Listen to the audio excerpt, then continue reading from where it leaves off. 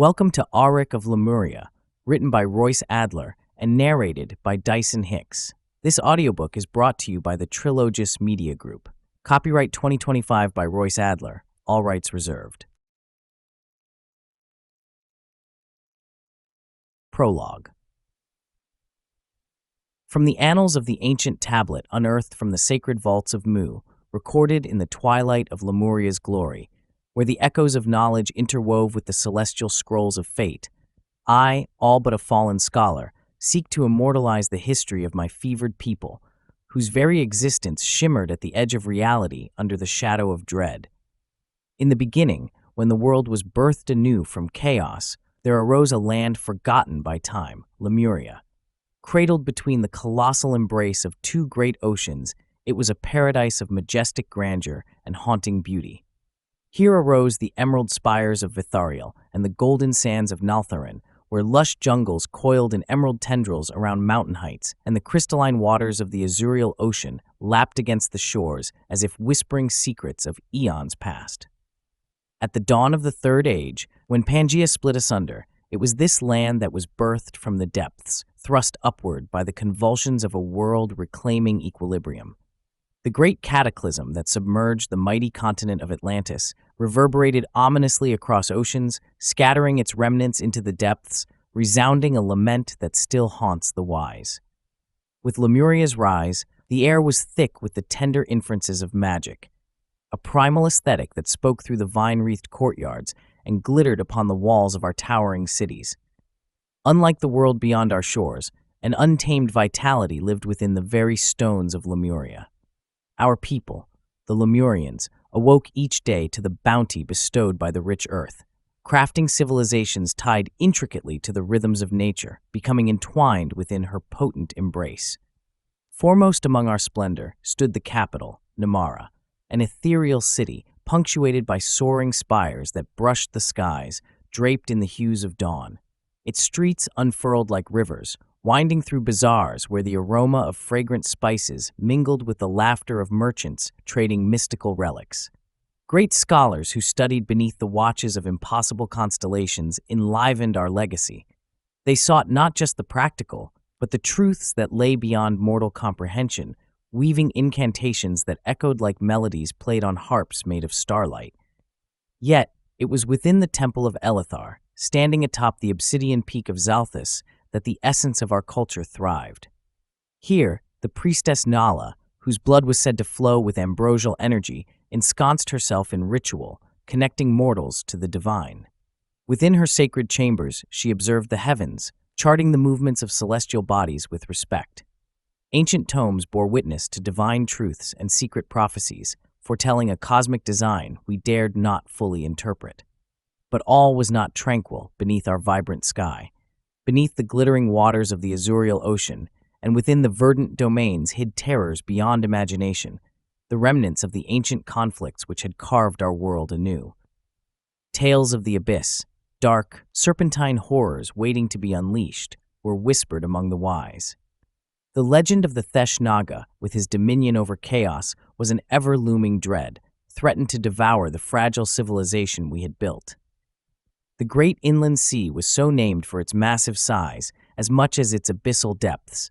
With no outlet to the azurial ocean that could account for its saltwater denizens, it was long held to be nearly fathomless. The giant creatures reported in it were only heaped below by the light and the lack of salinity on its tranquil surface. It was a natural barrier, broken only by subterranean caverns shared with the sea, when the maelstrom offshore was stirred by a tempest. As the sun dipped low beyond the sea, the tides of Groth, mystical swirling currents of azure and deep undulation, chanted across our shores, revealing deep cerulean rifts where the dreams of 1,000 ages lay locked.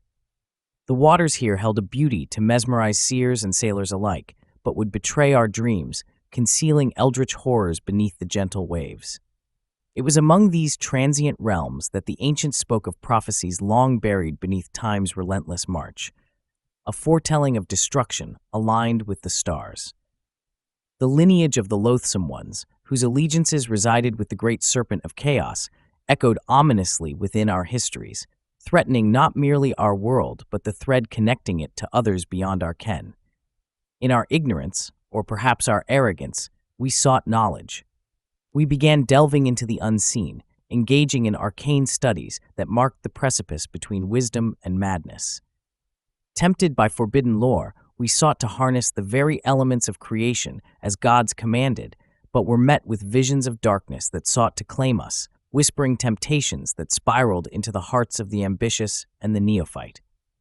Thus, the very cosmic forces that had gifted us with life now conspired against us, entwined with the curses of the past that arose like phantoms from the shallows.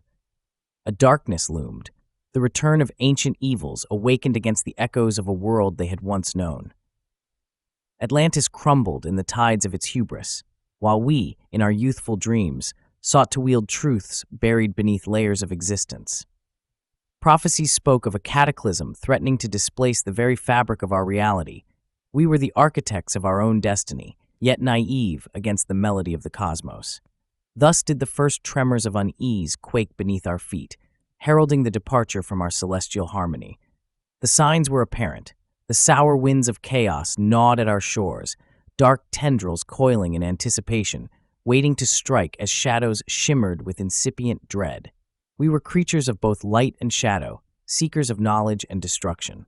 And so I inscribed this testament at the twilight of our civilization, a gilded reflection entwined with the sorrow of knowing, preserving tales of a drowned world where dreams once flourished. May those who come after heed the warning stitched into the very thread of our history. For in truth, the tides of rebirth are as treacherous as the waters that cradle our shores, and the echoes of war resound with a longing undying, yearning for a reckoning yet to come. Selkarian, Timekeeper of Namara, point 6.9 LR. Chapter 1. The Wreck of the Sea-Wolf. The sea-wolf battled the tempest with defiance, her timbers creaking like the bones of some ancient leviathan shaken from slumber. Aryke of Scandia stood tall and resolute on the weather-beaten deck, his red hair and beard whipping in the wind as he gripped the railing with calloused hands, the salt spray biting his sun-weathered skin. He was broad at the shoulder and narrow at the hip, his boot heels braced wide against the onslaught of the storm. His loose-fitting garments clung to his muscled frame as the pelting rains revealed the powerful form beneath them. The mercenary crew of the vessel shouted over the roaring winds, their faces pale as the torrent lashed about them, dark clouds swirling above like the grasping fingers of a forgotten god. "Hard to starboard! Trim the sails!" Captain Thorvald's voice boomed like thunder, cutting through the chaos, though his countenance was drawn taut with fear. Aryke had followed the man through many a tumult, yet this storm had a life of its own, each wave a monstrous hand, clawing hungrily at the edges of their fragile craft. The dragon-proud ship rose on spiraling waves as every available man took to the oars. They pulled with all their might against the raging torrent before them as they crested a massive whirlpool that sought to drag them down into the abyss. "A maelstrom!" cried a terrified crewman at the bow, who pointed into the funneled parting of the waters like an undersea cyclone. Their last voyage had promised prosperity, riches, from the far-off shores of Grytham, borne across the wild Viridian Sea, which roiled with tales of monstrous beasts and treacherous sorceries. The crew had been jubilant then, their laughter mingling with the scent of brine and freshly caught fish, visions of fabled fortunes dancing in their heads beneath the somewhat skeptical gaze of Aryke. Yet now, those dreams lay shattered like the remnants of their ship. With every swell and crash, Aryke caught glimpses of the depths below, unnatural shapes moving with sinister grace beneath the foaming black waters. The ocean's fury was a reflection of the distressed sky, the stars above hideously distorted, swirling in constellations that made no sense, a dark calculus of celestial misalignment. Among the crew, a sickly pallor spread, whispers of dread passed from sailor to sailor, as if the very air had thickened with the promise of doom. "God save us!" one of the younger hands cried, eyes wide with terror. "What are those lights beneath the waves?" Aryke squinted into the gloom, heart pounding. There, beneath the roiling depths, gleamed phosphorescent lights, undulating like fingers reaching from a dark abyss, beckoning them to a watery grave. "It is nothing but the imagination of a fool," Aryke growled, trying to muster confidence, even as unease rippled through him. He was a warrior hardened by the battles of men, yet this was different. An echo of something otherworldly lurking just below. Another jagged crack of thunder split the air, louder than the wailing souls of the damned. The sea-wolf shuddered violently, sending men sprawling as they fought to maintain their footing. Lanterns swung precariously from the rigging, shattering as the tempest hurled them aside, casting flickering shadows that danced madly across the deck.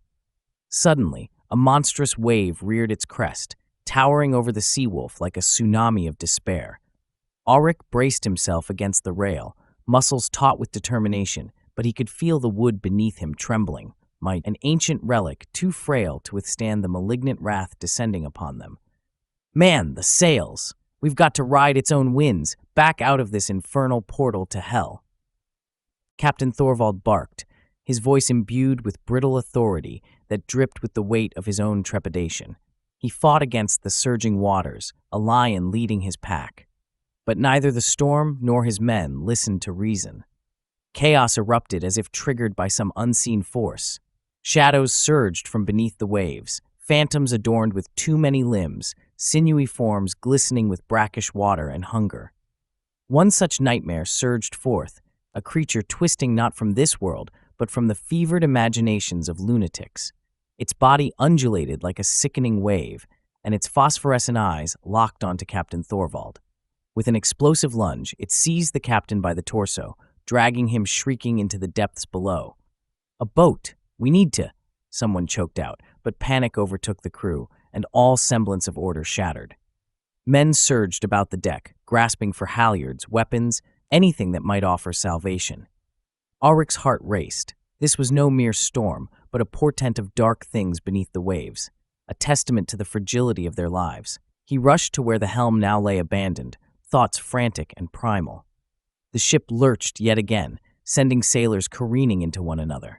Another wave crashed over the prow, icy water engulfing Aryke, threatening to tear him from the last vestiges of his reality. Then, the timbers of the sea-wolf screamed in a final, dying protest as unseen reefs suddenly ripped through the hull. Splinters exploded outward like bone shards. The ship, once a majestic creature, now broken and raw, claimed by the cold, hungry sea. The water surged over him, tearing at his flesh and soul, pulling him down to the depths, a vortex of chaos and despair. Would he, Aryke of Arcania, drown in this abyss, his life extinguished before it truly began? Time slowed as murky water enveloped him, the world turning to shadows and whispers. Just as consciousness threatened to slip away, Aryke clawed through the water, gasping for breath, fueled by primal instinct. The surface above fractured with light, and with it came the grim realization of survival. He burst through the foam, screaming into the gale, clinging to a piece of floating debris, frantically searching the tumultuous waters for signs of his crewmates. The screaming wind swallowed his voice, leaving only despair in its wake. As he lay spluttering, choking on the brine, Aryke fought to keep his head above water. The darkness threatened to consume him, the chaotic waves pulling him into an ever-spiraling descent. He could see nothing but shadows and flickers of broken dreams. The last yells of his companions were lost in the wind, and he could not shake the sensation that something was watching him, something inhuman lurking just beneath the surface. As the horizon faded into a black shroud, Aryke clung to the remnants of the sea-wolf, rocking in the grasp of unnatural currents. He caught fleeting glimpses of the same swirling lights below, a diabolical dance, beckoning him deeper into the abyss. To embrace those lights would be to surrender to their eternal darkness. He fought the call with bitter resolve. Night fell, so thick it swallowed the sea whole. The roar of the storm faded, replaced by the gut-wrenching silence of the deep. Somewhere, huddled beneath the dark abyss, or perhaps scattered on the waves, lay the remnants of his crew, their valor consumed in a feast of madness. The haunting weight of their fates pressed against Aryke's chest, suffocating him. How long did Aryke drift, lost between the waking world and the spectral embrace of the ocean? Time similarly slipped through his fingers like grains of sand, eroded by despair. Reflexively, he closed his eyes against the night, allowing visions to wash through him, a parade of vivid memories, both cherished and haunting.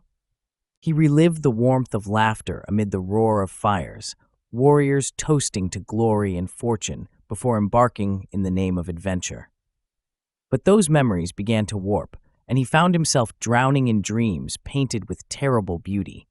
From the depths of the ocean emerged glimpses of unfathomable abominations that twisted the laws of reality, shackled yet free, whispering incomprehensible secrets and promises, murmuring his name in voices that echoed through the ages.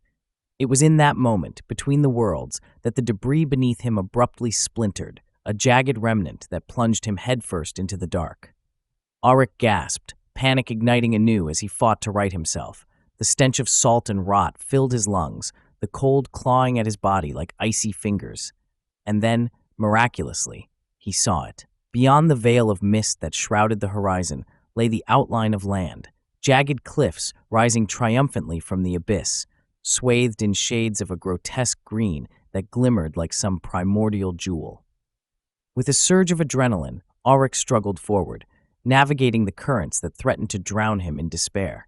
Just as hope seemed a distant flicker, he emerged onto the black sands, collapsing with a thud against the volcanic rock, gasping for air as he pooled with unrestrained salt water. The world around him twisted in shadows and flickers, the haze of dim memory blending with the harsh reality of the shore. As he lay there, choked breath mingling with the acrid scent of salt and decay, he heard whispers, breathy sighs carried by the wind, insinuating secrets that echoed from the dark jungle beyond. The shadows danced around him, flickering in and out like dying embers, taunting reminders of the sea wolf and the crew who had harbored hopes for survival, now laid to waste before malevolent gods of the deep. He closed his eyes, drawing the cool dampness of the earth into him, willing himself to remain tethered to this world. "Get up!" A voice broke through his consuming darkness. Aryke snapped awake, taking in the dark and oppressive foliage before him. As a group of bronze-skinned figures emerged from the dense underbrush bordering the shore, their eyes wide and curious. They wore curious adornments woven of shells and animal hides, their bodies adorned with intricate tattoos that told untold stories, legends of a time long past. As they moved toward him, Aryke sensed a primal energy billowing in the air, electric with uncertainty and ancient lore. Their leader, a young warrior, wiry and brimming with aggressive resolve, stepped forward, spear poised for attack. "Who are you? What evil brings you here?" Aryke understood their words, but only fleetingly through his tangled mind and the strange dialect in which they spoke them. He had traveled wide on land and sea and come across many languages. He had an innate gift for them, but only in the idiom of trade and plunder. Fighting against delirium, Aryke lifted himself to a sitting position, struggling to form words around the bitterness lodged in his throat. The utterly foreign giant haltingly spoke their words, but in an accent that marked him for one from a distant land. I am Aryke, a mercenary from Scandia, the sea wolf, she. A demon from the depths sends forth its servant, spat the warrior named Mola, eyes narrowed, his expression forged from skepticism. No. Aryke gritted his teeth, raw hands digging into the black sands for support. Not a servant, a survivor, burdened by horrors, met beneath the fury of the storm. As the warriors exchanged wary glances, a gray-haired elder, aged by the weight of storms long past, looked upon him, brows deepened with the weight of incomprehensible ages. "Your arrival is foreboded. The seas have whispered of change. The tides have shifted." "What do you mean?" Aryke implored, heart pounding against the rising fear, engulfed in doubt. "There may be others trapped in the depths. I must find them." His frustration at searching for the right meanings and the voice to express them twisted his face in confusion. "The sea takes what it wishes," the elder replied, voice rich with an ancient cadence, bitter-sweet like gnarled roots. "Naught remains for those who have beheld the gaze of the old ones." Aryke felt the world tilt, darkness closing in once more, the specter of despair curling at the edges of his mind. "Listen," he exclaimed, "I have faced horrors mankind cannot bear. The captain and crew did not falter against the call of terror. I will not abandon them. The sea will spit forth its treasures, or I will lay beneath the waves." The warriors watched him, their expressions shifting from suspicion to intrigue, allowing a crack to form in their collective shield of distrust. In that moment, Aryke felt a flicker of hope, a tethered thread of determination. "Then you may seek your fate among the spirits of the shore," Mola spoke, though his resolve still rippled with concern. "You must tread carefully. The land holds nightmares, wonders entwined with the whispered promises of the depths." With that, Aryke succumbed to the darkness, the specter of another world tugging at the edges of his mind. As consciousness faded, he clung to the promise of the living. He might yet find hope and deliverance amid the ruin of his voyage. But even as he surrendered to sleep, the echo of a monstrous laugh stirred within him, a portent of greater horrors lingering just beyond the mist of that fateful shore.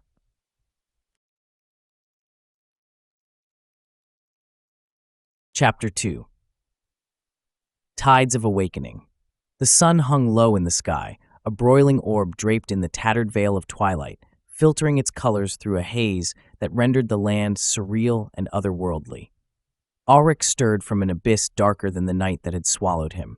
The grainy, black volcanic sands cradled his body like the maternal earth, warm yet unfamiliar. He blinked against the stark light, each flicker dragging him through a haze of delirium. The shadows that danced on the fringes of his vision toyed with his awareness. Memory flooded back in tumultuous waves. Brutal winds thrashing against the sea wolf, the tumult of chaos, and that hideous creature lurking beneath the waves.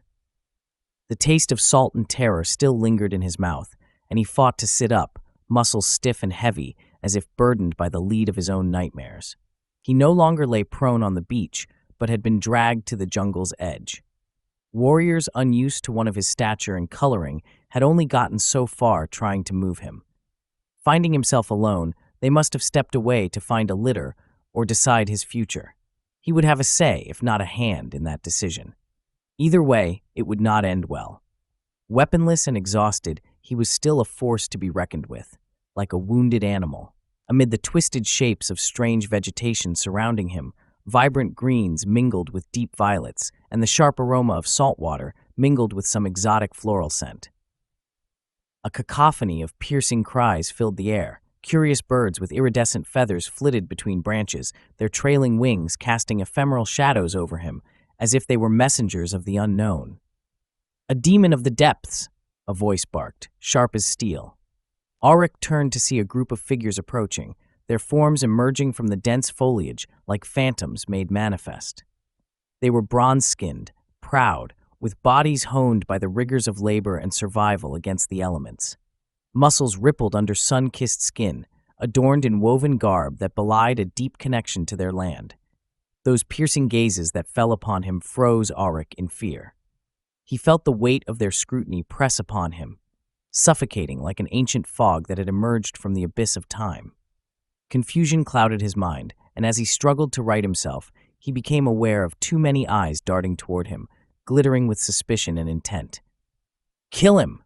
shouted a youthful voice, filled with vigor and righteousness. Mola, a warrior with fierce lines etched across his brow, stepped forward, a crude spear gripped in his firm hand. "He washes ashore like a foul omen. He taints our sacred sands." "Hold, Mola," implored an elder among them, stepping forward with a slow, deliberate grace that echoed with authority. Caldo, the village's respected fisherman, raised a gnarled hand, his skin carved with wrinkles marking the passage of years spent beneath the sun. "We know nothing of this stranger. Let not fear dictate our actions. I know what I see. The sea bears no gifts, only horrors," Mola sneered, his young valor blazing with impotent fury. The spear trembled in his grasp, aligning it precariously close to Aryke's throat. Senses dulled and raw from dehydration, Aryke's vision blurred. He was caught in a tempest of bewildering hues. Shapes morphed and shifted, warping the figures before him. Too many eyes. They pulsed, glistening like dark pearls beneath layers of skin, eyes that drank in his every tremble and shudder, eyes that raked across him like the talons of some greater beast. Panic took root in Aryke's mind, uncoiling like a black vine as he instinctively surged upward, lunging at Mola. "Come closer," he roared, though his voice cracked, barely above a whisper. Prosody. Even if the words he chose conveyed the opposite meaning, Their intent was not lost on the warriors, who dared not approach him. The warrior staggered back in surprise, confusion flickering across his features. In that moment of hesitation, Aryk's hands found purchase on Mola's spear, wrested it from his grip, and brought it down with a force born of sheer desperation, slipping into an all-consuming haze of primal instinct.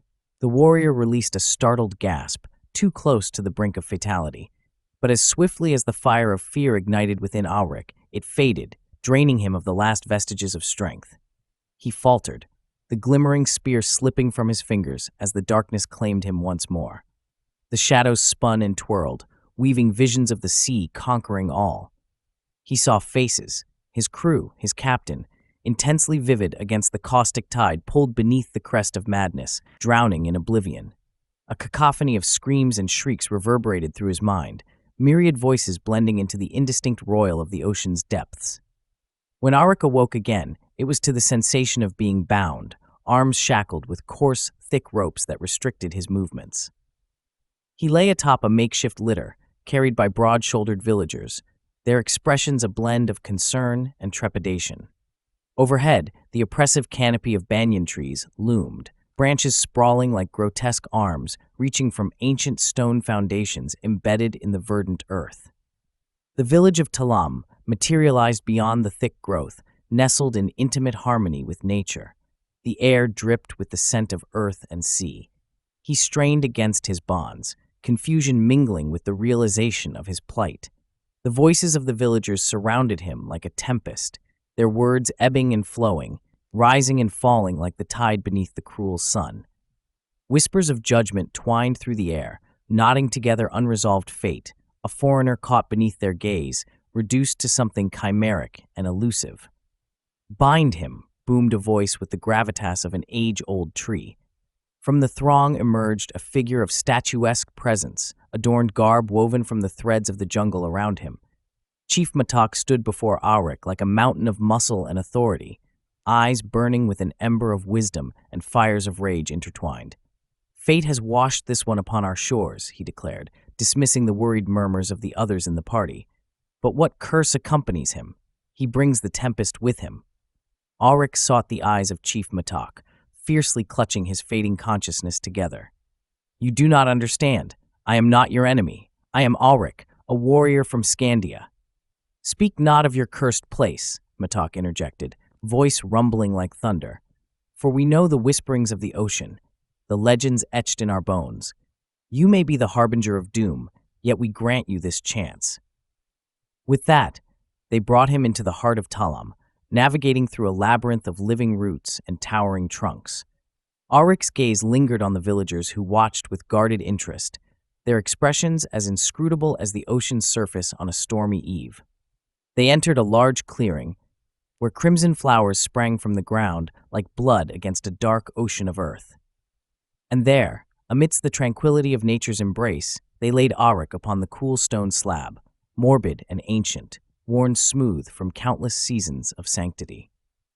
"Nyala!" Chief Matok called, his thunderous command echoing against the verdant walls of the jungle. From among the throngs of villagers emerged a woman draped in leaves and fine linens, her hair cascading over her shoulders like a cascading waterfall, shining black against the backdrop of intricate tattoos that glimmered with brilliance. "Careful with him and step aside," she said. "Give me room." The warriors to a man, including Mola, gave heed and respect for the village priestess.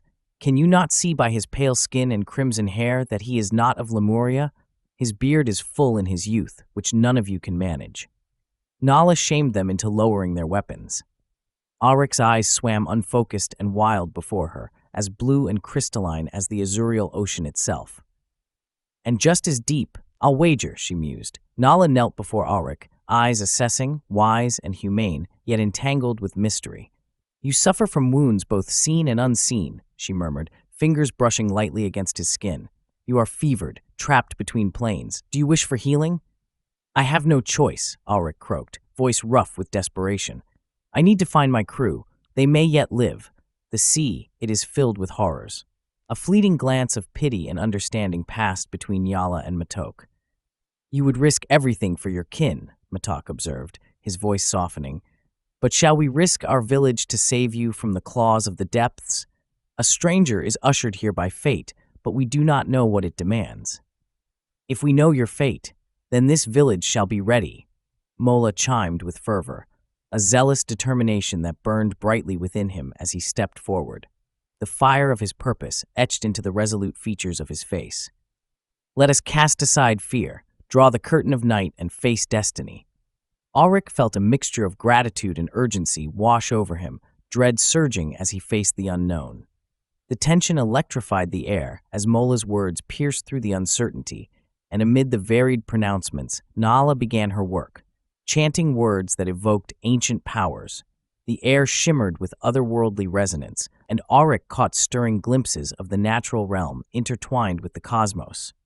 Watching him struggle with their language, Nala realized that for one so poorly versed in their dialect, he had at least heard its like before. Perhaps from one of the other island chains formed when the ancient continent of Mu was broken apart and gave rise to Lemuria. Rather than mock him, as did Mola and the others from a safe distance, she returned to her hut and brought forth an elixir in a stoppled gourd. She knelt beside Aryke and cradled his head, even as she uncapped the bottle and lifted it to his lips. Aryke thought to protest, but one gaze from her violet eyes let him know he had nothing to fear. If it was poison, then so be it. The thought of living marooned a stranger in a strange land was far worse than trusting a fetching woman. With gesture and word, she bid him drink. Nyala knew the dosage, but he was parched with thirst and swallowing salt water.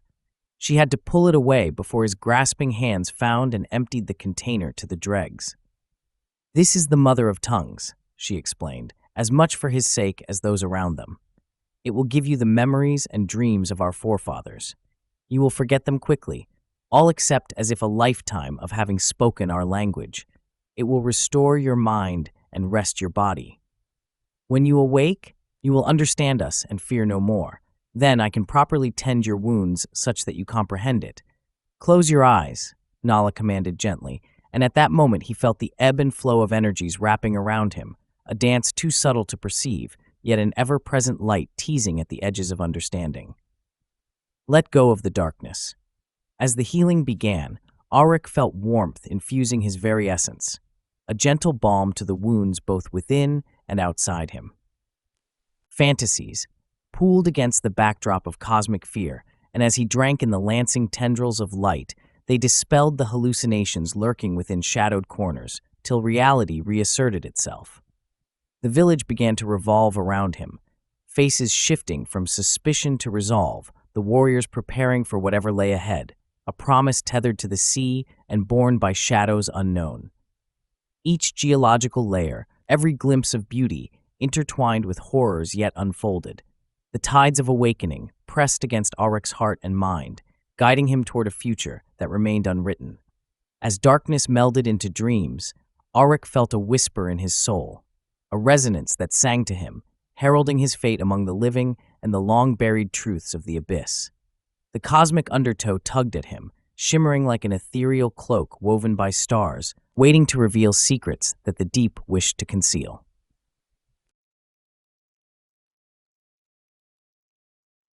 Chapter 3. The Healer's Touch. The air vibrated softly with a palpable energy, resonating across Aryke's skin like an electric current. Even as his mind swam in the murky depths of confusion and fatigue, the unbearable gnaw of pain had waned to a gentle throb, replaced by an oddly comforting warmth delving into his bones. It was a crawling heat that bubbled under his skin, as if life itself were being poured back into him. Before him, the healer Nyala moved with an elfin grace, her fingers nimble and deft as she worked among a collection of unknown herbs. The earthy scents swirled around them, a heady melange that caught at Aryke's throat, intertwining with sinister undertones that made his heart race. He watched, entranced, as she unfurled vibrant green leaves, dark roots, and tiny white blossoms, murmuring incantations in a melodic tongue that felt as old as the world itself. "Is this magic?" he croaked, his voice low and hoarse. "Are you a witch?" "No," Nyala replied, her eyes shimmering like a hidden lake beneath starlight. "Healing is an art, not sorcery." The finality in her voice spoke of deeper truths and veiled wisdom, She was no mere practitioner of arcane arts, but a keeper of ancient knowledge. Yet her serenity masked a tempest. Aryke couldn't shake the unsettling feeling that there was more lurking beneath the calm surface of her smile.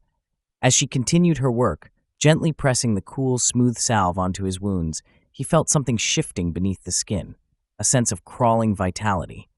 The salve shimmered like liquid silver, pooling and bubbling as if alive. Tiny wisps of smoke began to rise from the wounds on his body, curling and twisting in the air with an eerie grace. The heat deepened, then radiated outward like a kindling fire, and he relaxed into its embrace, surrendering to the gentle thrumming that cocooned him in a spectral warmth. "Your wounds will heal," she assured him, "but the scars will always remain." As her words echoed in the air, Aryke's gaze dropped to her arms and the strange tattoos that adorned them. They were made up of swirling glyphs that writhed and shimmered in hues of emerald, blue, and amber, mystical symbols that seemed to pulse with their own lifeblood. When he focused on them, they appeared to shift, reforming into new shapes, yet slipping away whenever he tried to captivate their essence.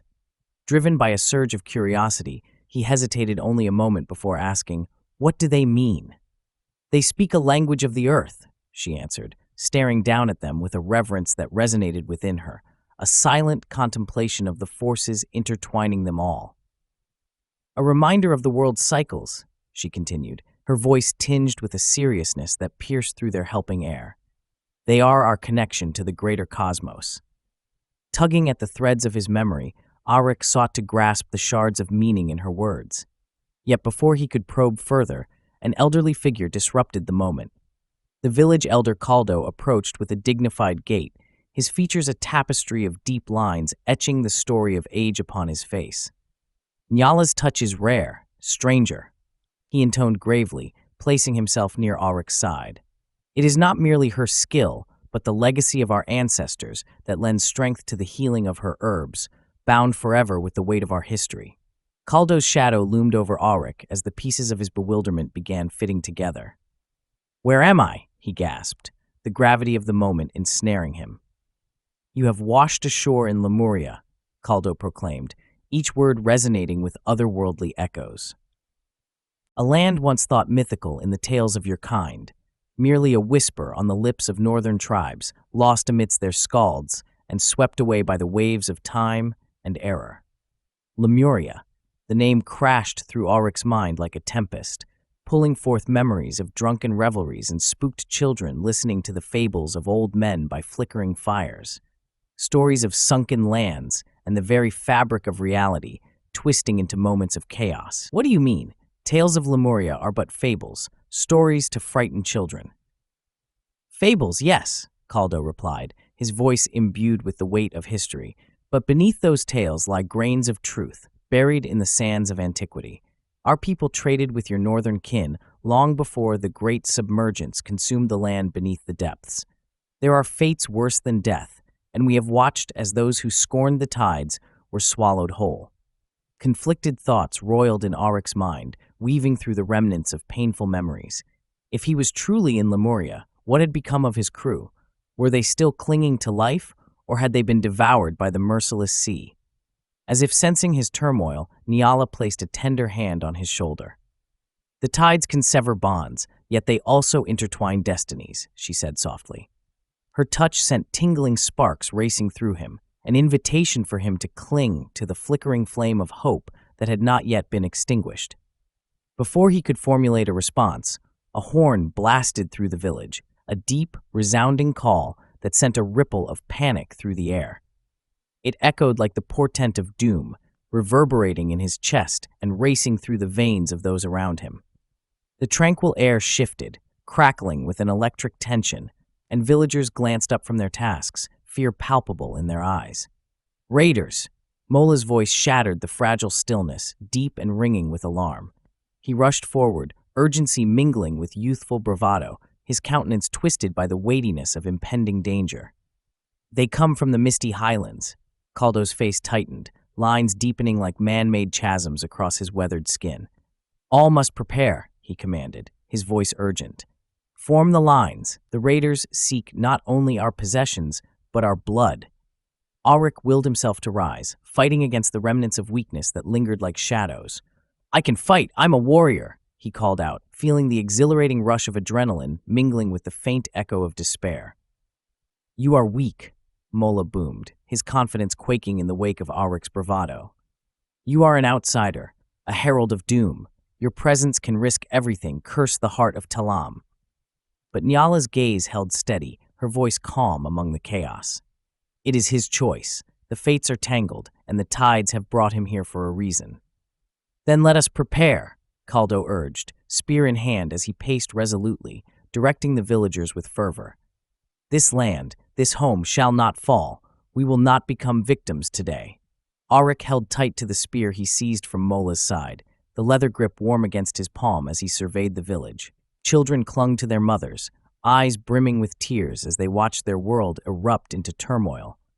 He could sense the hopes and dreams of the villagers coiling in the air like dry weeds, ripe for igniting, and he was driven by a solitary purpose: to protect them, to fight against the darkness that loomed on the horizon. As the villagers gathered, Aryke took note of the small arsenal forming before him. Crafted weapons were fashioned from stone and twisted roots, but the strength of the villagers was even more formidable, an unbreakable kinship molded by hardship and sacrifice. Each person bore the weight of their histories, and even if fate had drawn them to this moment of imminent conflict, they would not yield. Around him, Nala collected her herbs, securing bundles within a ragged satchel, her expressions flickering between sorrow and determination. "If you fight, you will need this," she said, handing Aryke the salve that shimmered with otherworldly hues. He glanced before taking it, the weight feeling foreign in his palm, but strangely reassuring. As the sun dipped beyond the horizon, painting the heavens in a riot of blood and fire, Aryke felt the atmosphere thickening with anticipation. The air pressed down on them with an unyielding weight, vibrating with the harsh whispers of discomfort. He took a moment to breathe, steeling his resolve amidst the gathered warriors.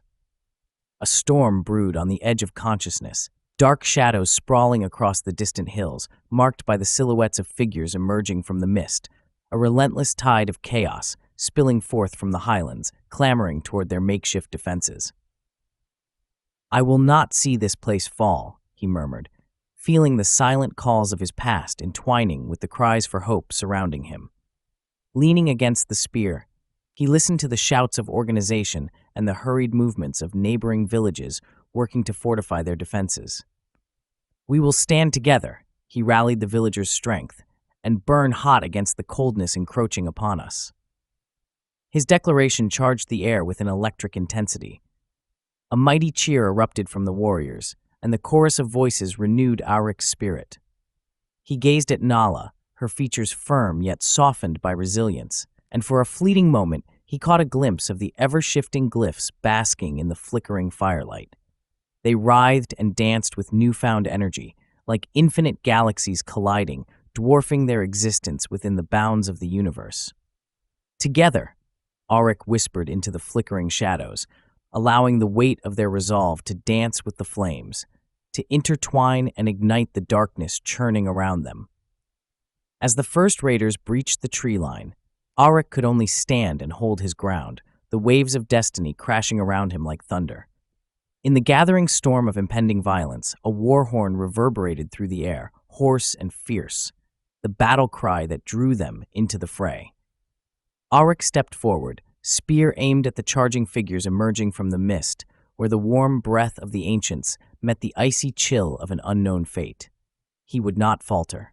He would not bend, and if the evening descended into chaos, he would face it head-on. The raiders, fierce and wild, broke through the tree lines, clad in tattered leather and steel, their eyes glinting with madness and greed. Aryke felt the air grow thick with the scent of smoke, blood, and the taste of a yawn between worlds as he stepped from behind their makeshift barricade, a warrior among warriors. "Stand firm!" Caldo's voice rang out amidst the confused cries. "We fight for a future untainted by the dark." And with that rally cry echoing into the gathering dusk, the battle began. With every clash of steel against steel, Aryke felt the remains of his disorientation slip away, replaced by an exhilarating clarity. He danced from side to side, spear flying as he thrust it at one raider, catching him in the side. Blood sprayed, and then he whirled, prepared for the next attack. But the wave of bodies surged forward. Chaos erupted around them like a wildfire set loose in the dry brush. The villagers fought valiantly, their hearts ignited, yet the desperation they faced was palpable. For every villager who stood, another fell. As mothers shielded their children, fathers guarded their kin. Through the melee, Aryke caught glimpses of Nyala. She flitted through the chaos, a powerful specter manipulating the very fabric of the battle, her fingers weaving protective spells while deftly dispensing salves among the wounded. Her glyphs glowed even brighter now, becoming orbs of light that sparked about her like a crown as she fought against the tide of encroaching darkness. "Back!" Mola shouted, fending off a raider who lunged at him with a dagger, but he slipped, narrowly avoiding injury, yet allowing the invader to press further into their ranks. "Push them back!" Aryke shouted, rallying at the forefront, his spear weaving through the air like bright lightning. He cast a glance at Caldo, who fought valiantly but bore the weight of hesitation amid the chaos. "We must hold this line, for your families, for your home."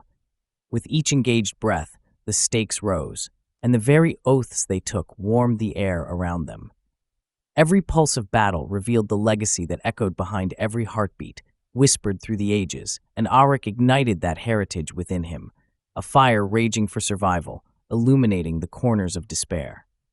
As the battle raged on, liberation through labor, life through sacrifice, the glow of Nala's enchantments surged across the battlefield, a bright beacon piercing the encroaching darkness, and Aryke's world narrowed down into purpose. Just as despair threatened to choke the breath from his lungs, a brilliant flash erupted from Nyala, her arms overhead as she summoned forces more formidable than mere mortals could comprehend. The glyphs upon her skin radiated a light so brilliant it seemed as if the very stars themselves had woven through the fabric of the night, igniting the dormant magic of Lemuria, the pulsing soul of their ancient home. The raiders faltered, surprise flickering across their faces as Nyala's art, bound with their history, surged forth, a flood tide of energy forged from desperation and hope. "Now!" Aryke roared, his voice resonating with newfound strength. "Drive them back!" The villagers surged forward, renewed by the embrace of the very essence from which they hailed, launching themselves against the bones of their would-be conquerors, their fervor igniting like sparks against the suffocating dark. As the last vestiges of moonlight poured across the village, bathed in the glow of greater forces than they knew, Aryke knew that, together, they would face whatever darkness awaited beyond. Come what may. As dawn approached, the glowing embers receded, and silence fell, a fragile thread woven through cataclysmic moments, each heart beating as one in the aftermath of the battle. With every breath shared, Aryke understood the ties that had formed bonds deeper than blood. The mystique of kinship forged in the heat of conflict would resonate throughout the ages. Together, they would face the echoes of yesterday. Together, they would become the legends others would fear and dream of, forever framing their tale against the sea's horizon. And in that shared silence, in that fragile moment just before the dawn, Aryke knew. The tides had carried him to his purpose, spiraling through the realms of fate and destiny. A warrior reborn, grounded in the legacy of Lemuria, ready to embrace whatever shadows awaited on the path ahead. Chapter 4. Blood Tribute. Dawn unfolded over the village of Talam in a misty haze, the golden light clashing against the lingering shadows that stretched across every crevice and corner. Aryke awoke with a start, the events of the previous day's battle still echoing in his mind like phantom blows against his consciousness. He recalled the brazen raiders, the chaos of battle, and the fateful moment that had knit him into the very fabric of this unfamiliar place. The threads of his destiny seemed thicker since they defeated the raiders, yet the horizon shimmered with a new threat, one that coiled around Talam like a serpent ready to strike. In that vulnerable, dawn-lit hour, men of Talam gathered, grim-faced and hardened, exchanging weary glances and heavy sighs. Aryke slipped into their midst, drawn by the murmur of voices raised high with apprehension, observing their solemnity with a growing sense of dread. He felt a tug at the depths of his spirit, compelling him nearer, urging him to understand the weight that had settled over his brethren. "They come," hissed a voice steeped in darkness. The elderly Elder Matok, standing tall despite age, rooted to the earth as if he were a gnarled tree weathered through 1,000 storms. The villagers hushed, their eyes flickering toward the distant tree line that framed the village's periphery, where the shadows elongated ominously like the lurking dread of night. "Who comes?" Aryke asked, feigning bravado to stifle the encroaching chill that crawled up his spine. "Collectors of Sathcorum," Matok said, a voice that rippled with years, if not centuries, of heartache. "Tax collectors from the high city of Soth Sarnath. They demand our blood tribute." That name struck Aryke like lightning. It connoted devastation, the shadow of fear hanging heavy on the adventuring tongue. Soth Sarnath, the great city of sorcery, a realm unexamined by mortal men, where darkness nestled firmly within the heart, harboring terrors unspoken. Dark rumors had drifted to his village of the city's grotesque rituals and the anchoring weight of its dark lord, who demanded sacrifice. They were tales told to frighten children, although now the truth hung palpably heavy in the air. From the tree line emerged 5 figures, cloaked in dark leather and armed with jagged weapons that gleamed with baleful edges. At their fore strode Gronth, a brute carved from shadow and muscle. His ritual scars adorned his body like ancient tapestries of suffering, a grotesque sight. In his hand rested a bronze-tipped whip, its end glinting with a malice that seemed eager to taste flesh. Aryke felt the rhythm of his heart quicken, a throbbing drumbeat of defiance rising within him. He stepped closer to the elders, pulled by a sense of loyalty emerging alongside the worry. "We need not offer tribute to these serpents," he declared, his voice trembling at the edges with ferocity. "Let them come. We shall drive them from our village." Matok turned to Aryke, his eyes, clouded pools of knowledge, seeking to reach beneath Aryke's resolve. "Resisting them is a fool's errand, lad," he replied gravely. "You do not know the wrath of Sathcorum. Their master is not a thing made by mere flesh. His influences are part of dark forces that stir chaos, a pact carved into the annals of life itself. The night terrors will haunt our dreams, and those unfortunate souls will suffer for our transgressions." Before Aryke could respond, he was abruptly silenced by the ominous echo of Gronth's laughter, a sound that sent a collective shudder running through the villagers.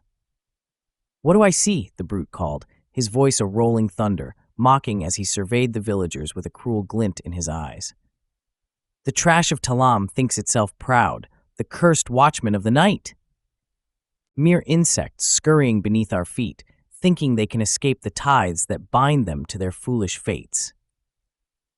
The anticipation of violence crept through the crowd, and Aryke noticed the glances cast toward the nearby stall where dried fish and glimmering gold sat, valuables of their meager existence.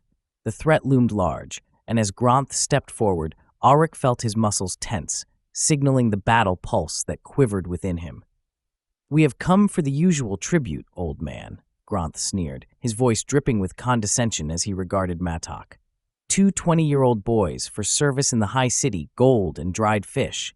You know the price to keep death's hands at bay." Murmurs of fear swept through the crowd as fear coursed like wildfire, lapping at their resolve. Men exchanged furtive glances, visible unease flashing within their eyes. The thought of sacrifice weighed heavily, the memories of past horrors echoing in the collective hearts of Talam's folk. "Such is the pain of our pact with Sathcorum," Matok finally whispered, taking a step back, as if to absorb the reality of impending loss. Suddenly, an elderly villager, exhaustion etched into the lines of his face and weary sorrow burdening his brow, found courage in the depths of despair. "We will not feed the fires of Soth Sarnath. We will defy you." With a trembling voice, he stood against the tide of darkness, a flick of fire flickering light against the observant shadows. But Gronth wasted no time. With one crisp crack of his whip, he lashed out, sending the bronze tip cracking against the old man's face. The vicious sound echoed through the village, resonating with a malevolence that set Aryke's blood boiling, a deep-rooted fury igniting his entire being. "Silence!" Gronth barked, a cruel satisfaction painting the savage glint in his eyes. "You will scroll back into the ground, unwilling to even moan in defiance. If you speak again, I'll hang your entrails out for the beasts of this land to feast upon." In that very moment, rage blossomed in Aryke, tightening around him like a vice. It was as if thunder passed through his veins, gray fires poured through every fiber of his being. Visions danced before his eyes, the distant echoes of his crew fading into an abyss, and his ancestral oath to protect others igniting a primal ferocity. He could not stand for such humiliation. With a roar that seemed to bring the heavens crashing down, Aryke surged forward, bonds popping from his wrists like fragile threads in the heat of the sun.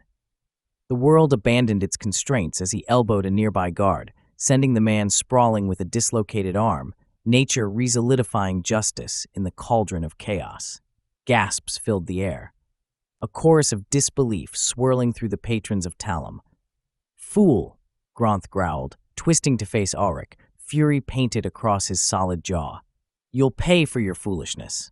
"Foolishness?" Aryke spat back, vaulting forward with every ounce of ferocity, begging to taste the blood of betrayal. He confronted Gronth as the brute prepared another strike, eyes alight with the uncontrolled strength of survival. "You will not take another soul from this village." Matok surged after him, breaking through the encroaching darkness of despair with a fearful yet determined presence.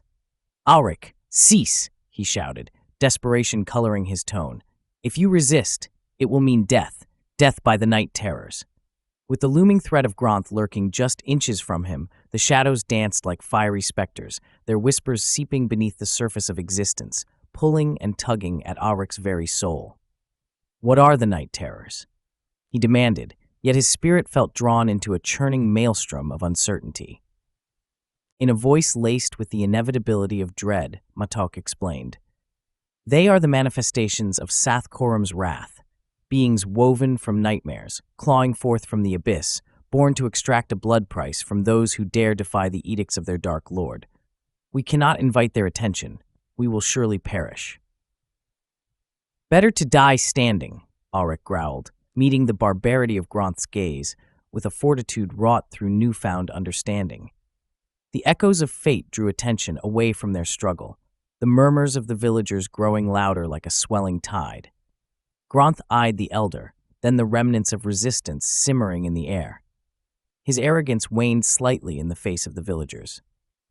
"Very well," he declared, a vile smirk creeping across his countenance. "I will promise you this. When I tell my master of the red-haired devil of Talim, he shall find you one day," he sneered, eyes gleaming like obsidian. As Gronth and his collectors turned their backs to the villagers, bearing the grim knowledge of what they would take with them, Aryke felt a cold dread settle deep in his bones. The sun felt tainted beneath the shadows they cast, an invocation of greater terrors yet to come. As they departed, whispers of darkness curled about them, resonating through the villagers as a soft breeze grasping at lingering threads of hope that fluttered about like leaves scattered before a storm. "Listen well, take heed," Matok intoned, gathering the villagers under his somber guidance. "Today, we hide our true strength and underplay their cruelty. But tomorrow we shall weave our retaliation, for the stench of their demand will not lay quietly upon our soil." As the realization washed over Aryke, a fierce determination charged through his spirit, awakening the fire of the warrior within him once more. The road would be long and filled with treachery, yet they would confront the horrors threatening to engulf their lives. The weight of the tribute was a harbinger cloaked under the guise of sacrifice, yet Aryke knew in his heart that the true sacrifice was yet to be unveiled. The sun dipped below the horizon, casting shadows over the village as the villagers looked upon one another, the silent promise woven between them like silver threads, an oath blooming anew. And within the depths of their hearts, the fire of rebellion would soon ignite against those who dared conquer their freedom. In their resolve, Aryke began to gather the young men, crafting plans amidst whispers of conspiracy and forsaking thoughts of surrender. They would fight to reclaim their lives, drenched in the heritage of a land that would remember their tale for eons to come. With eyes fixed upon the horizon, Aryke prepared to embrace the darkness and redeem what had been taken from Talim, determined to unearth the very heart of the terrors that prowled beneath the surface of their reality.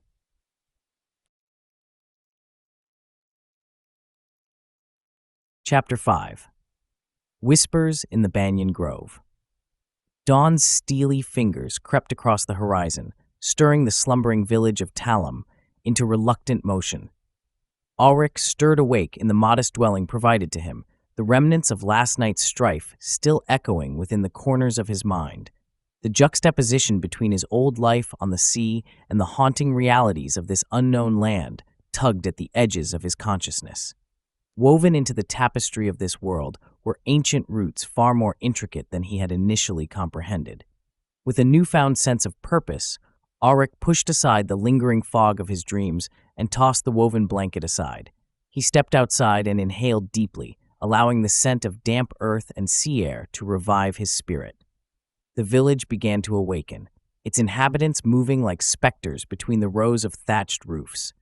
Cheering stones, meticulously crafted and aged by time's relentless march, adorned the paths leading to the temple that dominated the center of Talam. "Morning, Aryke," a familiar voice called, breaking the silence. It was Mola, his youthful exuberance unhindered by the shadows of the past. "Come, there's much to be done today. You can roam, well, somewhat. You're not yet one of us, but they say you've earned a measure of freedom for your bravery." Aryke nodded, caught in a moment of gratitude for the welcome warmth in Mola's tone. "Freedom," he echoed, testing the word in his mouth like a distant taste of honey. "I find it bittersweet." "Bittersweet or not, it's still yours," Mola replied, grinning, his boyish face unscathed by the anxieties that stormed through Aryke's heart. "You'll learn the ways of the Karai tongue. It's more than mere words, it's the breath of our ancestors. Come with me, we will go to the river." With a brief smile, Aryke followed Mola through the thrumming heart of the village, encountering curious glances from the villagers who had begun to view him as both a stranger and a guardian. Though their eyes betrayed a lingering mistrust, whispers and nods escorted him as he stepped into the warmth of community, a curious amalgam of acceptance tempered by caution. As they strode toward Serpent's Tongue River, Mola shared the melodies of Karai, a tongue moistened with ancient wisdom, each word draped in significance like the finest silk. Aryke struggled initially, stammering over the syllables, but the young villager's enthusiasm transformed the difficult language into a dance of sounds. He began to hear the music of it unfurling around him. "My family has fished these waters since the world was young," Mola said, his eyes sparkling with excitement. "We are the keepers of the river. Each creature has a spirit. They demand respect, or they will lash out, as the serpent does." As they tread along the bank of Serpent's Tongue, the water shimmered like molten silver beneath a canvas of cerulean blue. Verdant plants flanked the river's edges, teeming with life, their leaves rustling in the gentle breeze like the soft whispers of the ancients. Aryke stepped closer, peering into the depths, where shadows swirled and distorted beneath the surface, tantalizing him with secrets untold. A low rumble pulsed through the air, drawing Aryke's focus downward. He could barely focus when out of the depths emerged a hulking form, scales glimmering beneath the sun like the polished stones of forgotten treasures, a massive crocodilian creature, lurking, surveying its territory. It was a titan of ancient design, with eyes like dark pools of abyss, waiting. With practiced instincts honed from years spent on the tumultuous seas, Aryke fashioned a spear from a nearby branch and melded the ragged end into a sharp point. "Stand back!" he commanded, the thrill of challenge coursing through his veins. He could feel the weight of his past melting away, conjured by the feral energy that surged within him. Mola watched with wide, expressive eyes, the essence of youthful faith illuminating his countenance. "Strike true, Aryke. Show it the strength of Talam." With keen precision, Aryke aimed at the creature as it glided just beneath the surface, shadowing his every move. He felt the world narrow into a single luminous point. The moment stretched long, perfect as a geometrical shape, embracing the tension between life and death. Holding his breath, he hurled the spear at the serpent of the river. A loud splash rippled through the water, followed by a resonance of power that shattered the tranquility of the scene. The spear struck true, burying itself deep into the crocodilian's flank. The beast erupted from the water, a tumult of scales and fury, thrashing with an incomprehensible voracity. Aryke's heart raced, blood coursing with exhilaration. Ignoring the stinging bite of danger, he plunged into the depths of the chaos, gripping the shaft of his spear and fighting tooth and claw to gain dominance over the beast. Minutes stretched like hours. The river churned and roared, filled with the creature's strangled growls and Aryk's primal war cries. Finally, with one perfect surge of strength, Aryk thrust the spear, piercing the beast's heart in a glorious explosion of red and gold. Victory surged through him. The massive creature fell silent, surrendering to the river's embrace. "By the gods!" Mola gasped, eyes wide with admiration as Aryk emerged from the water, panting with exertion. "You killed the great beast. You are truly blessed." The young villagers gathered around the river with jubilant cries, chanting Aryk's name. A sense of brotherhood forged in blood and sacrifice enveloped him, suffusing the air with the sweet taste of camaraderie. In the warmth of their acclaim, Aryk felt himself anew, a warrior welcomed back into the annals of life. As the villagers extracted the great beast from the river, Aryk wiped the sweat from his brow and felt an unexpected desire to understand the land he fought for. He turned toward Nala, who had arrived to witness the commotion, her emerald robe billowing like the shadows of destiny. In the evening glow, Aryk approached her, a flicker of curiosity igniting within him. "Nyala, your people once ruled vast territories across Lemuria, yes? Tell me of your history." Her expression shifted, revealing the shadows gathered in the depths of her gaze. "Once, we were a proud people, Aryk. The Karai roamed vast fields and conquered the fertile valleys. But then Sathkorum stirred." "Stirred?" Aryk pressed on, enchanted by the layers of history unfolding before him. "What came of your territory?" Nyala's voice softened to a whisper, as if speaking aloud would summon the ghosts of their past. "We faced the unification of the Highland tribes under Sathkorum's iron grip. When he struck, we could only watch as our lands diminished into dust. He offered power to the tribesmen, igniting their hatred, turning them against us. We retreated, forced into the shadows of the banyan grove, deepening our connection with the earth." "Shadows tangle with light," Aryk mused, the burdens of their history mingling with his understanding of destiny. "And those shadows can become vessels of dark power." With a flick of her gaze towards the river, Nyala's expression turned serious. "The shadows are not to be trifled with, Aryk. The night terrors forged by Sathkorum may yet seek to claim us again, concealed within those dark woods." Together, they walked toward the grove, where towering banyans twisted their roots into winding paths adorned with luminescent flora rarely seen by the eyes of men. The air thickened with sacred energy, shimmering beneath the twilight sky. Arriving at the water's edge, Aryk found his curiosity piqued by the unusual geometries glimpsed beneath the surface. The submerged stones, impossibly shaped into smooth, perfect lines resembling the foundations of a forgotten civilization.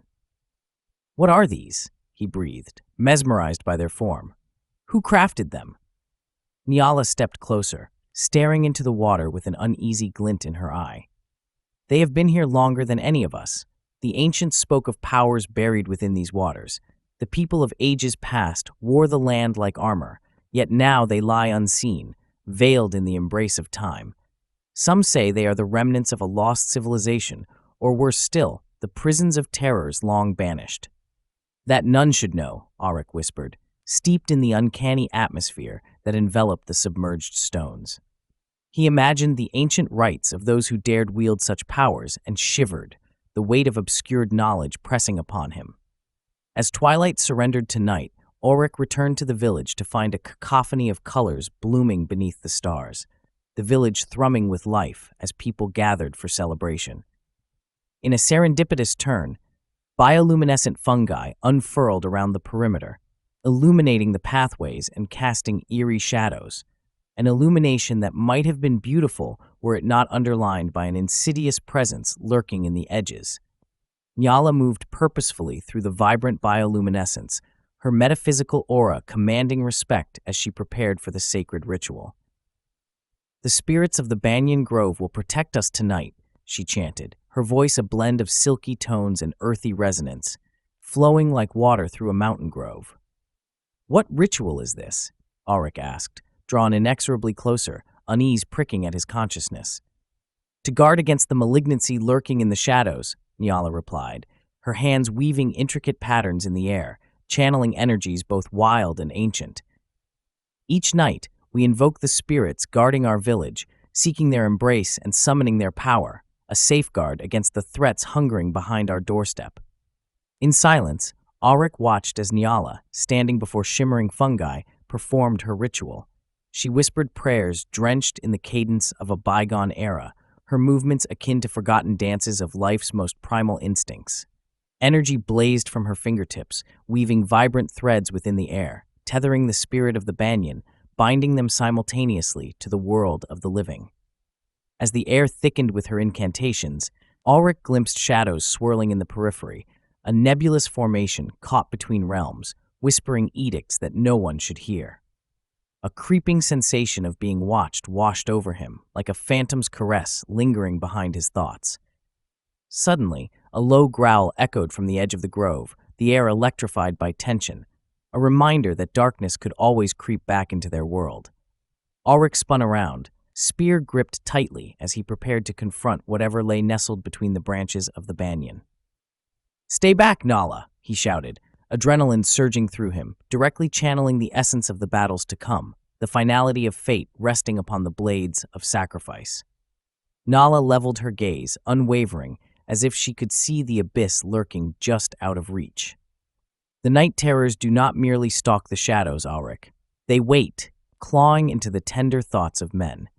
This is why we summon the spirits. Let us shield ourselves.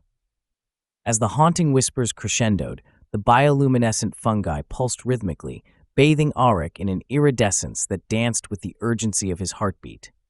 He could feel the threads of his past tightening around him, weaving them into the unity of a beginning long anticipated. In that resonant moment, Aryke understood. Each sacrifice crowned the spiraled fate of the village, a lineage steeped in struggle, woven with echoes of its bleeding past.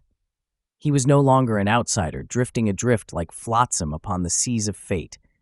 Instead, he stood at the precipice of existence, where shadows met light in a battle that would reverberate across generations.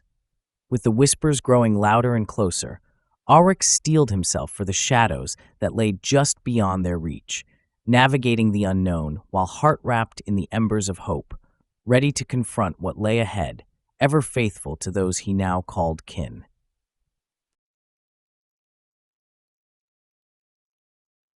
Chapter 6. The Map of Power.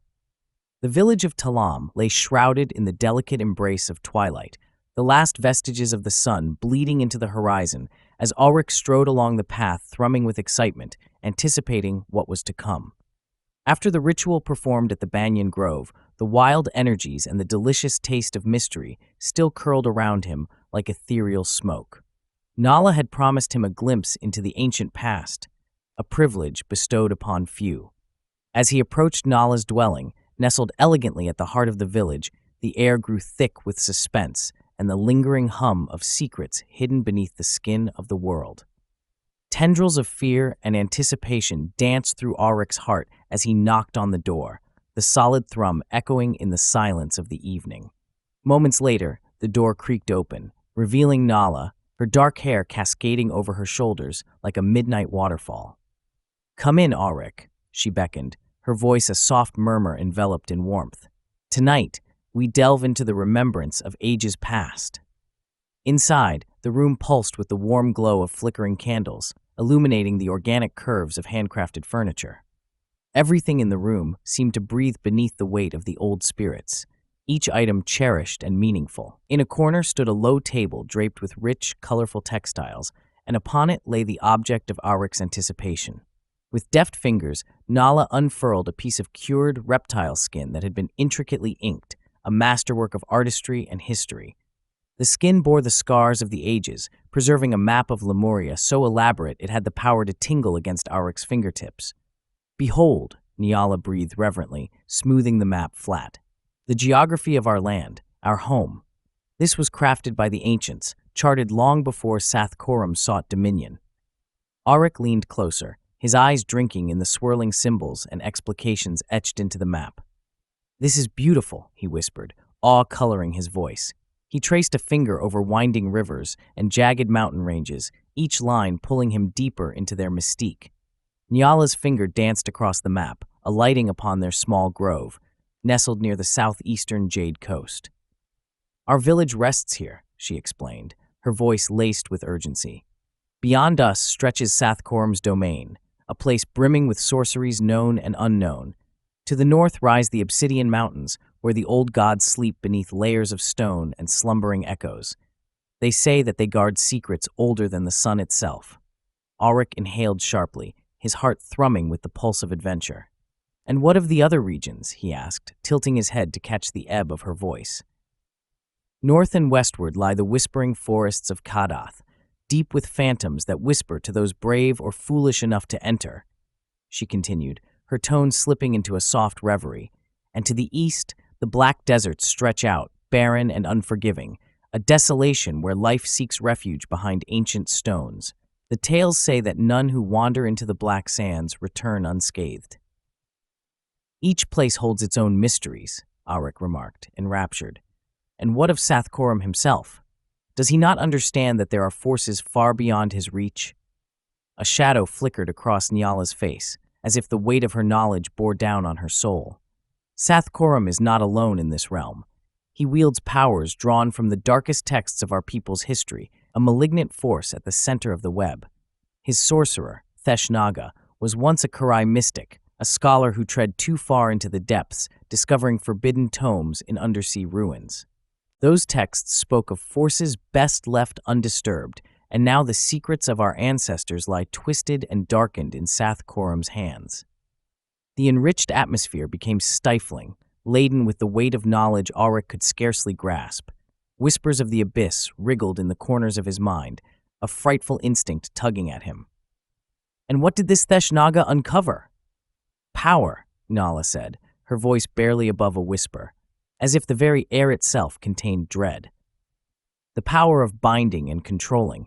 He fashioned pacts that twisted the nature of reality itself, weaving dominions beyond mortal comprehension.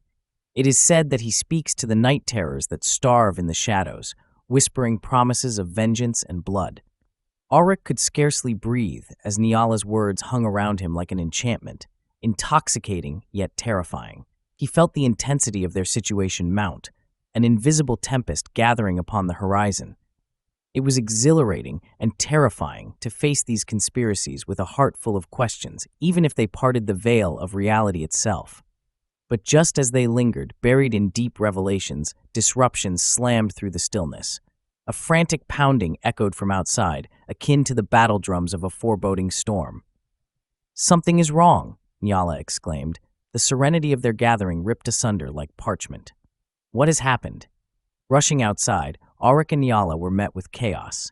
Shadows flashed into existence, the villagers gathered in small clusters, voices thick with some unnameable fear. Aryke's heart began to race, a drumbeat pounding through his veins. The air tasted of panic, acrid smoke mixed in the biting chill of the approaching night. "The child! The child is gone!" shrieked a woman at the center of a worried group, clutching an anguished face. Aryke's breath caught in his throat, dread coiling through him like an insidious vine. "Which child?" Nyala pressed through the throng, her eyes widening in alarm, her hand clasping Aryke's arm. "Little Ewan," the voice quaked, filled with desperation and sorrow. "He disappeared during the night. We searched everywhere, but he is lost." Whispers flitted through the village like restless spirits, the horror of the unknown coiling around them. But Aryke's eyes were drawn to the ground, where something dreadful lingered. The earth had been disturbed, revealing twisted footprints leading from the village and into the jungle. "Over here," Aryke called, pulling Nyala closer as he pointed to the markings. They were grotesque, suggesting a slithering motion, a distortion of normal footprints that seemed to be clawing their way into the bowels of the jungle. "What manner of beast does this?" Nyala gasped, shivering visibly as her gaze traced the eerie footprints. The air crackled with foreboding, saturated with the scent of something rotten and ancient. "I cannot tell," Aryke replied, already crouching down to inspect the footprints more closely. "They don't belong to any creature I know. It's as if they were cast from nightmares themselves." "Dare we pursue this?" Nyala whispered, her resolve surging just beneath the surface, stitching urgency into every word. Or is it folly to tread so close to the darkness? Folly, Aryke thought, trembling between the surge of courage and the chill of fear that raced through him. This is not a force any lone man should ever face. But Ewan was one of them, an innocent woven into their tight-knit fabric, and Aryke could not simply stand back. We must, Aryke resolutely declared, a quiet intensity shaping his tone. If we do not act, we may lose him and ourselves. Bristling with newfound energy, Aryke turned to the gathering crowd. Who will join us?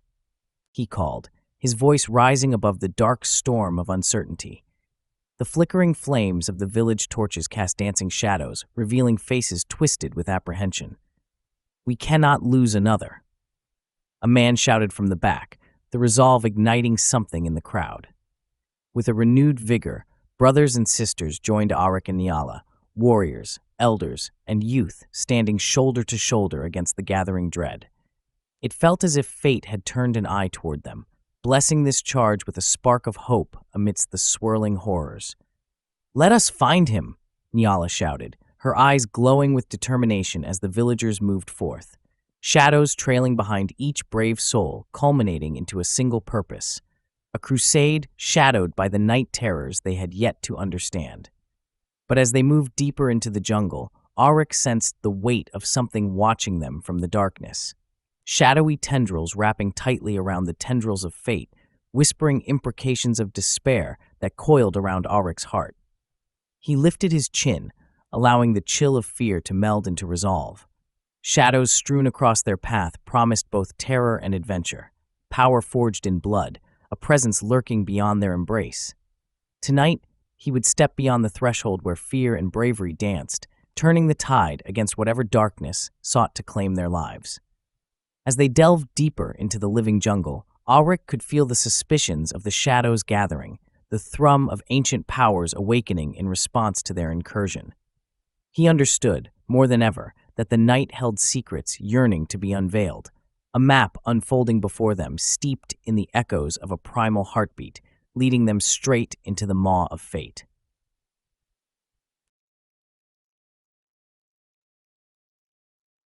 Chapter 7. The First Hunt. The verdant vale loomed ahead as Aryke plunged into the suffocating embrace of the rainforest, the humid air thick with the mingled scents of wet earth and decaying foliage. Each footfall whispered of the tension coiling through the search party, a collective heartbeat thrumming beneath the rustle of leaves and the distant cries of unseen creatures. Shadows danced upon the ground, prophesying doom while urging them forward, deeper into the vast expanse of the unknown. As night draped her mantle over the land, Aryke fell into line with Nala and a score of villagers, each stride fueled by desperation and resolve. "We cannot linger here," Nala's voice cut through the undergrowth, firm and steady. "Ewan must be close, and darkness only breeds danger." "Easy enough to say," murmured Orton, an older hunter, grizzled and stern. He ran a gnarled hand through his graying beard. "But whatever took him has knowledge of this land that we do not. The jungle is its home." Aryke clenched his jaw, his resolve hardening to steel. He noted the way the thin branches overhead twisted skyward, their forms gnarled like skeletal fingers, sharp against the creeping shadows. "Knowledge or not, we will find him," he declared, the promise resonating deep within him, a flicker of insistence refusing to surrender. The footprints twisted through the undergrowth, an unsettling mix of human innocence and something distinctly alien. Every few moments, Aryke paused to study the ground underfoot, marking the splayed distortions that told stories of Ewan's plight, leading them deeper still. With the low light of lanterns casting trembling illuminations, they followed closely, forging a path through the dense wilds. The jungle seemed to breathe around them, lapping at their heels as they ventured into its maw. Time lost meaning as the sun surrendered to dusk, the world growing heavier, thick with the cautious awareness of unseen eyes. Then, as they broke through a thicket and emerged into a clearing, Aryke halted in awe. The sight before him sent a jolt of primal fear crawling up his spine. Ancient stone heads, half buried in the earth, remnants of a civilization long vanished. They loomed like sentinels from the forgotten epochs, faces frozen in myriad expressions of rage and despair, their features perpetually locked in contemplation of the forest they guarded. Some were draped in moss, while deep cracks and crevices shrouded their sunken eyes. He felt them watching him, each visage whispering tales of ancient dread. Irregular patterns traced their forms, drawn with faint markings that defied logic, symbols woven from the threads of time, both alluring and premonitory. "By the gods, what are these?" Mola, a boy no older than Aryke himself, murmured reverently, his voice barely above a breath. "What do they guard?" "Perhaps a warning," Nyala replied, her voice thick with unease, "or a blessing long forgotten. We tread where others might falter." A rustle broke the oppressive silence, and Aryke's heart quickened. Ahead, nestled amidst the tangled roots of the ancient heads, lay a small form swaddled in darkness. He rushed forward, his heart drumming violently in his chest, only to stop short at the sight of Ewan, alive yet strangely still beneath the twilight embrace. "Ewan!" Aryke called, his voice cracking, parched with the unshed fear clinging to him. But the boy did not stir, his eyes wide and unblinking as they stared into nothingness, locked within a catatonic reverie. "What have they done to him?"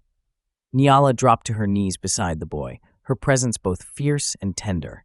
She scanned their surroundings, sensing something deep and sinister lingering upon them, then carefully brushed the foliage aside to reveal a circle of luminous fluid drawn upon the ground. The symbols within shifted and writhed as if infused with an unnatural light, pulsating like the thrum of a heart. "What is this?" Aryke asked, his pulse quickening with the dawning horror. The symbols leached a sense of forbidden knowledge, primal emanations that beckoned at the fringes of his subconscious. Nyala frowned, deep lines twisting her forehead, a mixture of worry and recognition. "It seems a ritual of binding. Whomever or whatever orchestrated Ewan's capture meant to use him for something horrible, lost amidst the whispers of the ancients. We must intervene."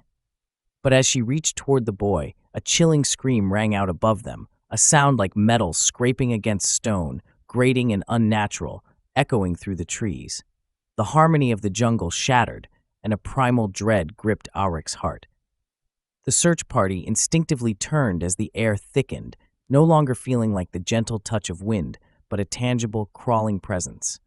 "We're not alone," Orton's voice was a grave whisper, a tremor threading through his words. "We need to move." With a sudden jolt, Aryke found himself fueled by adrenaline and purpose. "I'll get Ewan. You cover me." He plunged into the circle, trying to scoop the boy into his arms, a spark of urgency igniting his every motion. Just then, the canopy above exploded with movement, branches snapping violently as an ungodly form descended from the darkened foliage, a creature draped in a grotesque amalgamation of features, part monkey, part reptile, a nightmarish blend with multiple eyes glistening malevolently in the dim light. Its limbs twisted and elongated beneath it, trailing an unsettling fluid as it leaped forth, its form a living darkness eager to snatch their lives. "Get back!" Nyala shouted, drawing her blade as the beast lunged toward Aryke, teeth gleaming like polished ivory. Aryke clenched Ewan tightly, adrenaline surging, but terror clawed deep into his resolve. Moving as if he were a live wire, Aryke abandoned hesitation. "Striking true," he whispered, the words straining between clenched teeth. The jungle stilled as he brandished his spear, thrusting it with all his might toward the creature's sinuous body, aiming for the soft underbelly. With a pained scream, the spear pierced the flesh. The creature writhed in agony, its multiple eyes flaring wide, and Aryke recoiled in sudden revulsion as black ichor poured from the wound, sizzling on contact with the earth. It twisted and struggled, emitting an otherworldly screech that rasped like nails against a grave, summoning phantoms of fear from the depths of Aryke's mind. Orton charged forward, his own spear held firmly, thrusting it into the fray with ferocious determination. "We fight together," he bellowed, urging the others to advance. With the search party rallying around him, Aryke found himself emboldened. The strange creature became a vortex of chaos as it struggled beneath fierce strikes, furious slashes stitching the air with power, every blow translating despair into something raw and wicked. Nala moved alongside him, her blade gleaming like silver moonlight. Together, they danced a deadly ballet, weaving through the creature's thrashing limbs as it flailed in a terrifying frenzy. Aryke could feel the pulse of its darkness, the meld of cosmic horror pouring from its very essence, twisting fate as he struck again, relentless and unwilling to falter. Finally, with one final blow, Aryke shoved his spear deeper, feeling the connection, flesh meeting iron, as the creature released a gurgling cry, reverberating through the clearing. It crumpled, dissolving into a puddle of black ichor, oozing grotesquely around the sacred circle drawn with flickering symbols. Panting heavily, Aryke surveyed the aftermath.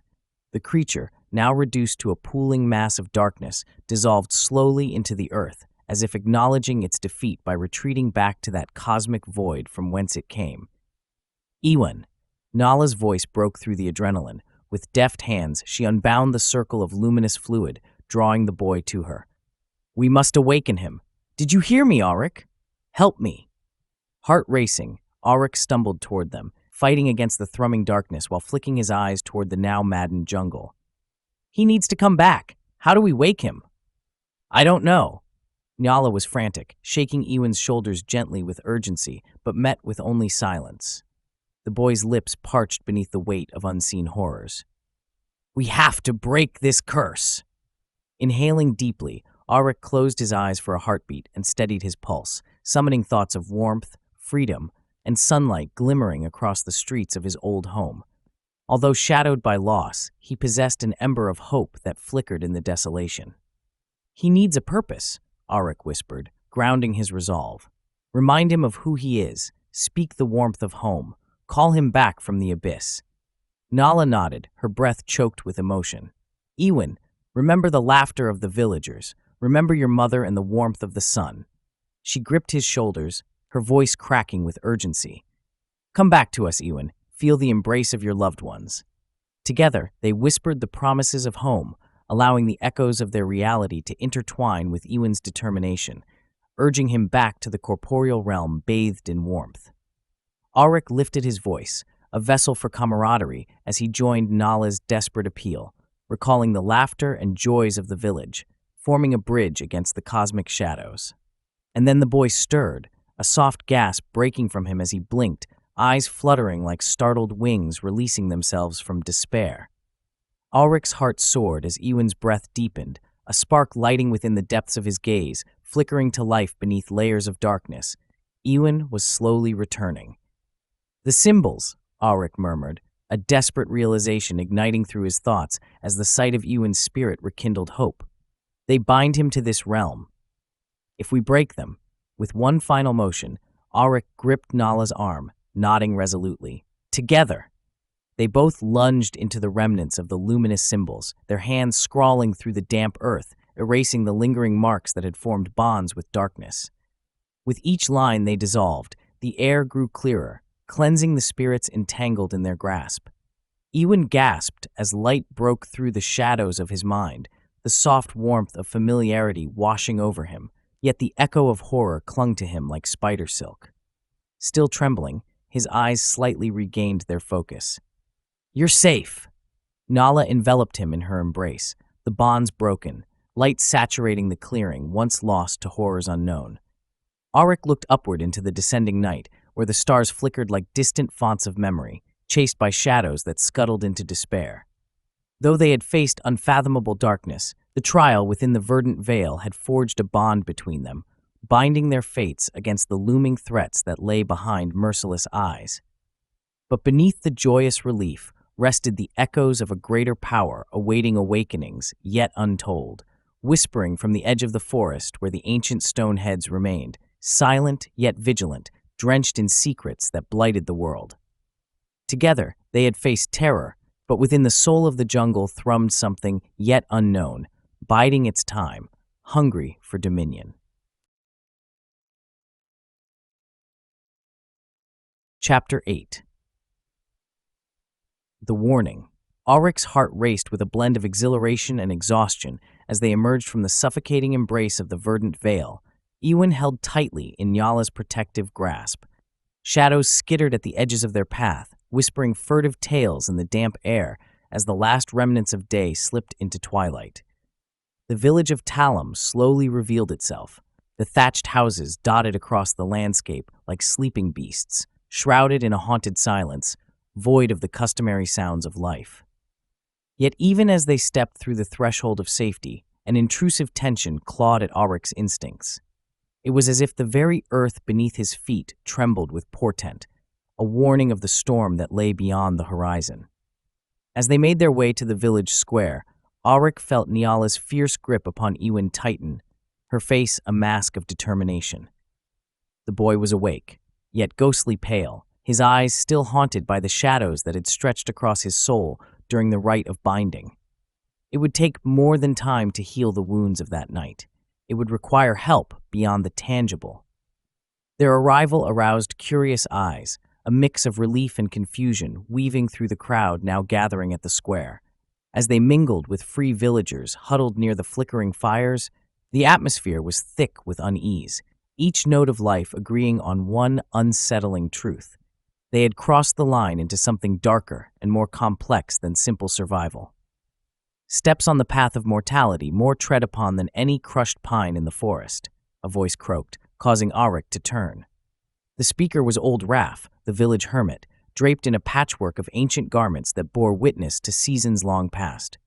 His face was a battle-scarred testament of time, eyes glimmering with the remnants of thunderous storms left behind by the ages. Before Aryk could respond, a spectral figure appeared at the fringes of the light cast by the campfires, a messenger from the neighboring village of Eshlock, draped in the sigils of ancestral reminder. His clothing was tattered, eyes sunken deep like that of a bereaved specter, yet he stood with unswerving resolve. "People of Talam." The messenger's voice cut through the murmurs, each word heavy with foreboding. The villagers shuffled closer, curiosity igniting their gathering. "There is news from Eshlock, news you must hear." Panic rippled through the crowd, their whispers blending into an undercurrent of fear shared amongst them. There was a pregnant pause, and Aryk noticed Niala's hand move protectively over Ewan's arms, shielding him from the surging tension. "Speak! What has happened?" Chief Matok's voice barked through the din, a figure of imposing demeanor crowned by the weight of leadership, his steel-gray hair crowned by a garland of woven grasses. The messenger nodded gravely, inhaling deeply as if the weight of truth bore down upon him. "Sathkorum's forces have multiplied their tribute demands. They hunger for more, cattle, grain, and now men." Gasps of horror echoed through the square, and Aryk felt a chill snake down his spine.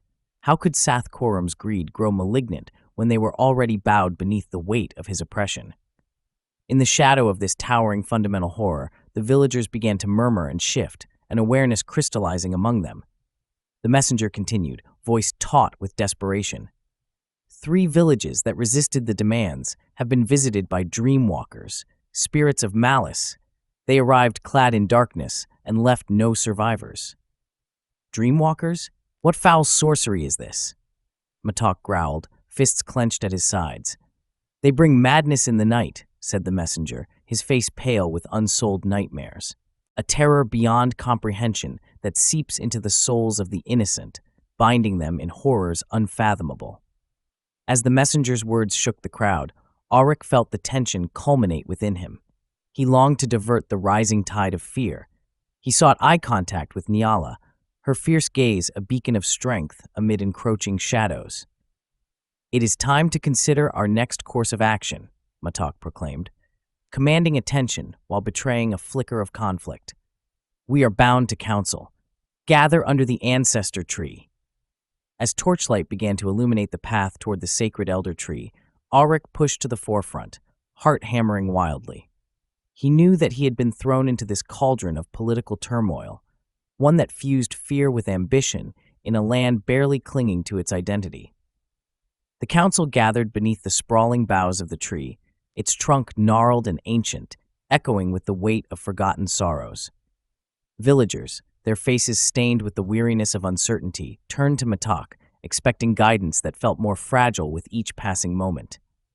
"Those who cower in the shadows are few and far between," Matok said, looking to the council with eyes gleaming with burdened leadership.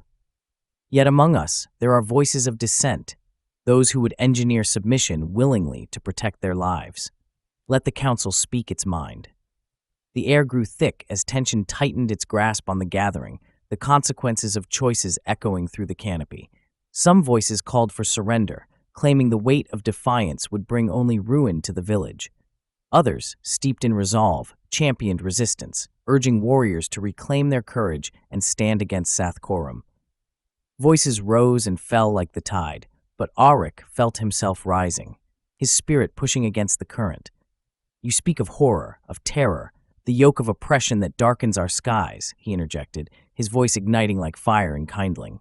"Yet I have witnessed rebirth among the ashes, the rise of valor in the face of oppression." The council turned, eyes widening as unsteady murmurs surged among them. Aryke charged forward, passion fueling his momentum. "In my homeland, tales tell of villages broken by fear, a legacy bestowed upon them. The villages that stood firm against tyrants and oppressed warlords emerged mightier. They found strength in unity, their people banding together to repulse the dark forces that threatened to eclipse them. Some nodded in feigned agreement, but many remained skeptical, the dim light reflecting in their eyes cloaked in the anguish of history gone awry." "You speak of hope," hissed a slumped elder, his voice thick with disdain. "Hope will shatter against the iron heel of Sathcorum, a madman with dreams of power. Your words are as useless as the shadows breaking against daylight. If you choose to cower, you escape ruin for as long as it lasts," Aryke thundered, passion blossoming like wildfire. "But while you cling to existence, he will build a realm of nightmares, a hunger unparalleled." In this feverish exchange, he felt the rally of the war faction, emboldening their brethren. Around him, whispers of discontent heightened, the ranks of the defiant drawing together like frayed edges sewn back into fabric. "For every soul snuffed out," Aryke pressed on, both fierce and pleading, "for each sacrifice we suffer loss, and the time shall come when we are altogether winnowed. Resistance does not promise glory. It lay amongst action, amongst people willing to fight for their very existence, for our children, the lives yet to be lived." The echoes of truth hung heavily, and Aryke held the gaze of Matok, searching for a flicker of understanding. The chief's brow furrowed, but he remained silent, caught between hope and fear, a leader bound to preserve a people through desperate means. That night, the council fractured into personal shadows cast across the ancestor tree, voices rising as discussions morphed into arguments and murmurs of dissent clashed with chanting of surrender, a cacophony that danced close to oblivion. Aryke felt the night press against him, heavy with consequence. His heart weighed further as he found Nala upon the fringe, watching intently, yet sorrow clouding her expression. Later that evening, as the torches dimmed and the council slowly dissolved, Aryke followed Nala to her dwelling. Emotions tangled in the air, laced with the shadows of doubt. Beneath the haunting light, Ewan slumbered restlessly, fear rippling beneath the surface of his skin. "Nyala," he said, voice laden with concern. "What must we do? How can we heal the scars we bear?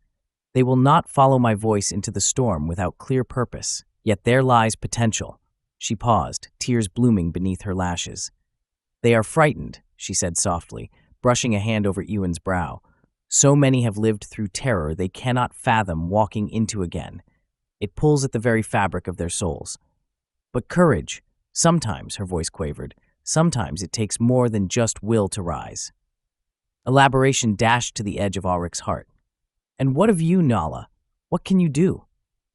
Nala turned her gaze to the night sky, eyes narrowing as she cast thoughts among cosmic tides. "There is a means to heal. There is magic cascaded through the blood of my blood, passed through the vein of generations, drawing from the ancient priest-kings that once ruled Lemuria. I could perform the ritual, but its consequences." "What are they?" Aryke asked, sparking deeper concerns. "It can bathe the soul, healing the spirit of a traumatized child or broken man, but at a cost. The lifeblood of my ancestors calls forth the ancients, and when they arise, so too will remnants of darkness. It can be both a boon and a curse." Aryke's heart raced as he absorbed her words, the mixture of hope and foreboding binding him to a newfound realization. He felt an urgent need to embolden Nala's resolve, to bolster legs weakened by ambiguity. "Then we must take the chance," he declared. "We cannot hide from the past. There lies too much at stake. The time of action inches ever closer, and through the ritual, you may offer strength to all." Nala regarded him, those fierce eyes flickering with uncertainty and trust alike. "Perhaps, Aryke, perhaps it is something we must embrace, for both Ewan and all who tread the path after us." to remind them the old ways are not lost.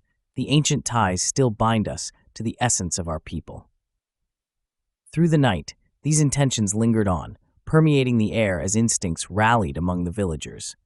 In a realm teetering upon a knife's edge, Aryke bore witness to both shadows and light woven into a single fabric, awakening hope and dread beneath the stars. But within the atmosphere, unseen currents stirred, an acknowledgement of ancient protocols entwining the flow of time. As Nala prepared for the night ahead, Aryke faced the tempest bearing down upon their village, haunted by dreams that would come. His heart thrummed itself into the darkness, a warning bathed in starlight. As paths illuminated by intent intertwined, he marched on, ready to face the storm, weaving truth into collective memory as the line between light and shadow blurred into something far more unyielding.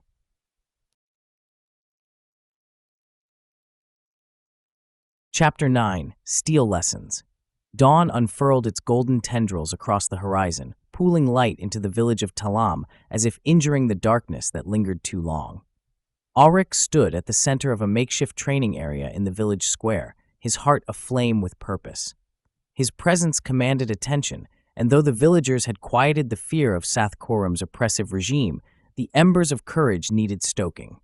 He had devoted himself to teaching Scandian combat techniques, a style forged in the unity of strength and finesse, intending to awaken the fighting spirit buried beneath layers of survival. The air held a freshness, pregnant with possibility, as he began the morning's training with eager, uncertain faces gathering around him. "Listen," he said, voice rich and steady, calling out to the rugged men and women who had momentarily traded their daily toil for the chance to wield the sword. "Combat is not merely the dance of steel. It is the clash of intent against the void of despair. Together, we will rise."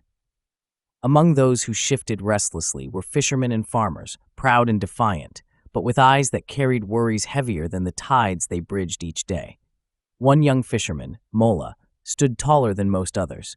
Though uncertainty veiled his expression, he wrestled with his doubts, glancing between the familiar shores of safety and the prospect of forming a cadre of fighters.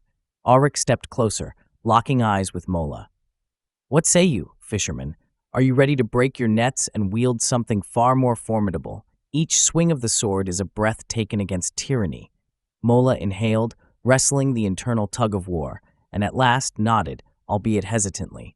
"I will try. I have questions."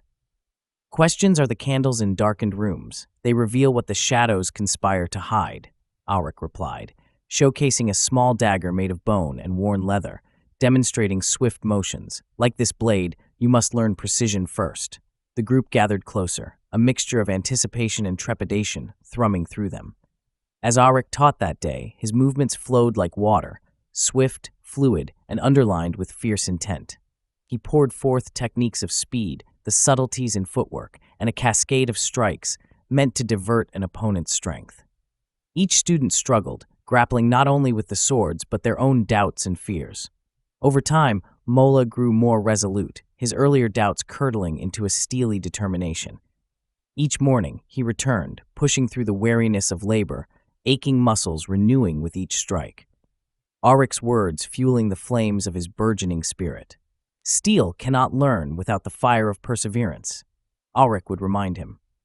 Days turned to weeks as the cadre solidified, a mix of steadfast villagers, each ignited with shared resolve, their identities forging anew amidst the clang of practice and the bond of sweat.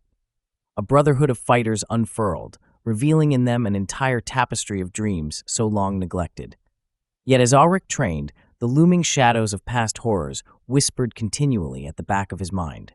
He understood that mere skill would not suffice to face Sathkorum. To combat the harbinger of doom, the roots of darkness that nestled beyond the forest, he needed knowledge to fuel the fight. One evening, as the sun dipped low in a fiery expulsion, painting the sky in hues of crimson, Nala approached Aryke with solemnity. Her presence shimmered like a specter drawn from dreams long forgotten. "Come with me," she said, voice thick with portent. "There is something you must see." Trusting her instinct, he followed Niala through the village, down a narrow path shrouded by the heavy shadows cast by the trees. Dynamic whispers filled the air, the hushed, hallowed wisdom from the ancients that thrummed beneath the earth, nurtured but sealed by time. The trees entwined their vast limbs as if constricting him, guiding him deeper. They arrived at an entrance concealed behind foliage, an arched corridor leading down into the darkened depths beneath the village, catacombs that stretched far beyond the comprehension of those who had sealed them and forgotten the very essence of what lay inside. "Behold," Nala murmured, gesturing with reverence toward the stone-carved entrance. They ventured forth, crossing the threshold where the air thickened, brimming with a chilling antiquity. Torches flickered to life, casting feeble sparks against the stones that seemed to murmur in reverent awe, recounting tales of long-forgotten battles. Aryk's senses heightened as they descended deeper, the temperature plummeting with each step. Flickers of light illuminated ancient writing etched into stone walls, runes from another world, half-erased records whispering of untold gods who once walked there, hungering for the life they had lost. Finally, after winding through dark passages that seemed to twist through time, they arrived in a vast chamber, ancient, echoing with the weight of forgotten power. Depictions of deities adorned the arches, their eyes stony and unwavering, guardians to the relics that lay waiting amidst the dust. "You see," Nyala began, her voice barely above a whisper amid the sacred stillness. "Many stood against the ages, some were rulers of valor, while others turned slaves to power. Here lies the legacy of Lemuria, the armaments of ancient kings, forged in fires long extinguished, waiting for hands worthy to wield them." A shiver traveled through Aryk's spine. This was a place where history leaned closer, beckoning, ready to speak. As he scanned the chamber, stunning weapons and armor captured his gaze. Every piece exuded a resonance drawn from epochs long past, whispers of battle echoing in the silence. "Select wisely," Nala urged, stepping back in thought, her gaze flickering over him with a knowing sorrow. "For each item has its own story, its own purpose. Choose one that calls to you, and know its weight transcends the mere metal." As Aryk ventured deeper into the chamber, wandering between the relics, he felt drawn toward a particular artifact shrouded in shadow, a double-bladed axe resting on a pedestal of stone, adorned with strange etchings. The air around it pulsed with a strong energy, and to him, it felt as though the darkness of that blade drank in the light of the torches surrounding it. As he reached for the axe, a thrill surged through him, coursing like wildfire beneath his skin. The moment his fingers brushed the weapon, a profound connection ignited as thoughts of forgotten battles flashed before his mind's eye, figures wielding it in fierce glory, living legends clad in power. "Ah," he breathed, awash in its presence. "What metal is this? What secrets does it hold?" "There are stories, lost to the veil of time," Nyala replied, her voice laced with reverence. "The legends told that long ago, the ancients forged talismans that drank light and echoed power across the ages. Beware, they say, for though it may empower, the heart must remain steady. The one who wields it shall know that the shadows are eternally entwined." He took it into his hands, feeling the balance, the weight, nothing like he had ever held. Faint echoes of laughter and battle called out from the depths of the axe itself, tantalizing and maddening, threading through his mind as if opening doors to memories buried beneath the sands of time. He raised the weapon, testing the lightness of the double blades stealing against the ancient air. "This is it," Aryk said, energy crackling within him. "With this, I will lead them into battle. With this, we will carve our fate from the jaws of dusk." Just then, as if summoned by the weight of destiny far beyond their ken, Chief Matok appeared at the entrance to the chamber. The glow of the torches caught on his rough-hewn face, driving shadows into the hollows along his brows. "What conspiracy unfolds here?" he asked, eyes narrowing as they landed on the axe with palpable concern. "Chief," Nala interjected quickly, glancing at Aryk for reassurance, "we are not merely gathering relics. We seek knowledge both for strength and warning. Weapons of the past may protect us if we honor their legacy." "Aye, the emissaries of ages past sought to rouse rebellion, to equip against the darkness," Matok said slowly, walking closer, suddenly haunted. "A man from the north came here with dreams of resistance 1 generation ago, a warrior versed in tales, much like you, Aryk. He rallied the people, spoke words of courage, visions of freedom, then vanished without a whisper. Aryke felt a twist in his gut as the truth sank in, rumors of both valor and despair melding into a single thread that weaved further into the tapestry of fate surrounding him. His fate is a warning, a stone of despair, yet it shows the price of surrender to those like Sathkorum, Aryke declared, eyes fierce and burning. It can be a warning or a lesson, Matak countered, casting them both an unreadable glance. You must learn from it. Risk is inevitable. Lead the people without letting ambition blind you. Eshlock stands ready to strip away what we hold. Yet as Aryke held the axe aloft, swirling shadows flickering beneath the ancient stone, he could feel the weight of the potential, the unresolved energy surging in the chamber, and the weight of the past grooming the threads of their futures. Possibilities mingled with dread, a strange sensation that poured through him, whispering promises not quite caught in the echoes of time. Perhaps the others would stand behind him, perhaps fear would lead to resolve, and perhaps, just perhaps, the whispers of the ancients that lingered in shadows would pull those willing into the light.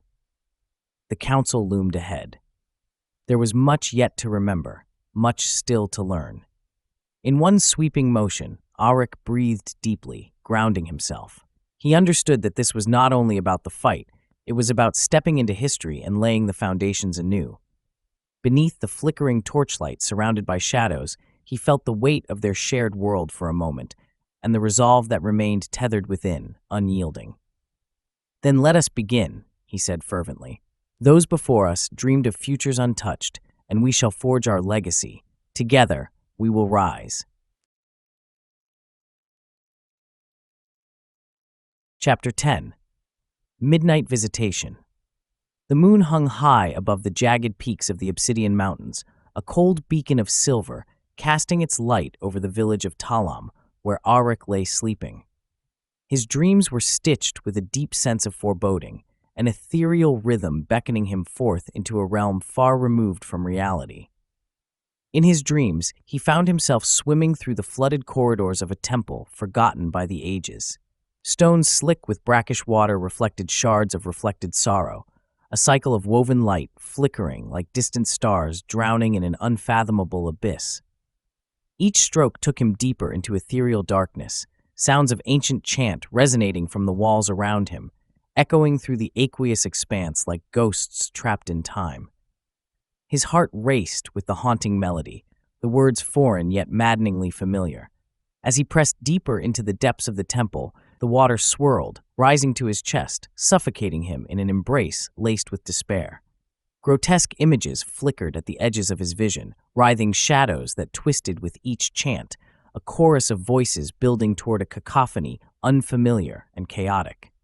Just as he was about to plunge into the very core of insanity, he awoke gasping for breath, drenched in sweat. The cool air of the chamber steadied him, but a sense of dread still clung to him like a shroud. Pulling himself upright, he felt disoriented as a shadow swept across the floor, flickering across the walls. It was then he noticed the door. Intricate spiral patterns had been carved into it, twisting designs that pulsed with a life of their own. The sight sent a shiver racing down his spine, and before he could gather his thoughts, Nala entered, eyes wide with an urgency that mirrored the rising tide within him. "Aryke," she whispered, breathing heavily as if she had just raced through the corridors of their dreams together. "I need to explain what's happened." "That mark, what does it mean?" he asked, his voice hoarse, the remnants of the dream still clawing at the edges of his consciousness. "Those are the warnings of Thesh Naga," she said, the weight of her words heavy in the air. "A sign that it watches. The patterns are sacred, serving as a plea for guidance and protection. We must act swiftly." Niala's urgency pulled Aryke from the spiraling remnants of his dream. He swung his legs over the edge of the bed, the cool stone beneath grounding him against the oncoming dread. "What must we do? What does this entity desire?" "There is a ritual," she replied, her beauty marred by concern. "We must seek out Kel Torah, the village shaman. He will know how to cleanse us of this impending shadow and reveal its intentions." After a swift gathering of clothes, Aryke followed Nala through the dimness of Talam's narrow paths. The air had turned brittle, laden with whispers that stirred the leaves as if nature itself were holding its breath. Flickering shadows danced along the walkways, and the moon, a harbinger of secrets, cast a silvery glow over the landscape. The moonlight illuminated the humble dwelling of Keltora, the shaman, a crude structure adorned with fetishes carved from driftwood and stones painted with pigments derived from the earth. The scent of herbs intertwining with incense wafted through the air like a ghostly caress. The shaman sat amidst the room's depths, surrounded by lined shelves filled with jars of powders and roots, faces of forgotten spirits carved into his very bones. "I have been expecting you," he intoned, as if he had glimpsed into the depths of their souls. "You've been touched by dreams, or perhaps they've touched you."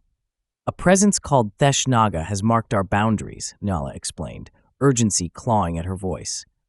"Can you help us?" Keltora nodded, his eyes glinting in the shadows like distant stars. "Very well. Cleansing can ward off the eager shadows drawn to your essence.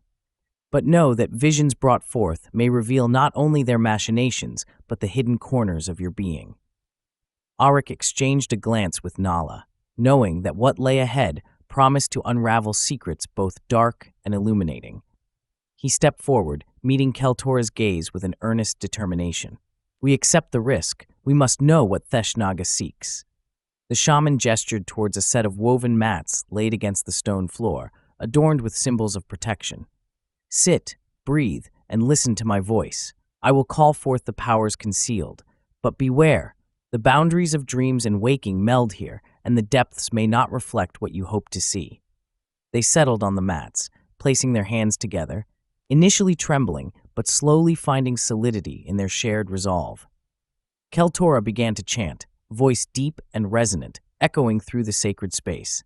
With each utterance, the air thickened as he scattered strange powders over the flickering flames of incense, colors birthing into the dark, stirring familiarity in Aryke's heart. The air vibrated, warping around them, and shadows lengthened into a spiral, wrapping them in threads of light and dark. At first, the routine of Keltora's chant resonated with something familiar. The essence of memory pirouetted around them, draping them in soft enchantments. Then, the world shifted. Reality ebbed and surged, dragging Aryke and Nala down into the deep currents of shared visions. First came a glimpse of the temple Aryke had dreamed of, dark corridors aflame with a soft blue glow, the chanting of voices woven into the very stones. His heart raced as he floated through the corridors, propelled by some unseen force, yet he was weighed down by inexplicable dread. There in the depths, he encountered Theshnaga for the first time, its form draped in shadow, face shrouded beneath a hood that shifted like smoke. From the veil of shadow emerged writhing appendages, an unsettling dance, like serpents coiling in a trance, emanating a presence both magnificent and grotesque. Eyes glistened beneath the hood, ancient and knowing, their gaze passing through him, like stripping bare the fabric of his very essence. As the creature spoke, its voice echoed within Aryke's mind, a symphony of whispers and hisses, weaving through his thoughts, pulling memories and emotions like threads from a tapestry. "Awaken what sleeps beneath," it murmured, "before the dawn brings forth the sacrifice." Aryke's heart thundered, and the weight of its words crawled over him like tendrils of shadow, coiling around visions of horror. The darkness felt alive, swirling with the knowledge of sleeping things, wrapped beneath the mountains, a vast and slumbering horror yearning to rise. In that moment, a light engulfed Aryke, and he felt Nyala's presence at his side, fiercely grounding him as fear crept into the corners of his heart. Yet, he sensed her anxiety too, as her hand tightened around his own. The vision shifted yet again, breaking free from the temple's grip, transporting them into the mountains themselves, where shadows loomed larger than night. Deep cracks and chasms, like the gaping maw of a slumbering beast, emitted an energy that resonated within Aryke's bones, pulsing with ancient power. Ancient horrors stirred just beneath the surface, waiting for the opportune moment to burst forth and envelop the world. Before comprehension could form, darkness surged, drowning out the vision. Aryke gasped as he felt tethered back into reality. Stone floors solid beneath him, the scents of herbs and incense restoring clarity to his senses, but the weight of what was revealed bore down upon him, thick and suffocating. As Keltora drew his chanting to a close, the chamber seemed to contract. shadows reclaiming their boundaries as the weight of knowledge settled heavily between them. Aryke blinked, heart racing as he looked toward Nyala. "What was that?" Her gaze flickered with fear and insight, and she spoke softly. "We witnessed Theshnaga, Aryke. It seeks something buried deep within the Obsidian Mountains, something that could awaken what sleeps beneath." "I felt it," Aryke admitted, shock still resonating within him. "This creature, it has the ability to unearth something dark, something that doesn't belong in this realm." Keltora, finally breaking his silent contemplation, met their wide eyes, his own clouded with the shadows of ancient fears. "The creature thrives on the darkness, on what should remain forgotten. In its quest, it may tap into the very chaos that lays beneath your feet," he murmured, voicing a fear that echoed like a thunderclap. "You have forged your bond with this entity by mere existence. It waits for you to awaken the slumbering madness." Aryke felt the darkness curl around his mind again, a fresh wave of trepidation washing over him. "How can we stop it?" The shaman's voice was resolute, steely determination illuminating his features. "You must venture into the Obsidian Mountains before it does. Discover what the darkness seeks and confront it. Unravel the webs of intents woven by Theshnaga before it becomes too late." Their gazes met, and Aryke's resolve blossomed like fire beneath the smoke of uncertainty. The reminder of what lay in the depths of that shadow pool hung heavy in the air, but they had no choice. "Then we will prepare for the journey," he vowed, the burden of leadership resting between them. "For those who dare tread upon the edges of darkness must confront its horror in the veils that twist beneath." Nala placed a hand over his shoulder, grounding him with fierce solidarity, yet vulnerability danced in her eyes. "Together, Aryke, we will face what comes. Together." In the grip of midnight, with shadows beckoning from both the mountains and within their very souls, their destinies began to intertwine on a path neither could yet comprehend. The night did not hold its breath. It flooded with shadows that coiled ever closer. And with the knowledge drawn from the flooding depths, Aryke took a step forward, fortified by the embrace of allies beneath a flickering moon.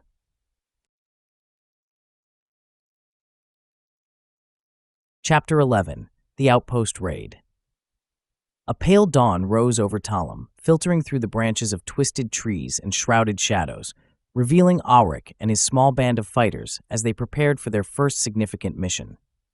The air hummed with tension as the sun cast golden hues over their weathered faces, each adorned with the resolve to break free from the shroud of oppression cast by Sath Coram. Today, they would scout the fortified trading post at Blackwater Crossing, a nerve center of the tyrant's domain. Aryke led them quietly through the dense underbrush, the earthy scent of moss mingling with the adrenaline in his veins. Each step felt like stepping deeper into the dragon's lair, a foreboding sensation thrumming in sync with his heartbeat. Behind them, a few yards away, Mola, now more than just a fisherman, but a fledgling warrior, moved with practiced stealth alongside his fellow villagers, each member of the cadre embodying equal parts courage and apprehension. "Stay low and keep quiet," Aryke whispered, breaking the silence. "We aren't just out for a stroll. That outpost is guarded, and we'll need wits sharper than swords to survive." The group nodded in unison, grasping their makeshift weapons tightly, their fingers tightening around the hilt of each blade as they slipped through the damp foliage toward the crossing. A chill settled in the air, an audible silence draping over the forest as the mystique of the realm began to muffle the natural sounds. A stark reminder that danger loomed ever closer. As they reached the ridge overlooking Blackwater Crossing, Aryke signaled for them to halt, pressing his back against the gnarled bark of a tree to survey the scene below. The fortified trading post sprawled out before him, constructed of hardened wood and stone, fortified against the elements as well as incursions.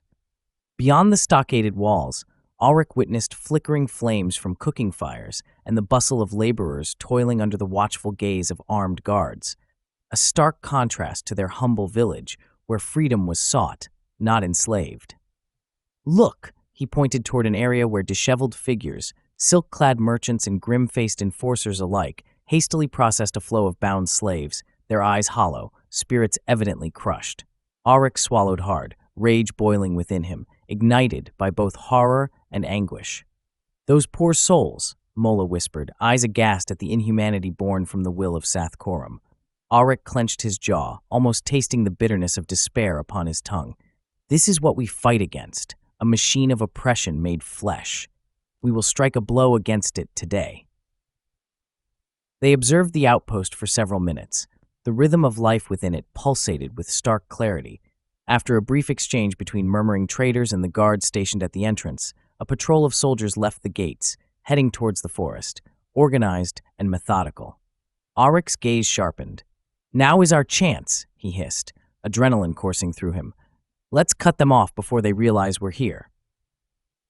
With swift motions, they descended from their perch. Aryke led the way, muscles taut with anticipation, stepping carefully over branches and through foliage, transforming their transformation into an echo of shadows gliding silently toward their target. The patrolling soldiers wore armored leathers, carrying standard weapons, a mix of swords and crossbows, and conversed in low murmurs, oblivious to the ambush that lay in wait. When they reached a small clearing just off the path, Aryke signaled for a halt. The patrol was nearly within striking distance. "On my mark," he ordered, heart pounding in his chest as death approached. With a fierce clarity, Aryke bolted from the undergrowth, a feral cry of bravery launching him forward, spurring his compatriots behind him. The suddenness of the attack caught the patrol off guard, Aryke leading the charge like a storm unleashed, disbelief rising on the soldiers' faces as they grasped their weapons. They barely had the time to react. Aryke drove his blade into the first soldier's side, a swift and brutal movement, while Mola tackled another, grappling him to the ground, determination surging through him as he wrested the man's weapon away. Chaos erupted, metal clashing against metal, shouts of surprise and pain ripping through the forest as the villagers unleashed their pent-up fury on the armed enforcers. Each fighter moved with newfound confidence, a sharp choreography of steel blazing against leather, trusting one another, becoming an extension of a singular purpose driven by anger and longing for liberation. They swept through the ambush with fierce precision, claiming both vengeance and vital intelligence from the grasp of those who dared oppress them. 3 soldiers fell before Aryke, Mola, and the others, but amid the fray, one soldier, a lowly figure named Vortex, attempted to flee into the shadows. Aryke lunged, tackling him down, pinning the soldier to the ground with a knee pressed firmly against his back. "Speak," Aryke commanded, voice a low growl that surged above the distant echoes of their struggle. "What are the movements of your kind?" The soldier, eyes wide with fear, gasped for breath, desperation threading through him. "Please, let me go, I beg of you." Aryk's grip tightened, pressing harder, sensing the fear coursing through the soldier's veins. "You will tell me all you know, or you will truly know despair." Vortex shivered, resigned. "I can tell you about the tribute shipments. Please don't kill me." His voice trembled as he felt Aryk's relentless resolve. "We collect tributes every 3rd moon from the surrounding villages, ferrying them upriver. There's a schedule." He gulped, trembling beneath Aryk's grip, "but many of the soldiers there serve out of fear. If the tribute is not collected, those conscripted will be executed, their families enslaved." Aryk's heart pounded with the weight of Vorkas's confession. It mirrored the very essence of despair the villagers faced, a cycle fueled by terror.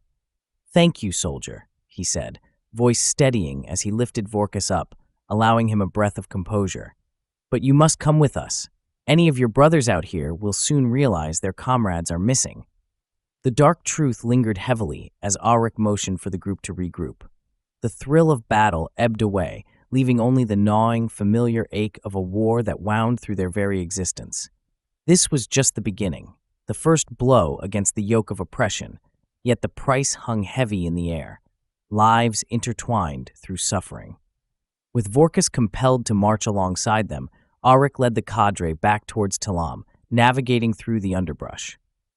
They had garnered intelligence that could act as a weapon against Sath Korum's reign, but the echoes of voices past whispered ominous truths as they made their way back home. Yet danger was not done with them. As they neared the path leading back to Talam, an uncomfortable prickle crept along Aryk's spine, an infernal premonition of the hunt that was unfolding. They moved quickly, sticking to what cover they could. the leaves rustling with what felt like an impending footfall. "Steady yourselves," Aryke murmured to the group, eyes scanning the darkness around them. "We must avoid detection. They will send a search party." His gut churned with dread as tension built amongst the cadre members, their breaths quiet, heartbeats a symphony amid an orchestra of unseen shadows. Just as they broke the cover of a thick grove, a voice rippled through the still air, filling Aryke with dread and recognition. "Search this section. They must be close." The fierce bark of Gronth, the once lowly soldier who had been elevated to commander, echoed ominously across the trees. Aryke felt his heart seize, and he could almost see the shadows of the search party as they fanned out, alarming the wildlife to retreat from their clamorous path. He motioned for Mola and the others to huddle close to the underbrush, their adrenaline spiking in shared trepidation. They could not be discovered, not now. They had fought tooth and nail to gain the knowledge they carried with them. "Stay low and do not move," Aryke whispered, the words heavy with urgency. "We'll wait for them to pass. We cannot compromise the others in Talam."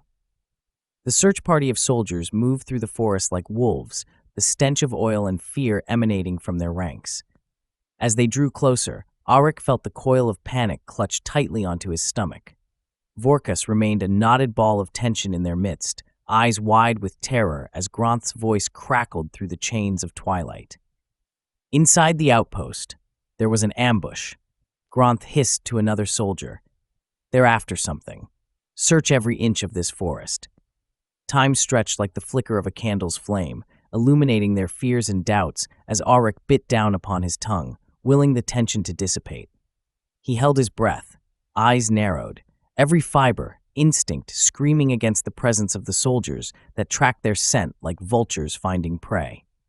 Finally, as the search party retreated deeper into the thicket, Aryke allowed the group to shift and breathe, relief rupturing through the group. They had evaded discovery by mere inches, a victory laced with the murky horror still clawing at them, but there was solace in the knowledge that they were returning to Talam with something of value.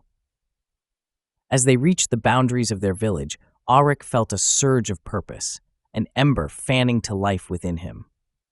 They would share what they discovered, strategize what next steps would unfold, and perhaps, just perhaps, begin the process of rousing rebel spirits willing to stand against Sathkorum and his oppressive reign. But amid the celebrations of victory and the triumph of knowledge gained, a deeper darkness loomed on the horizon. The shadows whispered secrets, and the specter of Theshnaga lingered ever watchful as the Obsidian Mountains awaited. "The next tide we will face shall wash away despair," Aryke vowed aloud, glancing back at his comrades, their eyes narrowed with burning determination. They returned home not only as survivors, but as warriors forged in the fires of pain.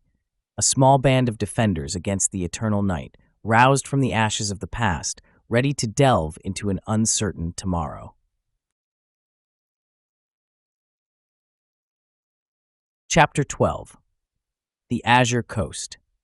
The sun hung low in the sky, casting sharp brushes of gold and sapphire across the horizon as Aryke steadied himself at the edge of the village square, the charisma of Chief Maddock embodied in the warmth of his open palms. The bustling villagers of Talam paused, an aura of anxious hope palpable among the throng as he briefed them on the mission that awaited him in Nyala. Their eyes flickered with glimmers of trust, switching between the valiant pair and the swirling clouds of uncertainty overhead. "Today, we leave the comforts of our homes to forge alliances that could shape the tides of our struggle," Matak proclaimed, voice booming with authority. "The coastal villages along the Azurial Ocean harbor strength in their hearts and need in their veins. We must seek their support against Sathkorum's tyranny." Nyala stood next to Aryke, a calm in the storm of impending challenges. Wrapped in light fabrics adorned with symbols of their people, she exuded an aura of resolve, her determination animating the nobility present among the villagers as she caught Aryke's eye. Together, they felt the weight of the mission, one of diplomacy laced with peril that tangible like fog rolling in from the sea. "I will ensure our message resounds," Nyala affirmed, her voice steady yet laced with anticipation. With a final nod from Chief Matak, they set forth under the gaze of a sun that seemed to herald the promise of something more. Their path led them to the edge of Talam and into the embrace of the untamed wilderness, an unforgiving corridor of twisted vegetation and whispering winds. The journey through the mangrove swamps known as the Twisted Labyrinth was both beautiful and unsettling, a chiaroscuro of emerald shadows cast over pools that shone pristine under the sun, yet swirled with secrets akin to serpents lying in wait. Aryke stepped cautiously. Every crunch beneath his feet echoed with the echoes of ages, the damp scent of decay teasing at the fringes of his mind. The roots of ancient trees twisted together like the very sinews of creation, creating a maze that held more than mere plant life within it. As they tread deeper, murmurings of local lore drifted through the air. The villagers spoke in hushed tones of enormous serpents nesting in the roots, guardians and gluttons that swam through the murky waters below. Caution surged within Aryke, a predator's intuition awakening, but Nyala remained steadfast beside him, her presence a bulwark against the gnawing uncertainty. There, she pointed through a break in the trees, where the last shadows of the swamp receded and the azure brilliance of the sea surged forth, glimmering against the horizon. With it came the promise of allies and a far-off call to arms. The village of Lakor met them at the edge of creation's brushstrokes, a picturesque settlement of wooden huts perched atop palm trunks, their roofs thatched with spirals of woven palm leaves, creating an image of serenity amid a looming conflict. Unlike the drab starkness of the interior territories, Lakor embraced the vivacity of life, the laughter of children coupled with the cries of seabirds, a carefree congregation that carried the air of unity. Yet as they approached, Aryke felt that stirring unease claw at his gut anew. Gathering villagers turned their gazes toward the approaching duo, brows furrowed and lips pinched, their eyes filled with the specter of uncertainty. "Approach with caution," Nyala whispered, her perceptive nature catching the tension even before it reached Aryke's senses.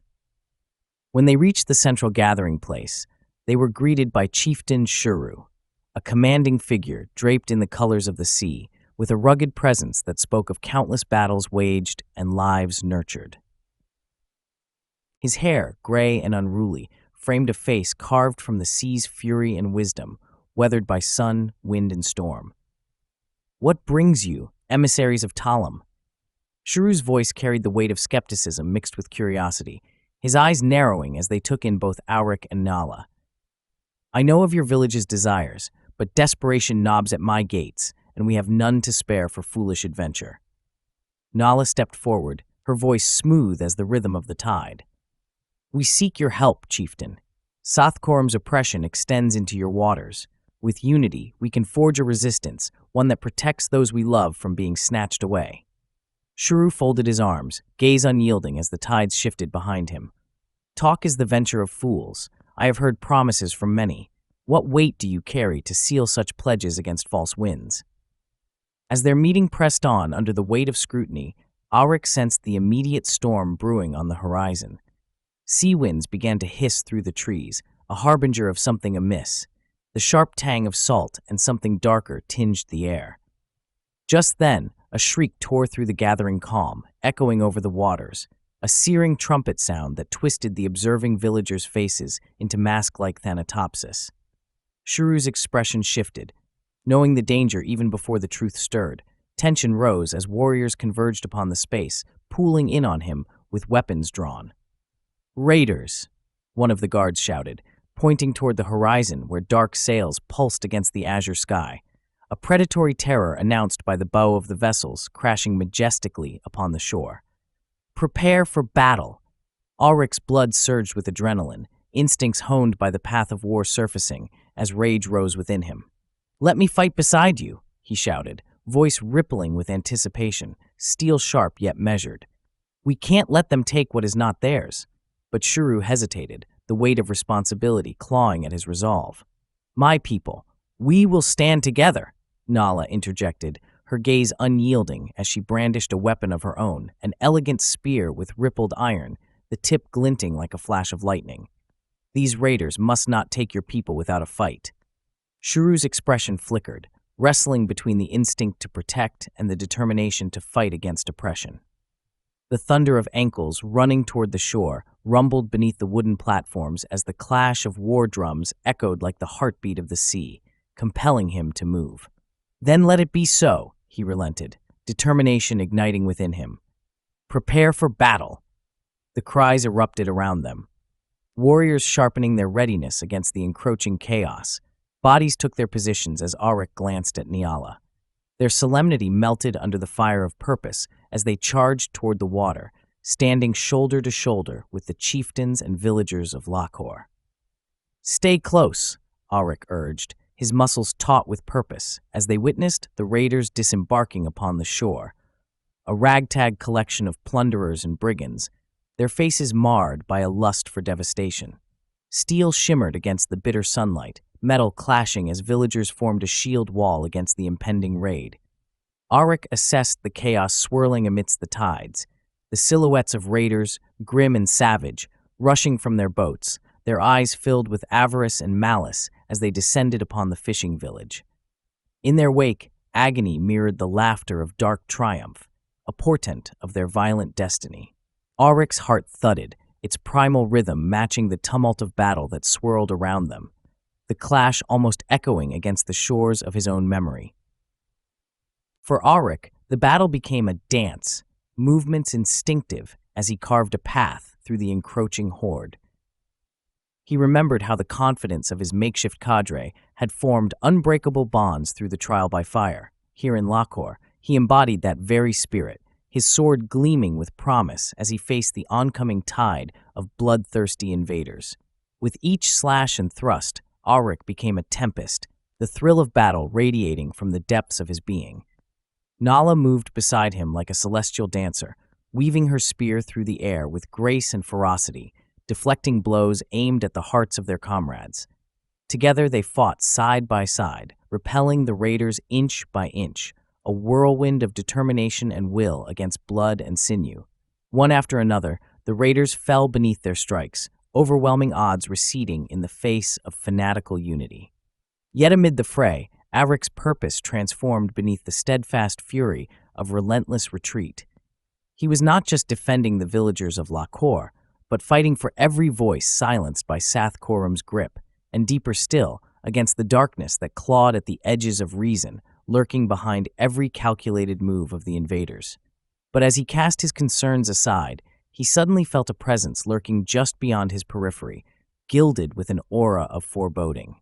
Something beyond the raiders began to intrude upon their senses. An unnatural chill crept through the space, rippling against skin like the passing ethereal wave from a roiling sea. An imposing figure burst forth from the shadows, the commander of the raiders, a hulking being clad in leathers adorned with trinkets, darkened by the blood of countless foes. He wielded a great sword, its edge glistening with a malevolence that sparked memories of shadowy depths and whispered threats.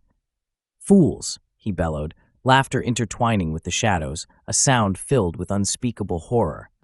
"You think you can defend this pitiful fishing village? Your struggle is in vain." Aryke felt the primal energy of fear sparking in his gut, an ancient instinct clawing for dominance as he stepped forward, gaze unwavering. "You will not take this place," Aryke shouted, voice rising above the din, challenging the embodiment of despair looming before him. The commander smirked, eyes raking over Aryke with malevolence as the tides surged beneath him. "You are but a pebble in the ocean, insignificant," he sneered, lifting the great sword in a show of assertive might. But Aryke, a blink of feral focus eclipsing uncertainty, met his gaze. "And I shall carve my mark in this world with every move I make." As the commander lunged forward, Aryke raised his blade, meeting him with earnest fury, the clash of steel ringing like the tolling of some forlorn bell. The forces intertwined, the struggle blurring into something akin to darker revelations. Beyond the mere combat, it felt as though the commander bore the weight of the very shadows of belief. With each exchange of blows, Aryke could feel the tides rising, an unseen specter moving beneath the assault. Ebbing surges of thrumming power cascaded through him, fueling him as he remembered the stakes. Estranged from the realm of simple warriors, he was locked in a struggle against fate itself. Yet just as Aryke felt the thrill of impending victory, a crack of thunder echoed through the skies.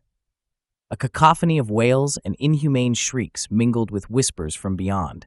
A cataclysmic convergence of cosmic horror unfolded, drawing upon the very edge of reality, forcing Aryke to realize just how far the dark tendrils of Sathkorum's influence reached. With renewed determination, Aryke harnessed the tides of battle, his blade somehow guiding his fury against the overpowering weight tethered to cosmic darkness.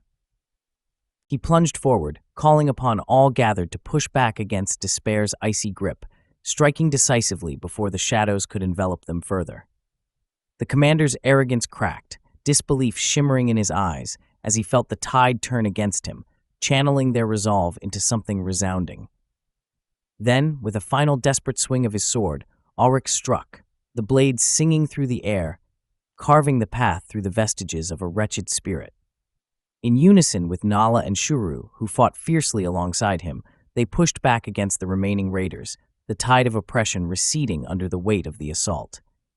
Weapon met weapon, spray of salt and blood painting the air with triumph and deliverance, spirited forth by fierce hearts emboldened by rage against the encroaching darkness.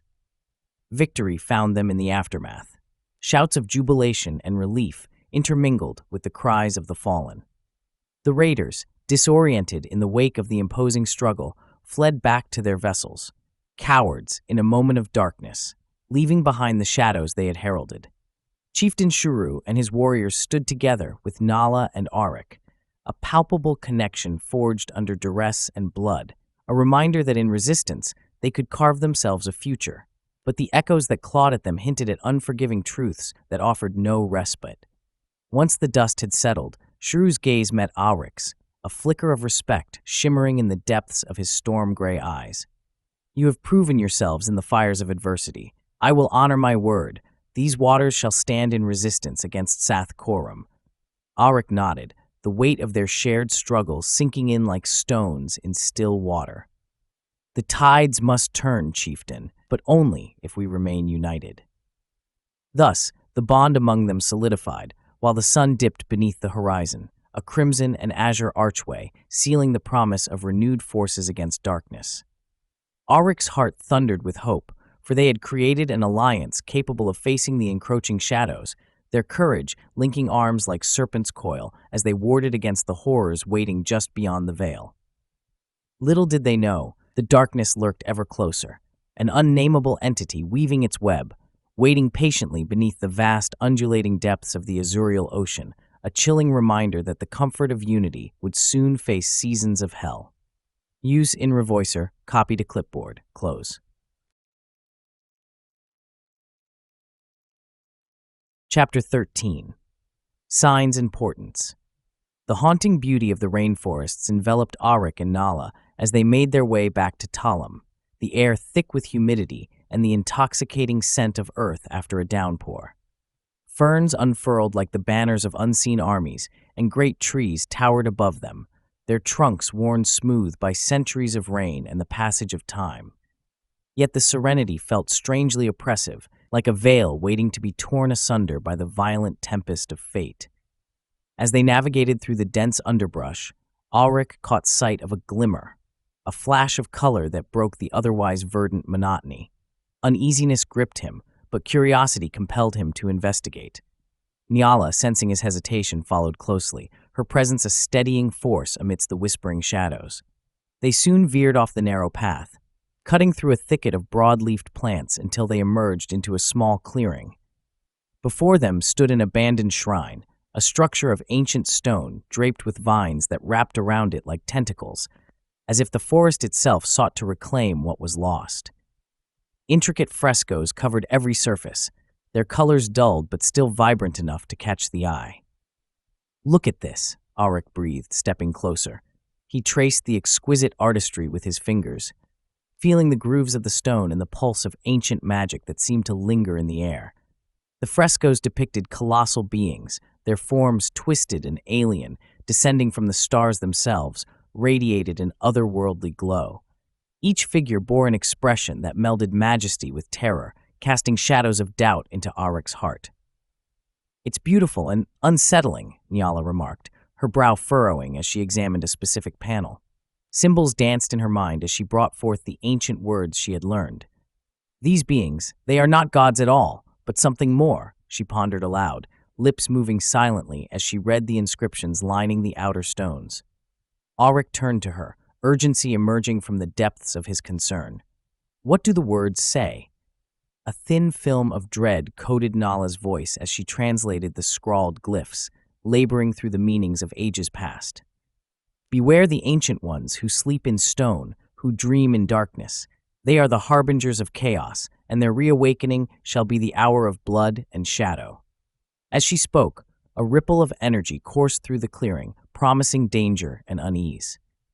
The profound weight of her words pressed against Aryke, thick as the humid air, and brought forth memories of their recent encounters with the tendrils of cosmic horror, those echoes of dread that lurked ever closer. What does it mean? Aryke pressed, his pulse quickening. Why now, after all this? Nala turned her attention to the surrounding flora, her sharp mind piecing together the rapid shifts in their environment. Look, she gestured toward a nearby tree. Shock coursed through them as they beheld a sight unsettling and impossible. The great trunk of the tree was weeping, amber fluid oozing from gashes in its bark and pooling on the ground like a macabre offering. Strange, Aryke mused, feeling that familiar chill creep down his spine. It's as if the very forest mourns for something. As their eyes met, the sensation of watching eyes weighed heavy upon them. They looked up, startled, as a flock of birds spiraled through the sky, an amalgam of colors weaving impossibly, flying in perfect geometric patterns, gliding with a purpose beyond mere instinct. They formed shapes, frantically shifting like signals imperceptible to the untrained eye, cutting sharply against the cotton candy clouds above. Nala shielded her eyes against the sun as she squinted at the cawing flock.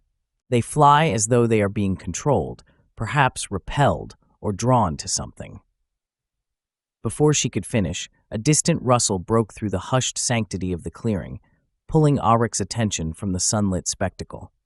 "Who goes there?" came a sharp voice from the darkness just past the trees. A figure emerged, striding purposefully with wild hair and dirt-streaked skin, the distinct attire of a Karai scout. "I am on an important mission," he panted, eyes wide with urgency as he came upon them. You are emissaries from Talam." Recognition flickered across his face, and he straightened, panting from exertion. "I bear news. 3 more villages have joined the resistance coalition. The message of Talam spreads like wildfire through the heart of despair. Those who once stood in fear are now emboldened." Aryke and Nala, buoyed by the hope offered in the scout's words, stood momentarily aghast. The implications of widespread support washed over Aryke, igniting a phoenix's flame in his chest. This moment, however, encountered was a glimmer of reprieve in a landscape teetering on the brink of chaos. "Have you seen this?" Aryke gestured toward the shrine and the unnatural phenomena surrounding it. "What does it mean?" The scout's brow furrowed, and there was an uncomfortable hesitation as he moved to observe the surroundings. Realization dawned upon him, and he gestured solemnly toward the birds. "It foretells a gathering, a storm brewing in the heavens. The old ways, the rituals still breathe and clamor for attention. We must heed their warning." A collective shudder rippled through their group as Aryke regarded the scout's words.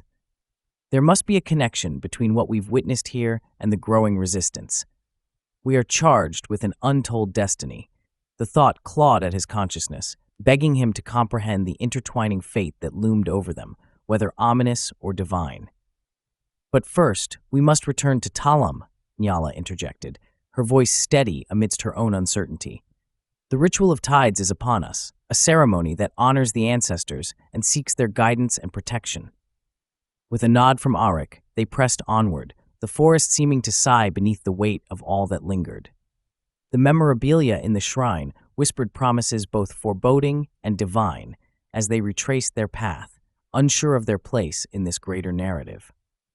As they neared Talam, the village blossomed into view, adorned with the vibrancy of life, a canvas painted with the hues of humanity's resilience.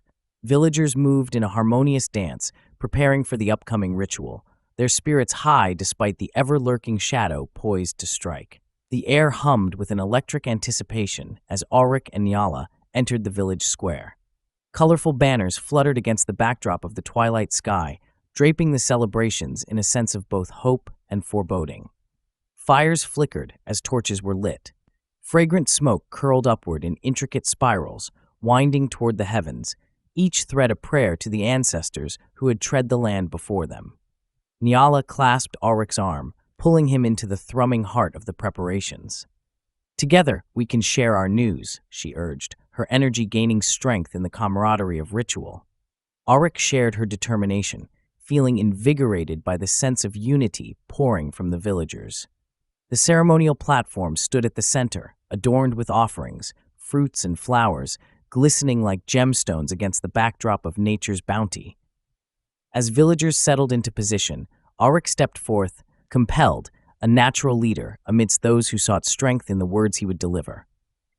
"People of Talam," Aryke called, voice resonating with conviction that surged through him akin to a tide, an electric charge earthbound, refusing to yield.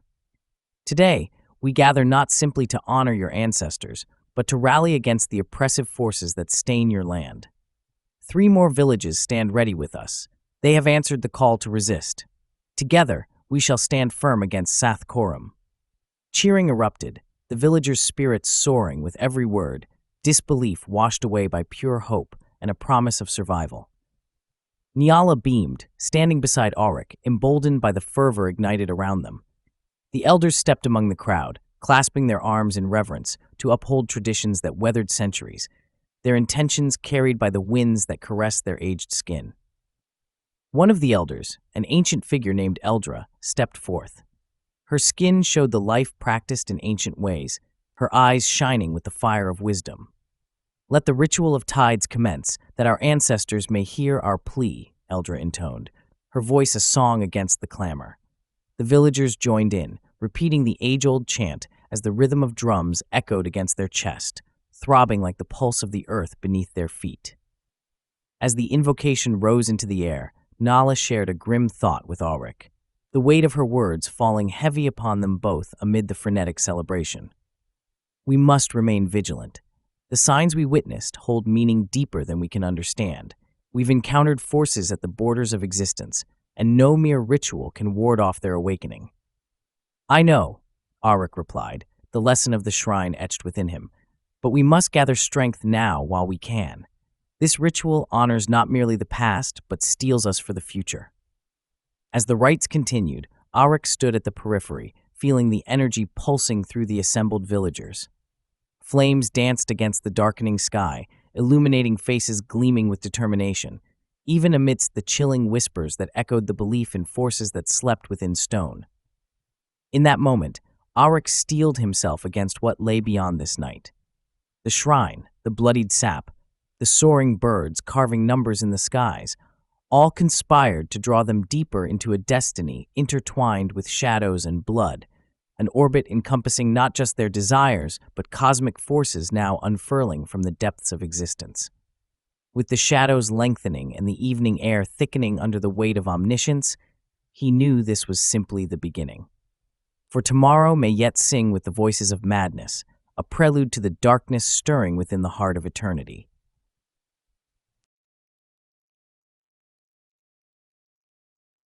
Chapter 14.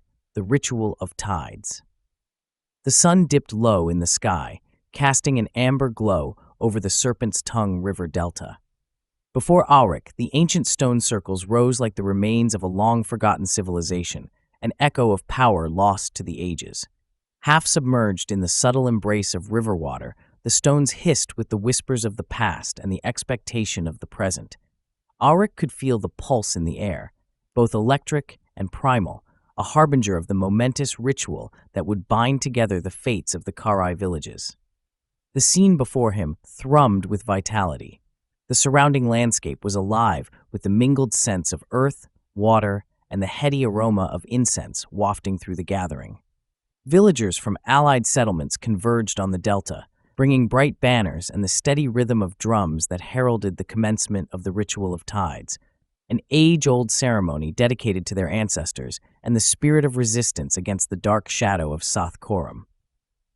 Aryke stood clad in the melting hues of tradition, a sleeveless tunic woven from the plumage of sacred birds, the garb adorned with intricate beadwork reminiscent of the vibrant tapestry of life woven in the delta.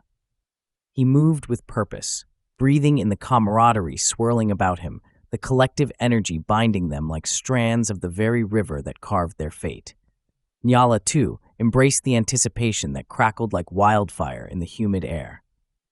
She stood by the stone altar, adorned in flowing garments that shimmered with ethereal light, her presence suffused with the potent energy of the mystics preparing for their incantations and prayers. She met Aryk's gaze, her eyes pools of commitment and resolve, which calmed his racing heart. "Are you ready, my love?" she asked, her soft voice cutting through the clamor like a whispering breeze. "I will do what I must," Aryk replied, a determined fire kindling within him. "For Talam, for the Karai, and for the very freedom of Lemuria." As he moved toward the gathering warriors preparing for the ritual combat, the weight of expectation pressed upon him, yet he refused to buckle beneath its burden. Here, amid the warriors of allied villages, Aryk was determined to prove himself, a warrior forged in the anvil of battle, ready to strike against the darkness that sought to unravel their world. The warriors were a sight to behold, clad in an array of colors and insignias that bespoke their respective villages. Each one was adorned with tokens of their heritage, weapons and shields raised with pride, ready to demonstrate their prowess not just as individuals, but as representatives of their homes. "Who among you has the courage to face the champion of Talam?" A booming voice resounded from the gathering. It was Karak, an imposing figure cloaked in deep reds and golds, eyes glimmering with both respect and challenge. "Step forward and prove your worth." A thrill coursed through Aryk as he took his place within the circle of spectators, his heart pounding against the rhythmic drumbeats that summoned the great spirits of the ancestors. The first challenger, a fierce warrior named Gorthan, his muscles coiled like serpents, stepped forward, brandishing a double-headed axe that gleamed ominously under the setting sun. The combat was fierce and exhilarating. Aryk met each strike with practiced elegance, counteracting Gorthan's powerful blows with quick footwork. The crowd roared, the combined energy fueling Aryk's spirit as he danced around his opponent, eyes set on victory. Every move was instinctual, a primal expression of his will to survive and protect, like the relentless current of the serpent's tongue itself. In the midst of the chaos, he felt the embrace of unity wash over him. With each clash of steel echoing in the twilight, whispers of the past caressed his bones, and he could almost hear the ancestors rallying beside him, lending strength to his strikes. The fight ended with Aryk tumbling Gorthan into the mud, the cheers of the assembled Karai ringing in his ears. It was the culmination of years of forging his identity, and he rose breathless, blood pulsing through his veins like a raging river. As he extended a hand to his fallen opponent, Gorthan grasped it firmly, pulling himself upright with a grin of camaraderie. "You fight well, champion of Talam," Gorthan declared, respect shining in his eyes. "Your name shall echo in our tales for generations." The next challenger emerged, a lithe woman named Nira, adorned in intricate bone armor that seemed to shimmer like the surface of the river. With deft precision, they battled, Aryk grateful for the diverse styles that pushed him to sharpen his skills. Each clash of weapons ignited deeper bonds of respect within the gathered forces, as allies became warriors united against a common foe. As the contests continued, Aryk's spirit soared, bolstered by each victory, absorbing the essence of unity that bound them together. But the evening was not merely about combat. It was a precursor to something grander, a tapestry woven from the threads of destiny, fate converging into a singular purpose. While Aryk participated in the ritual combat, Nyala stood beside the stone pillars, surrounded by the wise mystics and shamans as they prepared for the ceremonial elements of the ritual of tides. Synchronized, they invoked the names of ancients, their chants reverberating against the weathered stones, sending vibrant pulses through the very fabric of the air. As their voices crescendoed into the twilight, Aryk felt the hum of energy envelop them all, their collective consciousness mingling with the sacred earth beneath their feet, resonating with the rhythm of the universe itself. The flame of the central bonfire soared higher, illuminating the arcane scripts etched into the pillars, revealing their secrets in a divine flash. The incantations surged forth like a tidal wave, igniting something deep within the stones as shimmering patterns of luminescent light began to swirl in response. The pillars thrummed, their surfaces alive with the echoes of ages long past, the vibrations of their voices mingling with the collective heartbeat of every participant. Nala, locked in a trance, her eyes rolling back into her skull, felt herself slip from the confines of the physical world. She drifted through eldritch landscapes, visions cascading through her mind. Shadows coalesced into forms, revealing an image of the dread Theshnaga, the dark entity that stirred restlessly beneath the crust of their existence. Across the dreamscape, Nyala witnessed blood rituals performed at 7 points of power throughout Lemuria, horrific sacrifices devoted to awakening ancient powers best left forgotten. In every vision, she observed a mirror of decay, the warped faces of the slain bearing distorted shapes and expressions. The cries for mercy echoed through the ether, resonating painfully in her heart. In the midst of it all, she sensed echoes of their ancestors, dark, yet protective forces stirring within those very circles, eager to respond to the encroaching madness that threatened to devour all they held dear. The power of these gatherings made the shadows stir, but also ignited hope. A duel against the darkness through the capstone of ancient bloodlines and spirits awakened.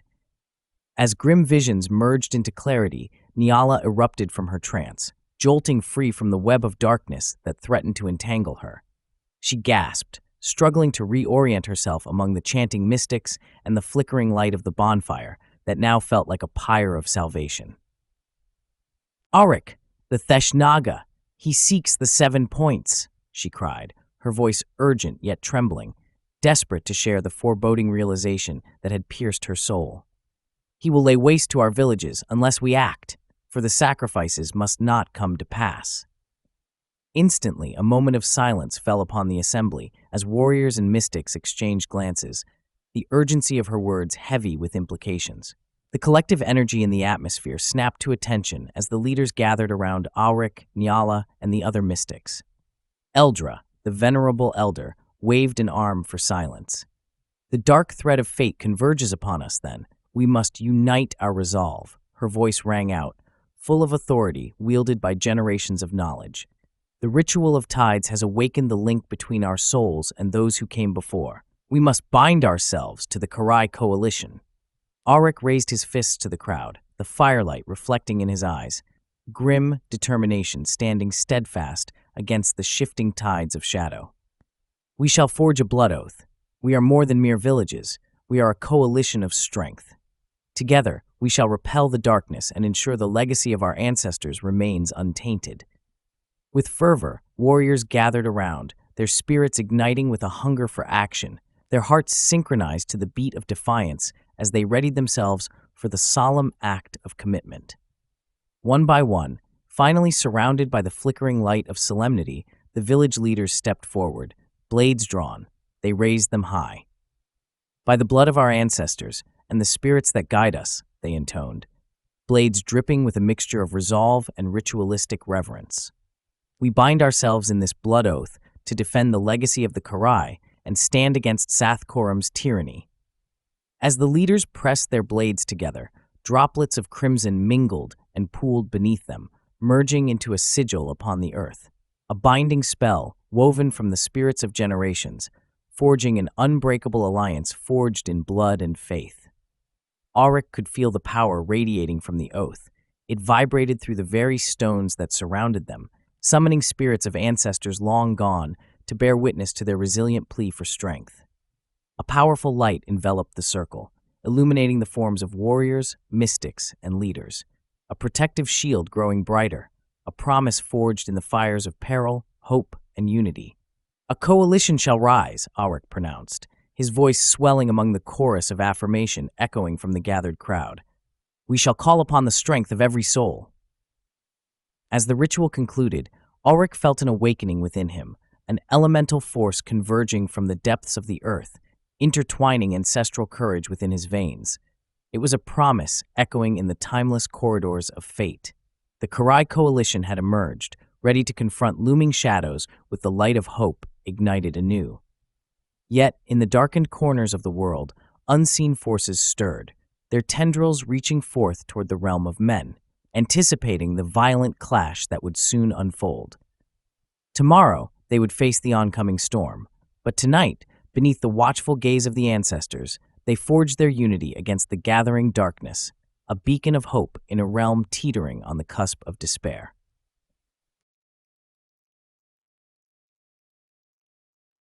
Chapter 15. The First Victory. The dawn crept slowly over the horizon, illuminating the Serpent's Tongue River delta with a blend of purples and golds, casting its warm light on the battleground where hope lay dormant. Aryke stood at the river's edge, the cool fingers of mist curling around him like soft tendrils of fate, eager to weave their tale of glory. In the distance, the Blackwater crossing loomed, an outpost fortified by Sathcorum's dark minions, an oppressive bastion that cut through the lush landscape like a festering wound. Yet today, it would not remain unscathed. Aryke surveyed the water, keenly aware of its rhythms and eddies. The Karai had lived alongside the river, their lives entwined with its currents that whispered ancient secrets. Today, those secrets would be their ally. Listen closely. He called out to his assembled warriors, the coalition's collective strength gathered behind him like a rising tide. The river is our friend today, and it shall bear us to destiny. Surrounding him were the warriors of Talam, alongside their newfound allies from the other Karai villages. A tapestry woven of skin and steel, decorated by the pride and pain of each warrior's history. Faces were set with determination, but the air buzzed with an undercurrent of anticipation, the kind that stirs when ancient powers awaken. Aryke breathed deeply before glancing at Nala, whose unwavering gaze sparked the fire within him. Together, they would see this through. "Remember our pact," he added, his voice resonating amongst them. "Today, we liberate our brothers and sisters from the vile clutches of Sathcorum and strike a blow against his tyranny." With a fierce cheer rippling through the ranks, Aryke turned toward the water's edge, drawing in the cool mist invigorating his spirit. Gesturing forward, they began their perilous journey downriver, moving with purpose and stealth, seeking the hidden paths known only to the Karai. Aryke led them carefully, maintaining silence as they navigated the currents, which ebbed and flowed gracefully, harboring ancient magic beneath its surface, a current ready to await the crescendo of battle to rise and crash. As they neared the Blackwater crossing, the outpost came into view, grim and monstrous, dressed in black stone and reinforced with jagged spikes that clawed at the sky like the gnarled fingers of a long-dead titan. The fortress teemed with activity. Minions of Sathcorum patrolled its perimeter, their movements a perverse dance of complacency. Today, doubt would crumble like the elaborate sandstone cliffs that defined their sacred lands. After observing the patterns of vigilance, Aryke slipped back to the assembled warriors, hydration beads glistening on his brow. He thrust his sword into the air, a blade of sharpened steel glowing with the promise of victory. "Remember, the Karai knowledge is our ally. Use the currents to slip past their sentries. Strike hard and true." With that clarion call, they surged from the water, power imbued in their every step as they broke upon the banks of the river resolutely. Aryke led the way with a keen eye, cutting through enemy lines with the precision of a predator. The assassins of Sathcorum were unaware when the coalition descended upon them like a storm unleashed by the wrath of the river. The air crackled with the ferocity of battle. Aryke struck first, weaving through the enemy with elegance, his movements sharp and decisive as he carved out a path for the warriors tied behind him. With each slash of his sword, each unmistakable echo of steel, he felt the strength of their ancestors guiding him, pushing him forth as he liberated their brethren. Coalition fighters poured into the outpost like an avenging storm, their voices blending in a chorus of liberation. The warriors navigated through the grip of chaos, utilizing their intimate knowledge of the terrain to befriend shadows, becoming phantoms within the storm. Nala fought alongside him, wielding a ritual dagger, a blade inscribed with the ancient runes of protection. Glowing with the ferocity of the sun, she charged through enemies with steadfast purpose, calling upon her spirits to shield their cause from harm. Each sacrifice she made, a tether to insurmountable power. "What lay at stakes, Aryke?" she shouted through the throes of battle, her fierce spirit igniting the air. "What do our actions birth? Must it be blood alone?" "Freedom," Aryke roared, cleaving another foe down with a swing that fell like a hammer upon the anvil of fate. "We embrace freedom, Nyala. The blood of our ancestors demands it." Amidst the tumult of war, the coalition began to drive deep into the heart of the outpost, engaging in fierce combat that teetered toward chaos with each passing moment. Some warriors rang out victorious cries, while others fell to the ground, their sacrifice an echo in the dark expanse of the galaxy, the price paid for liberation. But as the tide surged in favor of the coalition, Aryke surged toward the main gate, fighting alongside his comrades with determined ferocity. It wasn't long before they breached the walls, breaking into the cavernous depths of the outpost where dark secrets lay in wait. Deep within the bowels of Blackwater Crossing, they found the slaves, shackled and broken. Resentment hung palpable in the air, thick and lingering, as if the stench of despair itself had taken physical form. Aryke's heart ached at the scene that greeted them. Men and women, young and old, deprived of their spirits, chained to a horrific plight that sought to extinguish their light. "Free them!" Aryke shouted, his voice laced with fierce determination, as warriors poured into the cells, shattering iron chains with savagery, hands reaching out with the promise of liberation. He could feel the ancestral blood coursing through him, igniting the bravery within him, a force bending reality in their favor. As sunlight spilled into the darkness, illuminating faces hardened by suffering but tempered by resilience, an agitated voice called out from within the throng. "I am Lysara, a scholar." Aryke turned at the proclamation, sensing something stirring in the air.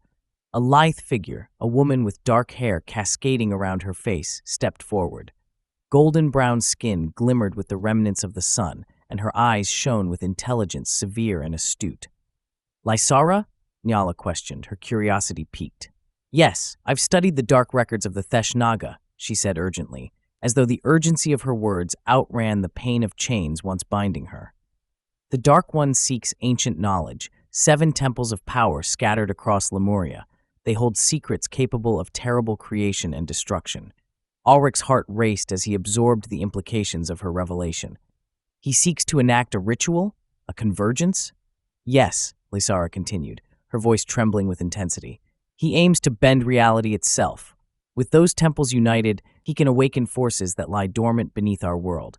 We must act quickly." A reverberation of dread filled Aryke's chest, panic mingling with the thrumming current of resolve. "Then we have no time to waste. We must rally our forces."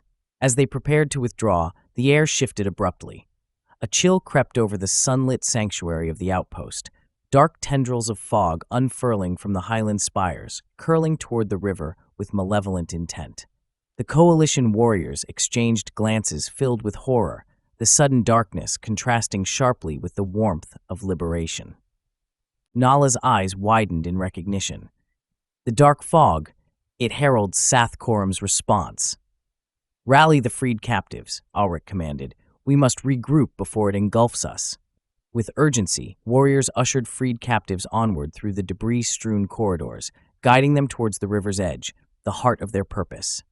As they traversed, Aryke's heart ached for the sacrifices made, for those lost. Their win would be but a fleeting taste of joy if the specter of Sathkorum darkened their victory. Yet Aryke felt an awakening within, a beast roused by this newfound knowledge. As they approached the riverbank, his gaze turned skyward, and he filled his lungs with the humid air. He would not let this moment languish, each breath amplified by the collective resolve of the coalition. Their victory would be the first of many. But the fog advanced insidiously, curling like fingers toward them, snuffing out the sunlight, caressing the backs of their necks as dread settled among them. Shadows once obliterated now returned to haunt them, a harbinger of the cosmic horror that danced beyond the edge of their understanding. And within that darkness, Aryke saw flashes of what might yet transpire, a corner of his imagination where dark rituals would yield unthinkable horrors, a world at the mercy of forces older than nature itself. So they fled downriver, the rippling water beckoning them to safety as Sathkorum's influence pressed closer, stealing their breath with every pulse of the shrouded fog. Yet Aryk's heart burned with determination, a surge of hope ignited amid despair. They had reclaimed their own today, and together they would defy the encroaching shadows. With chains shattered and darkness looming, the first victory became the foundation upon which their rebellion would be built, scars etched in a tale yet untold, a symphony of defiance singing through the annals of fate, leading them onward into the night.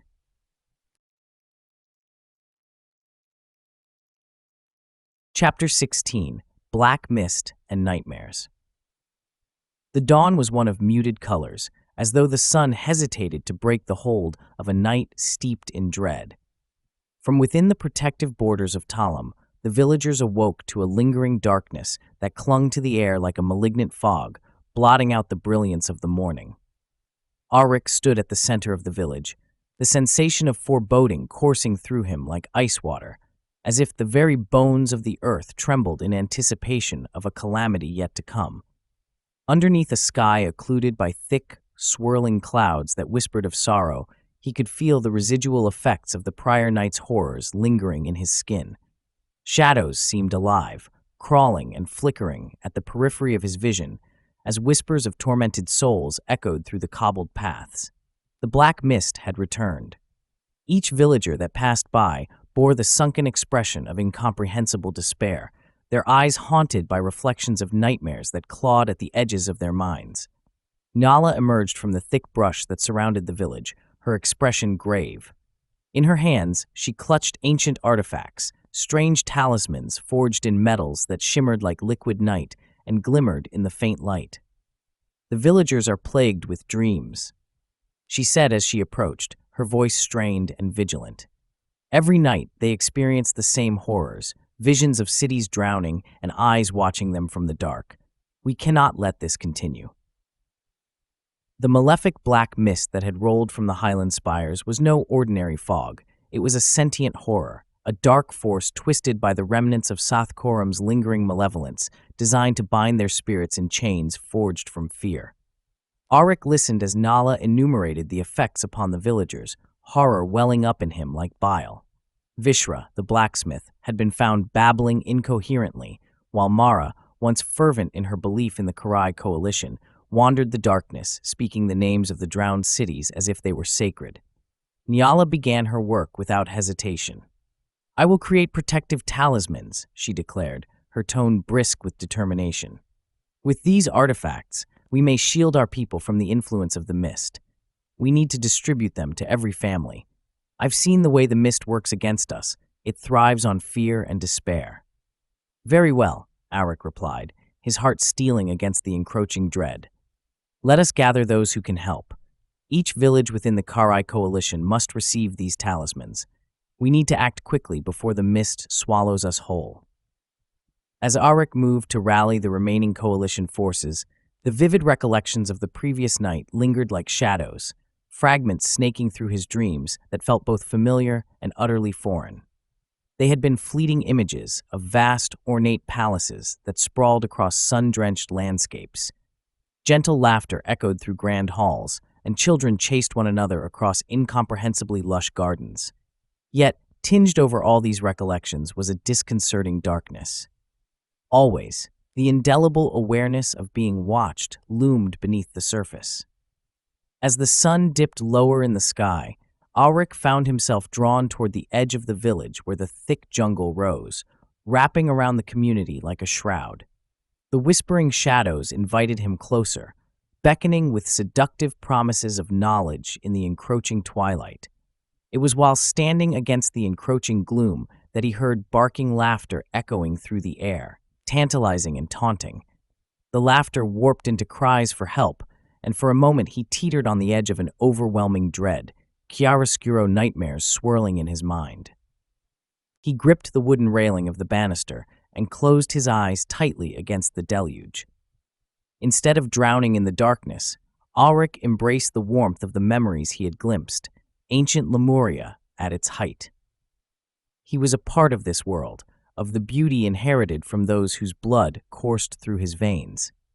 As he struggled against the deluge of emotions surging within him, Shaman Keltora approached quietly, his dark robes billowing behind him like the fabric sewn from the primordial void. "Aryke," he murmured, solemnity etched upon his ancient face. "I've felt the currents shift within you, an anomaly as rare as the artifacts Nyala wields. You are experiencing something different from the others." Aryke opened his eyes, the shadows receding as he turned to face the elder.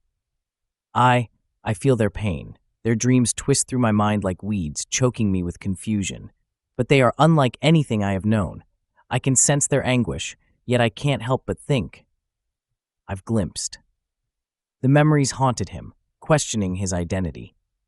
"An outsider's blood flows through your veins," Keltora replied with a nod of understanding, deep lines etched into his forehead. "You are of two worlds, a vessel steeped in the ancient legacies of both Karai and the blood that whispers secrets from the depths of history. This may provide you resistance against the nightmare effects." A flicker of hope ignited within Aryke at the thought of his outsider heritage.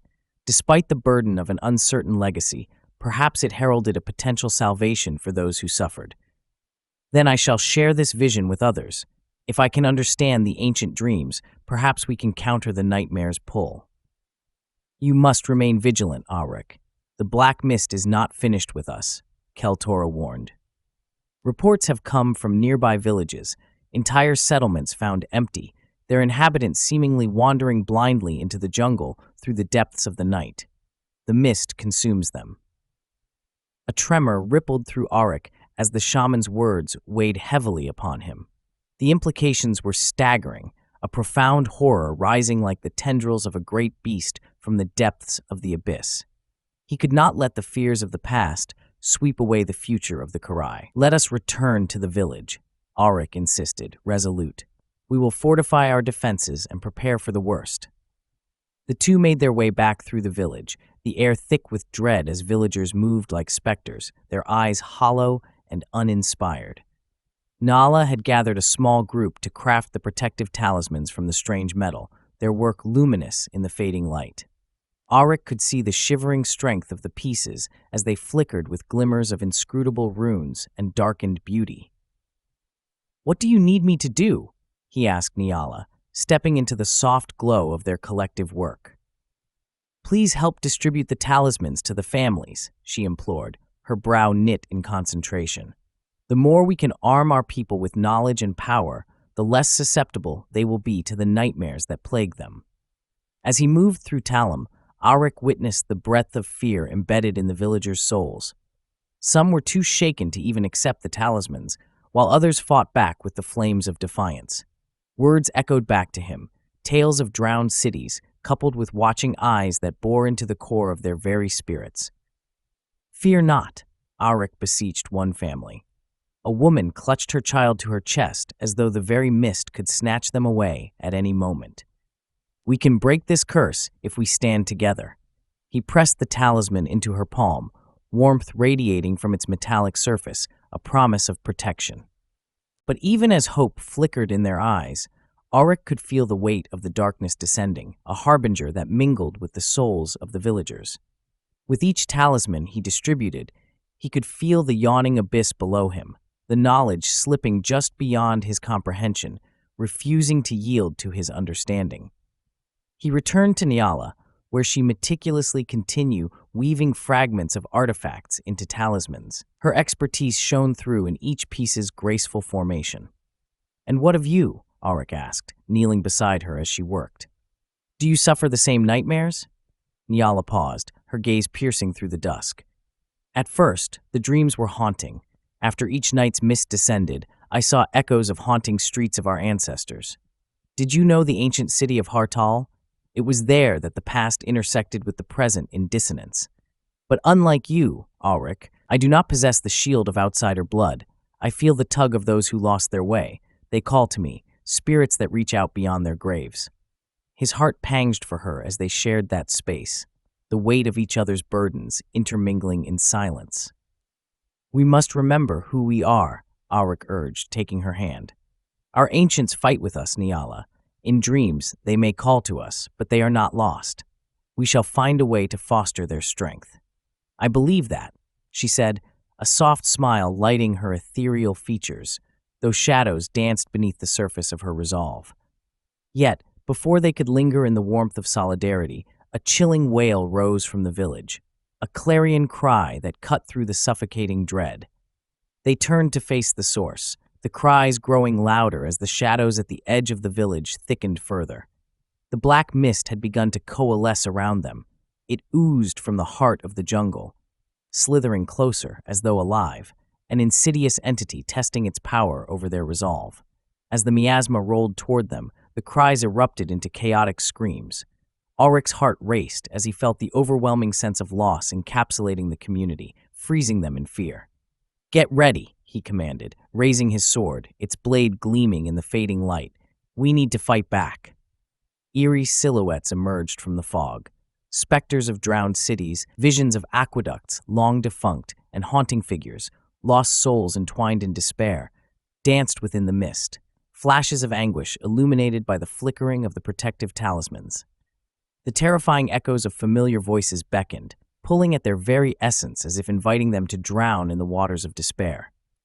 "Hold the line," Nyala shouted beside him, talismans brightening in defiance as they glowed against the creeping shadows. Together, they mustered what remained of their strength against the encroaching darkness that sought to consume them. And thus, with the mist lingering like a dark presage of the unknown, Aryk would lead them into the realm of nightmares, a battle against forces both ancient and malevolent, and challenge the very suffocating grip of despair. This night would mark the clash of borrowed memories and ancestral spirits, the dawn of their spirit of rebellion rising against the gathering storm.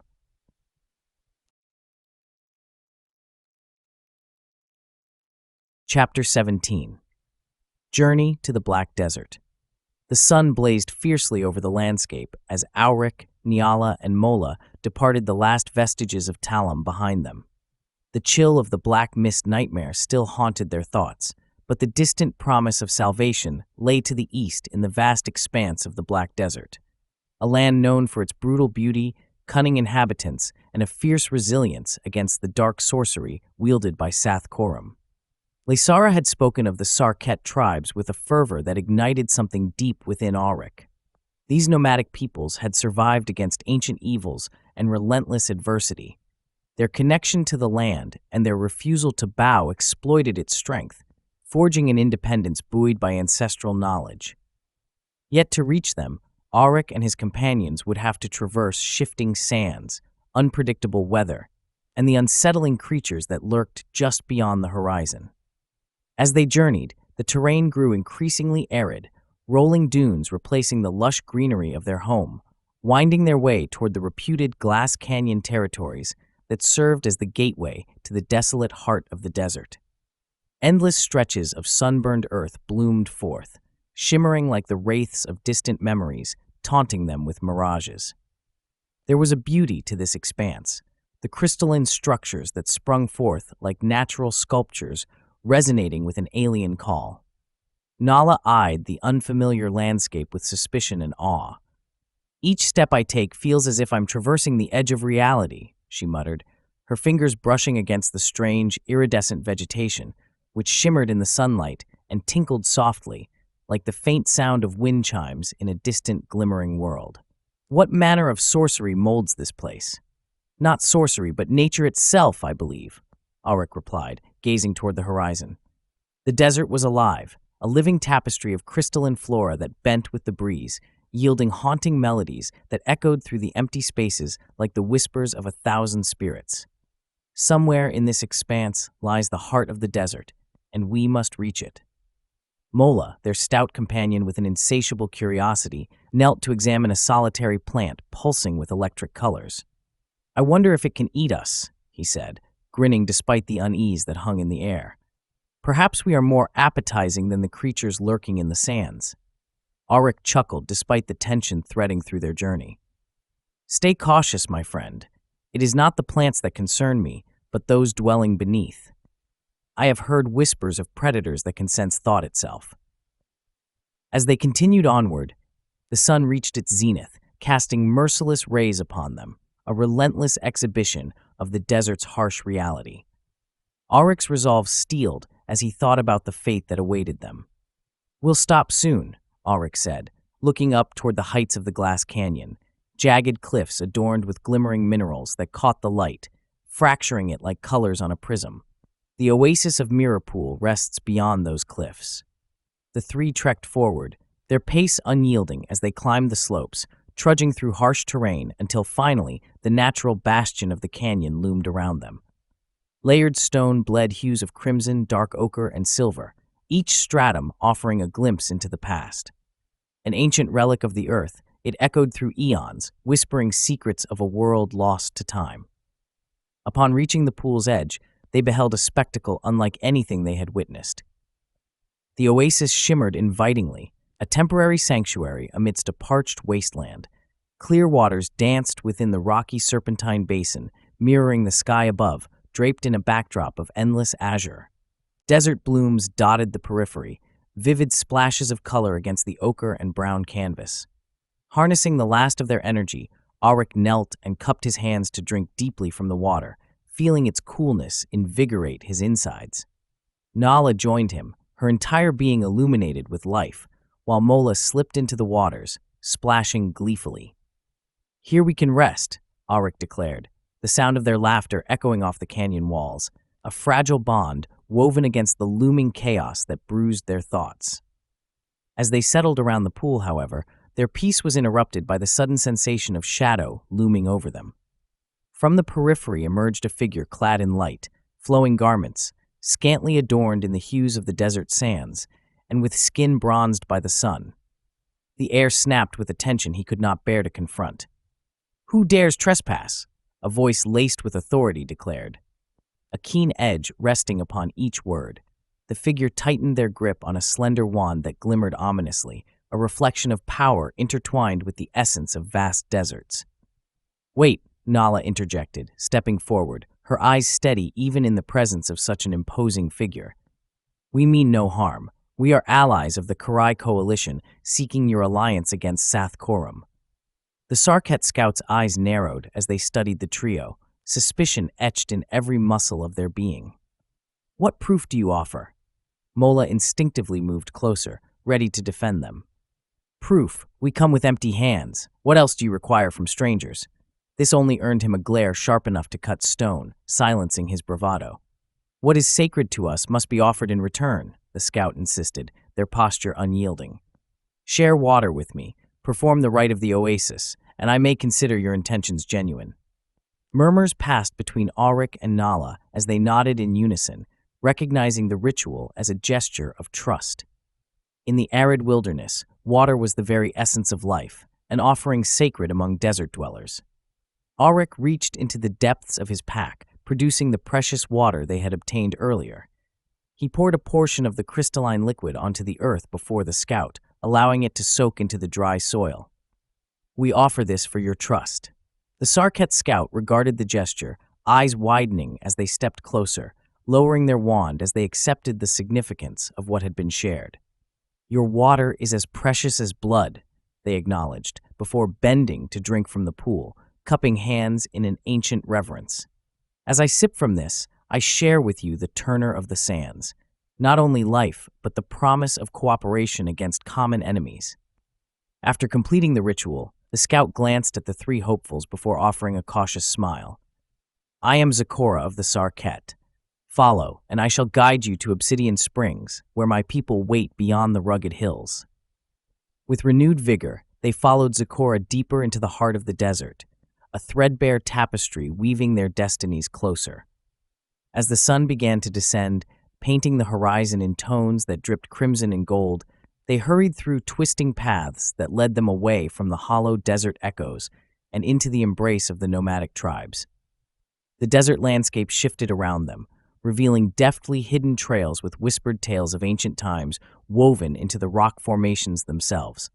A hidden calendar of battles fought, alliances forged, sacred traditions, and forgotten knowledge laying in earnest, waiting to offer its gifts. Yet the deeper they traveled, the more Aryke felt an inkling of unease rooted in the fibers of his being. Each twist and turn of the terrain echoed like whispers in the minds of those who walked before him. They spoke of the things that lingered just beyond their grasp, ever watching, ever waiting, creatures born of darkness, half-formed from nightmares that had crept into his own thoughts. As dusk fell, they arrived at Obsidian Springs, a hidden sanctuary wreathed in beauty, its springs bubbling forth beneath a protective dome of stone and greenery. The encampment thrummed with life, fires flickered under stars like countless gleaming eyes above, and weary tribesmen dressed in furs and leather exchanged stories filled with laughter. Aryke, Nyala, and Mola stood in awe, the knowledge of the path they had chosen swelling within them like an ancestral tide. It was here that alliances would be forged, hope reignited, and battles planned. Perhaps the desert held not just harrowing nightmarish echoes, but also the whispers of resurrection. Zecora gestured for them to join a nearby fire as tribal figures cast their silhouettes against the radiant glow. "You are welcome here," he spoke smoothly, noting their wonder. "Share your tales with us, and we shall prepare for the coming trials together." As Aryke seated himself by the fire, he felt a sense of kinship within the hearts surrounding him. Here in this breathtaking realm, between shadows of memory and the agonizing plea of the present, a story was written upon the sand, and he understood they were living in the echoes of legends yet to unfold. But in the back of his mind, even as laughter rang around him, he could feel the whisper of dark forces stirring against them, an undercurrent that beckoned toward the abyss. The journey had only just begun, and their fight was far from over.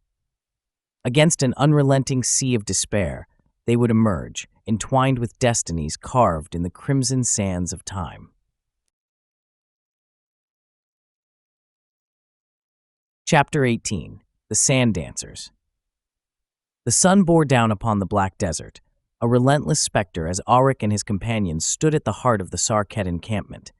The air shimmered with an unfathomable heat, distorted light wrapping the oasis in surreal hues. Warriors moved effortlessly among the tents, speaking in low tones that seemed to resonate like whispers of ancient spirits dancing on the winds. It was here that Aryke would prove himself worthy, amid the churning sands that had borne witness to untold eons of life and strife.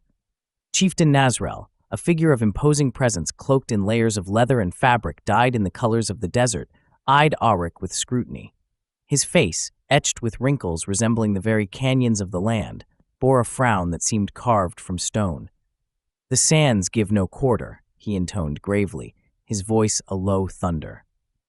"You seek alliance, but first you must endure. What manner of challenge do you require?"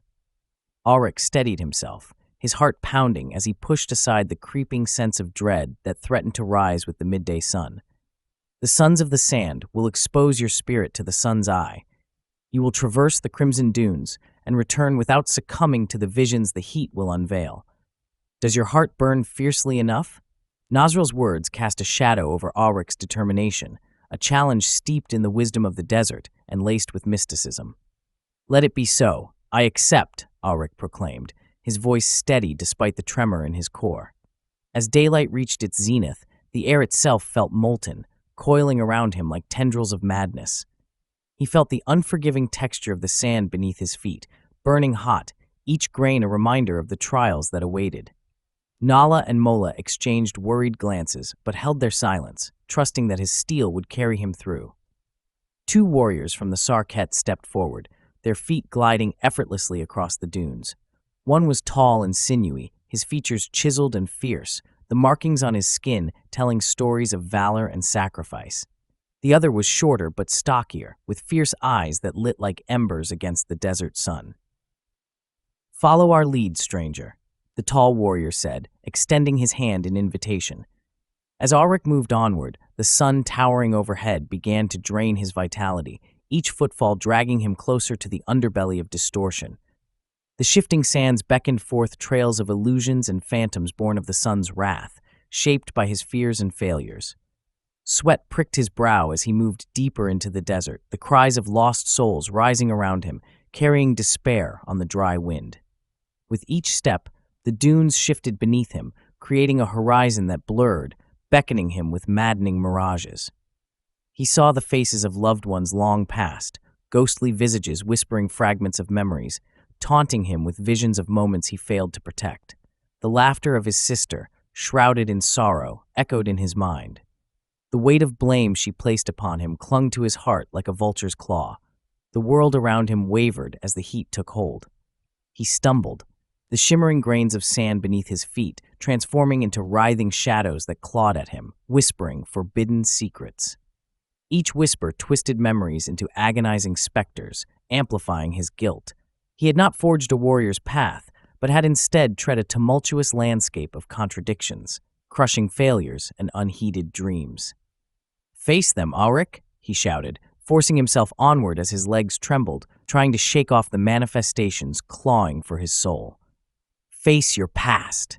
The words echoed in the empty stretches, rallying both his spirit and will against the smothering weight of despair.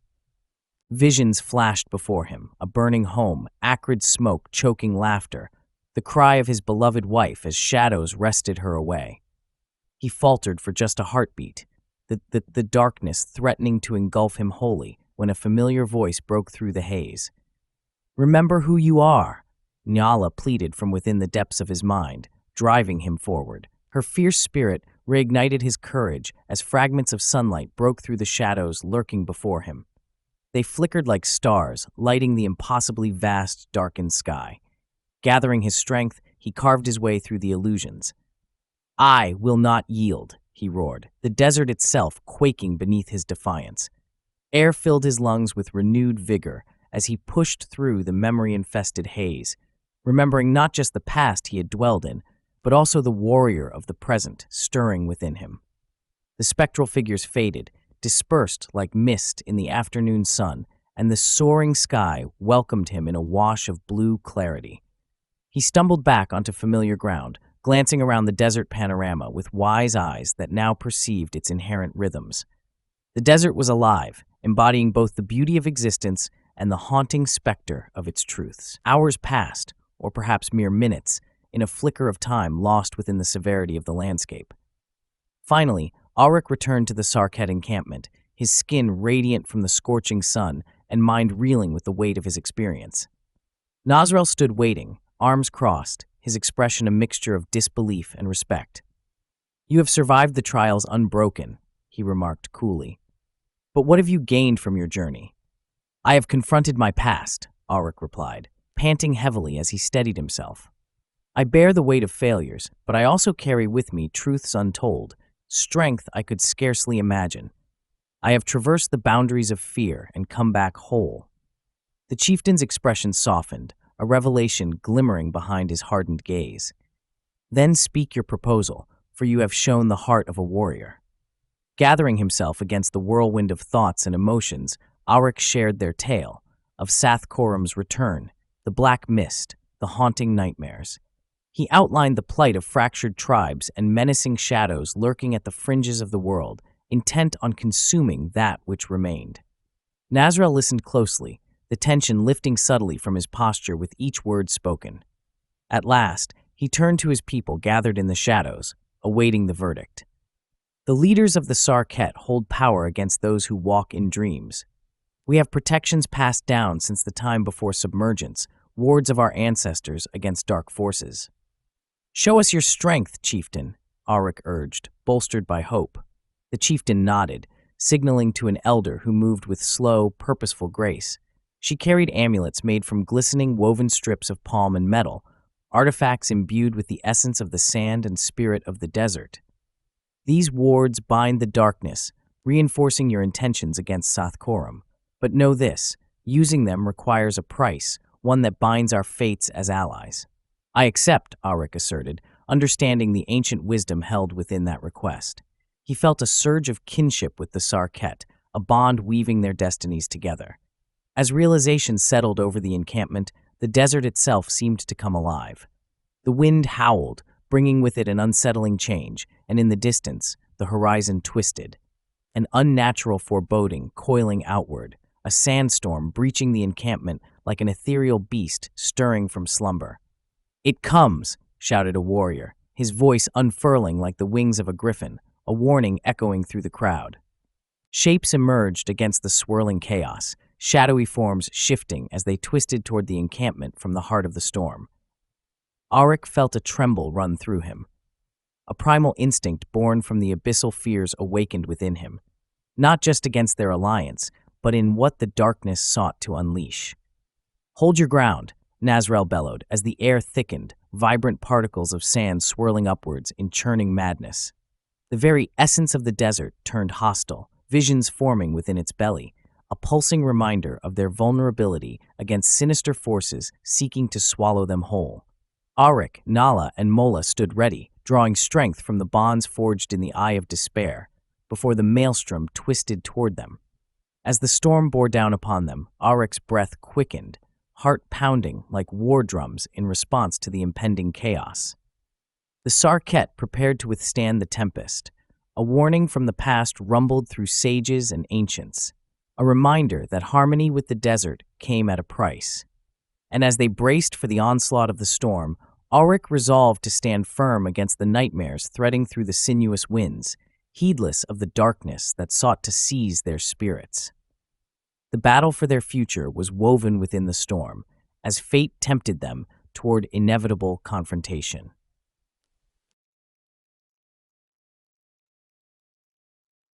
Chapter 19: Storm of Knives. The wind howled like a banshee unleashed, a cacophony of chaos as the storm engulfed the Sarket encampment. Aryke stood with clenched fists, feeling the tremors of the ground beneath him, a premonition of the unholy dread that lay before them. The sky darkened, obscured by whirls of blistering sand that hissed through the air like serpents seeking prey. Within this maelstrom, he sensed pinkish shadows coiling and writhing, a malignant force that reshaped the very landscape of the desert. A piercing echo thundered against the dusk, and out from the cruel bluster emerged grotesque figures, scorpion men riding glistening, jet-black, crystalline beasts.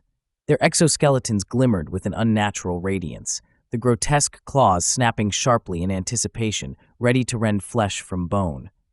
These were the servitors of Theshnaga, the vanguard of a malevolence that sought to consume the very essence of life itself. "Defend the sanctity of your home." Nazrel's roar lashed through the chaos like a spear of light amidst the shadows, and the Sarket warriors sprang into action, fluid motions reminiscent of dancers in death's embrace. Aryke felt the fire of battle rise within him, primal instinct igniting his senses as he steadied his axe, a formidable extension of his will. Beside him, Nyala stood poised and ready, her presence a beacon drawing forth the energy of the desert's mystics. "We must combine our strengths," she urged, eyes flashing with fierce determination. The first of the scorpion men charged, its segmented body glimmering menacingly, advancing against a cadre of Sarket warriors who met its advance with swords raised high. Steel sang through the air as clashing bodies engaged in a dance of death, the rhythm of combat echoing against the cries of the storm. In that moment, Aryke surged forth, borne on a tide of adrenaline and ancient fury. As the scorpion man lunged, he dodged deftly to the side, slipping past its snapping pincers. In a grand arc, he swung his axe, the blade singing through the thick air, and struck against the scorpion's armored torso. The axe bit deep, and as the creature writhed in agony, Aryke was stunned to witness a curious occurrence. The wound twisted, warped, and refused to heal, like a dark star siphoning the very essence from the shadows. Dust began to envelop the scorpion man, unraveling it into grainy nothingness, as if the very fabric of its existence was being eaten away. Aryke drew back, a mixture of awe and dread coursing through his veins. The axe was no ordinary weapon. It bore a connection to powerful forces. "Strike true!" Nazrel shouted as he fought alongside Aryke, his movements a masterful blend of agility and brute force, the fluid desert combat style melding seamlessly with Aryke's northern ferocity. They were becoming a singular force, axes and blades a symphony of death against the encroaching storm. With every swing of Aryke's weapon, it emitted a dull, ember-like glow, resonating with energies he could not entirely understand. The scorpion men fell to their knees, shrieking in a cacophony that drowned beneath the roar of the storm. The essence of the desert stirred. The Sarket warriors rallied together, their fierce spirits coiling like the tempest raging around them. "Unleash the wards!" Nyala's voice rang clear amidst the chaos, calling upon the mystical knowledge she shared with the Sarket. The mystics, their faces taut with concentration, summoned ethereal shields of shimmering light that encircled Aryke, Nazrel, and their soldiers, isolating them from the howling void. The Scorpion men, emboldened by their numbers, charged once more, seeking to breach the defenses of the encampment. Their barbed tails lashed through the air, seeking to pierce flesh, yet the mystical wards repelled their blows with blinding efficacy. "Channel your energy through the very essence of the storm," Nyala shouted, the air around her shimmering like a mirage. Out of instinct and instinct alone, Aryke found himself gravitating toward Nala's call. His feet found their rhythm, an ancient choreography intertwining with the ebb and flow of the desert wind. He shifted, whirling like a tempest born in the heart of the storm, his movements a reflection of both his own fierceness and the magnificent embodiment of his allies' wisdom. It felt as if the desert itself had awakened, channeling through him, enkindling his blood with a sacrificial fervor. With furious intent, he struck again, finding his footing amid the chaos. The Scorpion men thrashed wildly as he made contact, their flesh colliding with the brilliance of his axe. A flash of momentum sparked between them, an electric current surging at the very moment of paired impact. The agonized cries twisted and melded into a cacophony, not a sound of pain, but of something viler extinguishing itself into the ether. Crystalline sparks scattered like dying stars against the ozone. Yet amid the escalating frenzy, Aryke's mind flickered with urgency. Each enemy that fell to his weapon's curse lost their corporeal form, becoming remnants of spectral dust intertwined in the winds of the storm. As he glanced back, seeking the reassurance of his allies, his heart simmered with underlying tensions. The visages of each fallen enemy unraveling into nothingness felt like echoes of time rebirthed. Nazrael fought with unparalleled ferocity, spinning and dashing, the edge of his blade glinting against the tumult of the swirling wind. "The darkness seeks to consume us," he bellowed, clashing with a Scorpion man that charged with daggers drawn. "Hold true." Beside Aryke, Nala's incantations weaved intricate patterns in the air, sparkling shields mapped with sigils and shapes, channeling the protections of their ancestors. Flames erupted from her fingertips, igniting the sand into fiery geysers, consuming any threats that dared approach. The tide of battle began to shift. With every fallen Scorpion man obliterated by Aryke's weapon and spell, the remnants of their spirits lost in the golden haze, the storm's intensity began to wane. But the darker elements lurking within it were not so easily quelled. A greater shape churned at the eye of the sandstorm, the silhouette of something sublime yet dreadful. An oppressive weight hung in the air. Aryke beheld the unseen presence drawing close, an ephemeral force that seemed to pierce through the veil separating realms. It stirred the shadows hanging over their victory, hovering like a dark conscience banished to the edges of awareness. "Resist it," Nazrael warned, cutting down another Scorpion man. "It is not just a storm, it carries the breath of the Theshnaga." In that instant, Aryke could sense the eldritch power that rippled within the very fabric of reality. It washed against him, tugging at his essence, ensnaring the edges of his mind. Whispers filled his thoughts, dark echoes that seemed to incite a primal fear. He willed himself to concentrate, shifting seamlessly into the embrace of the battle around him. With a great sweep of his hand, he rallied the warriors of the Sarket, their movements synchronized in martial grace against the oncoming tide. "Together," Aryke roared, drawing forth energies that coursed through the fire in his heart and surged outward. A rhythm of strikes, steals, and countermoves channeling into a singular focus as one. They struck forward, reclaiming their stance as protectors against the sinister designs of Theshnaga. The axe in Aryke's hands shimmered with an otherworldly hue, pulses of energy deeply resonating with their combined will, spilling forth like waves crashing against jagged rocks, sending the storm of shadows crashing back. One by one, they shattered the crystalline Scorpion men, their fragmented forms dissipating like distant stars exploding into darkness. The tendrils of the storm started to falter with every breath of defiance they let loose, retreating and circling the edges of their might. But even as victory touched their hands, breaches began to form between glimpses of reality and dissonant possibilities. "We must finish this," Nala cried out, determination igniting her eyes like lanterns in the abyss. Hands held high as she interwove her essence with that of the desert.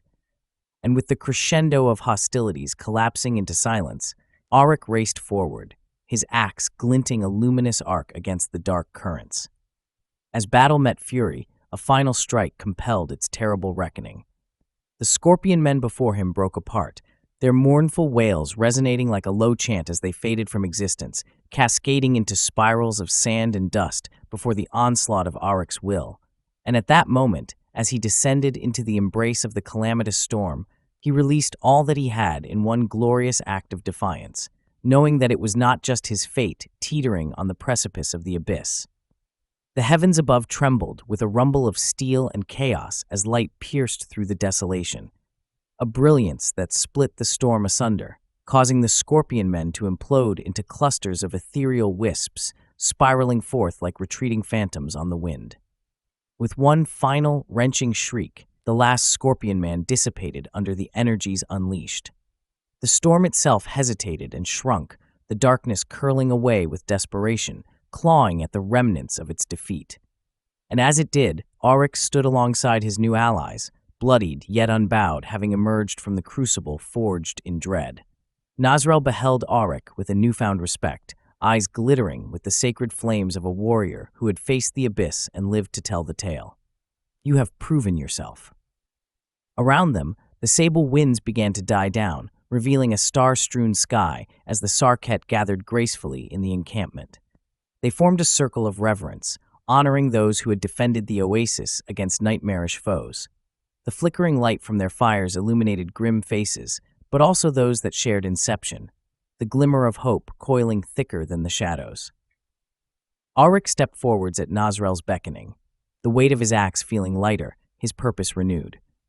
"I seek an alliance, and I find not just warriors, but heart and strength.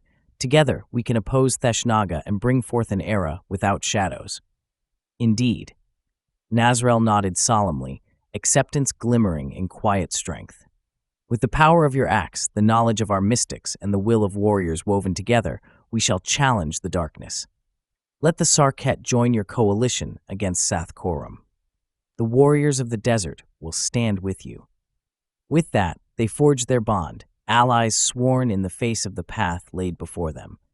Together, Aryke, Nala, Mola, and the Sarket stood resilient against the encroaching shadows threatening to blot out their world, a united force carved from the heart of the tempest, ready to face the horrors lurking in the abyss. As the final remnants of the sandstorm faded into stillness, Aryke took a deep breath, feeling the electric hum of fulfillment in the air, assurance coiling with ambition. Leaning into the embrace of newfound allies, he realized they had transcended mere survival, stepping forward as architects of their destiny, a fulcrum balanced against the enormity of darkness that sought to consume them.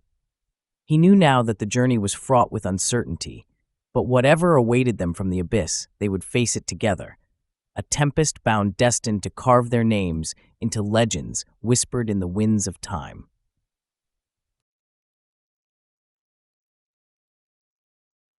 Chapter 20. The Inland Voyage. The barge creaked and groaned against the waves of the great inland sea, a vast expanse of shimmering blue reflecting the twilight sky. Aryke stood at the helm, the cool wind embracing him as it carried the sense of salt water and the distant promise of adventure. With him were his companions, Nala, Mola, Nazrel, and the warriors of the Sarket, an eclectic alliance bred from fire and blood, now embarking upon a journey through the ancient waters of Lemuria.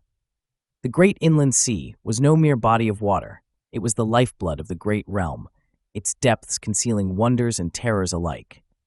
As the long days of travel unfolded, Aryke felt the echo of something older than time resting just beneath the surface, tempered by the mirth of shifting waters.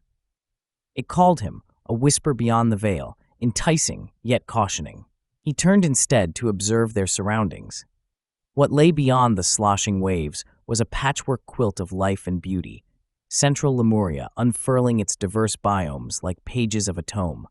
Each island they passed featured unique flora and fauna, sprawling jungles intermingling with shimmering beaches and cliffs topped with thorny vegetation.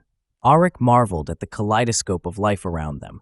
Mighty trees with twisting roots raised above water like ancient petrified sentinels, their branches thick with vines adorned with flowers of impossible hues. He caught glimpses of strange beasts, watching him in curious silence from under the safety of the reeds. "Look," Nyala called, pointing toward the horizon. "The floating gardens of Yoth." Great expanses of massive lily pads dotted the surface of the sea, their leaves large as shields and lush with vibrant colors. From each floating island sprouted flowers that gleamed and pulsed in the midday sun, vibrant ecosystems flourishing atop these buoyant sanctuaries. Creatures flitted among the blossoms, delicate, ethereal beings that buzzed like stars fallen from their celestial dominion. The sight took Aryk's breath away. It felt as though they had sailed into a realm preserved by a whim of the gods. The barge drifted closer to the gardens, where the sounds of rustling life greeted them, harmonizing with the gentle lapping of the waves. Warriors of the Sarket relaxed momentarily, captivated by the lush landscapes. Aryk spotted a particularly curious butterfly that wore wings like stained glass flitting between the petals, its fragile beauty a stark contrast to the strife they left in their wake. "What an enchanting place," Mola observed, sketching the scene in his worn tome. "It feels alive, as if the air itself is charged with a current of magic." Nala nodded solemnly, her expression contemplative. "The floating gardens are sacred, said to harbor spirits that guide the fates of sailors. They remind us that beauty can exist even amidst chaos." As they glided gently past, Aryk felt a sense of peace washing over him, as if the gardens of Yoth were bestowing their blessings upon their passage. Yet, he could not shake the feeling of impending dread that lurked on the periphery of his thoughts. The lingering shadow of Sathkorum's recognition loomed large over their path, a threat that shadowed their every undertaking. After days at sea, the barge finally approached the bustling trading port of Sathla. The shores of Sathla emerged from the horizon like a mirage, revealing a vibrant tapestry of merchant stalls, fishing boats bobbing up and down in the harbor, and swarthy sailors shouting, cursing, and bantering in a cacophony of commerce. Aryk felt the pulse of urgency in the air. They needed to gather allies for the conflicts awaiting them on their quest. As they docked amidst a throng, the group disembarked into the chaos of the marketplace. Merchants displayed vibrant cloth, spices, and exotic creatures as the scent of salt and sweat intertwined. But the cries of joy were muffled by murmurs of discontent. Aryk sensed it, the bitterness brewing among the townsfolk, the heavy weight of excessive taxation wrought by Sathkorum and his insatiable need for control. "Keep your wits about you," Nazrel urged, scanning the faces in the crowd with wary eyes. "Our gold may attract attention, but we must remember who we are dealing with." Aryk nodded in understanding as they approached a cluster of mercenaries and smugglers gathering beneath a storefront's awning. There, winks, nods, and shy glances exchanged in conspiratorial whispers affirmed their suspicions. These men were fed up with Sathkorum's oppressive rule and were looking for their chance to take action. Aryk stepped forward. "Brothers, sisters, we fight a common enemy. Sathkorum's tyranny suffocates not just us, but all who dwell in Lemuria. Join us, share in glory and freedom." Their eyes glinted with curiosity and hesitance. A burly man with a scar tracing his jaw stepped forward. "And why should we trust you, Northern man? What guarantee do we have of victory?" He could feel the weight of their apprehension, their trust hardened by grief and loss. "I bear no titles, no promises of grandeur, only the resolve to end this tyranny. Ours is a coalition born not of random alliances, but of shared purpose, an opportunity to carve our own fate." The crowd began to mutter, eyes flicking to the sides as though anticipating lurking shadows. The burly man's gaze settled upon Aryk for a heartbeat that stretched like the pulls of the tide, weighing the truth behind his words. "If you can pay generously and show might, you might gain our loyalty," he replied, folding his arms defiantly. "But know this, if you lead us into disaster, the wrath of the Smugglers' Guild will be upon you." "Your gold will be well spent," Aryk declared, as Nala stepped beside him, her poise radiating confidence. "For we have knowledge, strength, and purpose that transcends the individual. Join us, and we'll build a unified force able to stand against Sathkorum's war galleys." With his promise ringing in the air, the burly man grimaced, and then reluctantly started nodding. "All right, you've got yourself a deal. Bring on the fight." Their numbers swelled as more mercenaries came forward, enticed by the prospect of adventure. Among them were men and women of all skills, archers with unerring aim, swordsmen hardened by the cruelty of conflict, and wise sages carrying knowledge from far lands. Aryke felt the hopes of countless lives weaving into their fabric like threads in a tapestry, preparing for an uprising. But as the sun dipped lower, casting a fiery orange glow over the horizon, another darkness loomed on the fringes of the harbor. Sathkorum's war galleys, sleek and monstrous, prowled beneath the surface like hungry sharks. Aryke's instincts flared, urging caution as he recognized the insignia emblazoned upon their sails, the flayed hand of Sathkorum watching with unblinking eyes. "Shadows gather in the distance," Nazrel murmured to Aryke, anxiety etched across his brow. "We cannot risk detection. We must shelter among the 1,000 isles." "All aboard," Aryke called, rallying their newfound mercenaries. As they hastily reconvened on the barge, Aryke felt the urgency pulse in his chest. The threat loomed over them like a thunderstorm on the horizon, undeterred. They set sail into the gathering darkness, navigating through the labyrinthine isles that punctuated the great inland sea, islands dotted with jagged rocks and swirling mists. The advantage was theirs in these waters, but as Aryke turned to glance back at Sathla, a chill shot down his spine. Fate was uncertain. Sathkorum would respond to their defiance with brutality. As night fell, Aryke stood on the deck of the barge, gazing into the shimmering waters. It was then that the phenomena began. Lights pulsed beneath the surface, dancing and glimmering like shards of scattered stars, eerily shifting in formation toward the northern shore. They bore an almost sentient quality, moving with intention, as though following a calculated embrace of darkness. "What in the name of the gods is that?" Mola gasped, stepping beside Aryke, his sketchbook in hand, capturing the surreal display. "I do not know." Aryke's voice was low, laced with unease. "But whatever they are, they seem to beckon toward the massive stone hands rising from the water just beyond the bay." Indeed, as the barge navigated the waters, a silhouette began to materialize against the brush of luminescence. Massive stone hands, long and twisted, reached out from the depths of the great inland sea. They were grotesque and awe-inspiring, rising like the bones of ancient titans.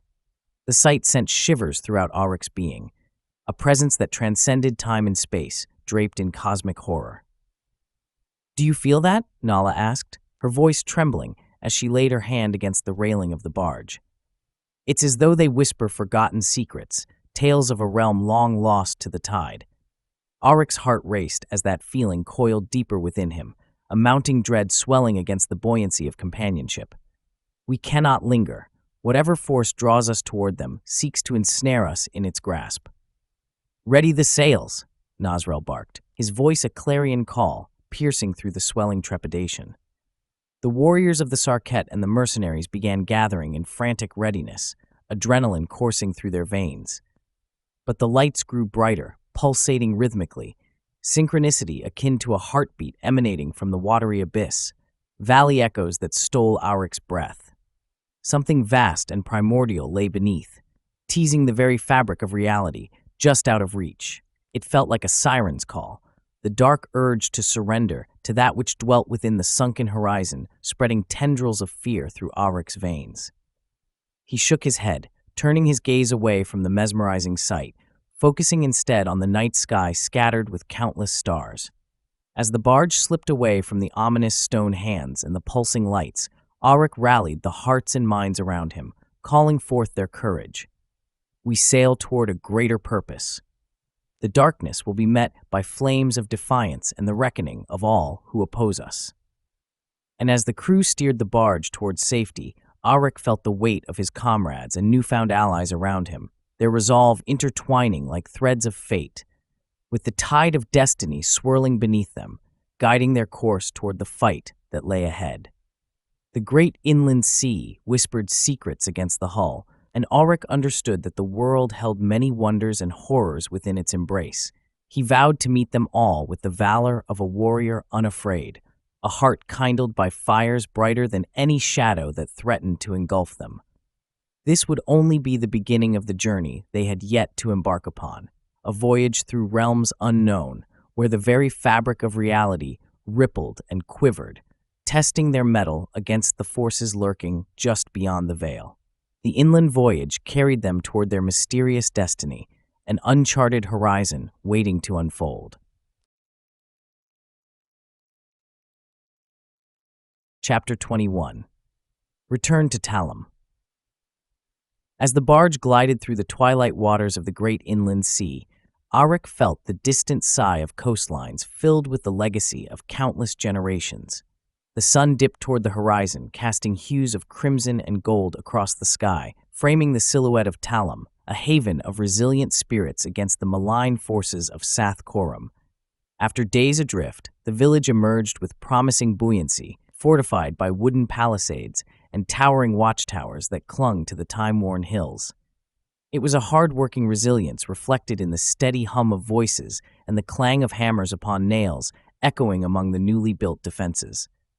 The aroma of smoke and spices hung thick in the air, mingling with the scent of earth, both familiar and welcoming, and Aryke felt a spark of hope rekindle within his breast.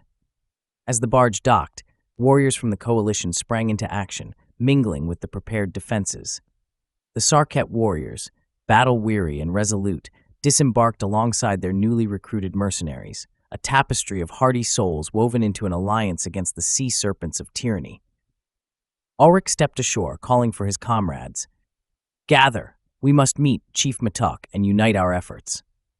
In the heart of the village, the chief awaited them, a commanding figure clad in the vibrant fabrics of his people that shimmered with the allure of the sea. His gray hair flowed long and loose, blending into the wind like the ocean foam. Matok held a dignified air. As Aryke approached, he welcomed them with a wide, fierce grin, a reminder that beneath the vast sky, alliances could spark from shared dreams. "Welcome back, my friends," Matok boomed, raising a hand in greeting. "You have brought news from the north, I trust?" Aryke exchanged glances with Nyala before addressing the chief. "We have gathered strength in our numbers, and I bring word of the forces of Sath Coram. He has dispatched his most feared general, Vargeth the Flayer." Matok's brow furrowed in contemplation as the war drums beneath his skin rolled like thunder. "Then preparations must be made. We have unified 12 coastal villages to stand resolute against the encroaching darkness." He gestured toward the newly fortified surroundings. "These palisades will hold. We shall crush the ambition of Sath Coram here, on the shores of our sacred home." The fires of determination ignited within Aryke's heart. He felt the alliance strengthen with purpose, yet the weight of the shadow still loomed over them. That evening, as the sun surrendered to velvet night, Aryke sought a moment of tranquility.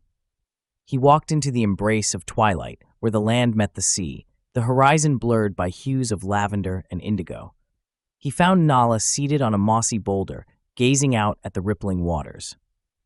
"Join me," she beckoned gently, her eyes reflecting the last embers of daylight. As he settled beside her, Aryke felt the palpable connection between them, complicated by the weight of their war responsibilities. With the horizon before them, he watched the waves caress the shore, pondering the truth of their situation, a mixture of duty and unspoken desire. "Containing Vargeth will not be easy," Nyala said, breaking the serene silence that wrapped around them.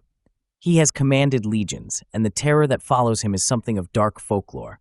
He revels in destruction and feeds on the pain he inflicts upon others." "Perhaps," Aryke replied, "but we have strength in our alliance, and together we can devise the means to ambush him.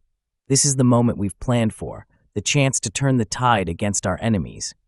Her expression grew somber. "Yet this struggle has drawn us into the depths of war. Each decision we make could cost lives. Sometimes I am torn, Aryke, between those far greater than us." "Life holds many contradictions," he said, his voice low, earnest. "We fight for those who cannot fight for themselves, defying the darkness that seeks to encompass us all. But that does not mean we cannot care for one another amidst the chaos." Nala turned to face him, the wind tugging at her hair, pulling them both closer together in the moment. "Our differences, my northern ways, your southern customs, how can they bridge the chasm between war and affection?" "I do not know," Aryke admitted, heart racing beneath the weight of her gaze. "But I would like to find out. In the midst of the storm, perhaps love can blossom amidst the ashes of despair." As she pondered his words, Aryke's heart thundered in his chest, longing for the connection that pierced the veil of their cultural boundaries. Yet the specter of battle loomed over them, thickening the air with unspoken tension. "Aryke," she whispered, "the path we tread is a treacherous one. Hope can feel like a mirage in the wake of what we face."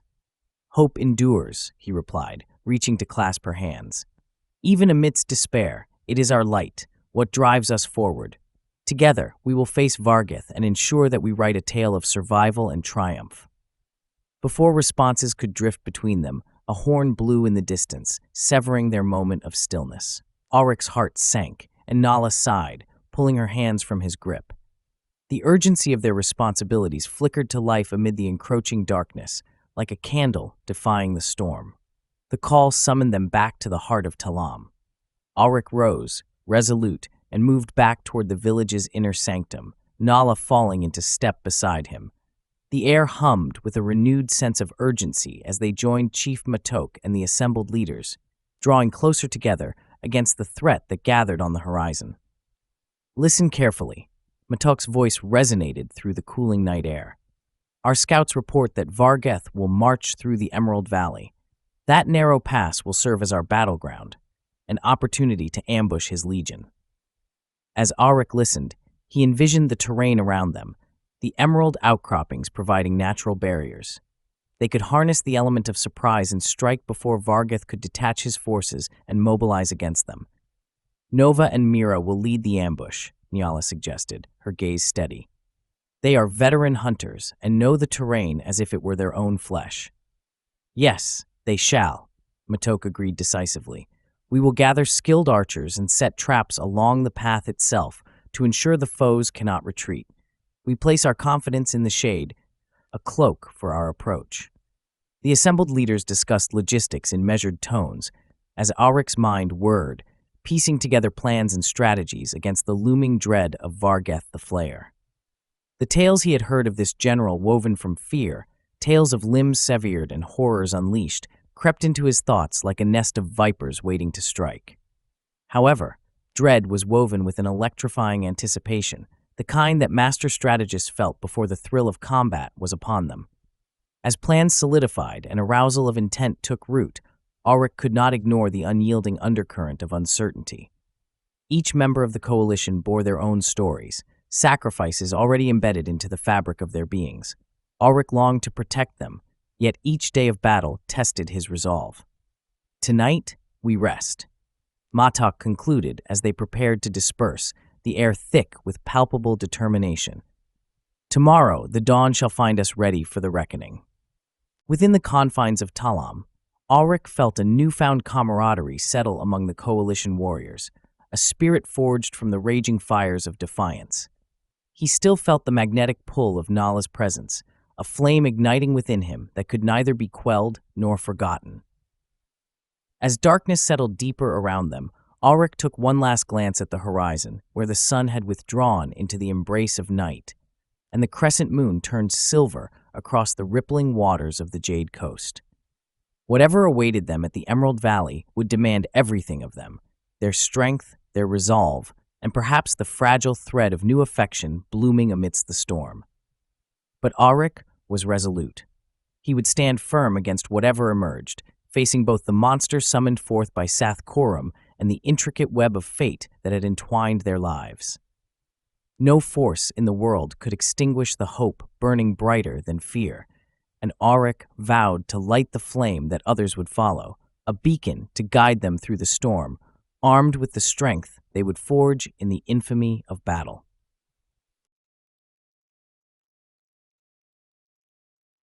Chapter 22. The Emerald Ambush. The ancient stones of the Emerald Valley rose from the earth like weathered sentinels, their jagged faces etched with the wisdom of ages long forgotten. Vegetation clung tenaciously to their bases, draping the landscape in emerald hues that lent credence to the valley's name. Aryke stood at the head of his coalition forces on this fateful dawn, surveying the narrow pass with keen eyes, the cool wind whispering tales of both glory and doom. Their makeshift camp was positioned on the plateau, far enough from the ancient road that wound its way through the valley, yet close enough to respond swiftly when battle erupted. The warriors of Talim and their newfound allies moved with purpose, tension crackling in the air like an impending storm. Wooden tripwires and sharpened stakes awaited beneath the brambles. The work of the night now solidified into a deadly embrace for any approaching foe. "Steady yourselves," Aryke urged his comrades as they affixed the last remnants of their traps. He could feel their collective pulse, a rhythm of anticipation matching the beat of his own heart. "Vargeth's army may be fierce, but we shall use their arrogance against them." Nala arrived, her presence a soothing balm against the prickling nerves around them. She carried with her the vestiges of nature and earth, her fingers stained with soil as she prepared to veil their position. "We must obscure ourselves from Theshnaga's prying eyes," she said softly, kneeling in the grass beneath the tapestry of trees. "Light becomes shadow, and shadow embraces us." Aryke watched as she began to draw ancient sigils in the earth, her hands moving fluidly as if recalling age-old dances of protection. With each curve and line, her lips moved in a rhythmic chant, a melody that flowed into the wind, weaving spells of concealment against the insatiable gaze of Sathkorum's sorcery. The warriors gathered around her, captivated by the spirit that emanated from her rituals, a palpable magic that seemed to breathe life into the air between them. As darkness curled around their presence, the tensions among the coalition ceased to be a veil and transformed into a collective shield. Hours passed, the sun inching toward its zenith, casting a watchful eye upon the valley. Aryke could feel it. The time was near, the culmination of weeks of faith and fervor. They waited, adrenaline thrumming through their veins, each man and woman honing their focus upon the promise of battle. And then, like a plague descending upon the land, the drums of war filled the air, reverberating against the stones. The first figures emerged from the tree line, cutting through the underbrush with meticulous precision, shadowy silhouettes that slowly grew into reality. Vargeth's forces were upon them, marching in grim formation behind their feared general. As Aryke scanned the approaching army, his stomach turned. Vargeth had come with 3 times the force they had anticipated, an overwhelming tide of iron and malice. Clad in darkened leathers grafted with grotesque patches of flesh, they advanced in swift, calculated movements. But it was the creatures that lurked behind them that sent a chill racing up Aryke's spine. Chained beasts writhed and twisted, grotesque forms scuttling upon too many legs, a macabre display of sinew and malice, their eyes glinting with unholy intelligence. Somehow alive yet tethered by chains forged in the foulest pits of despair, they appeared eager for the freedom of chaos, their snarls echoing with a haunting hunger. "Steady! Hold your positions!" Aryke barked, gripping the hilt of his sword more tightly. The ambush must not be compromised.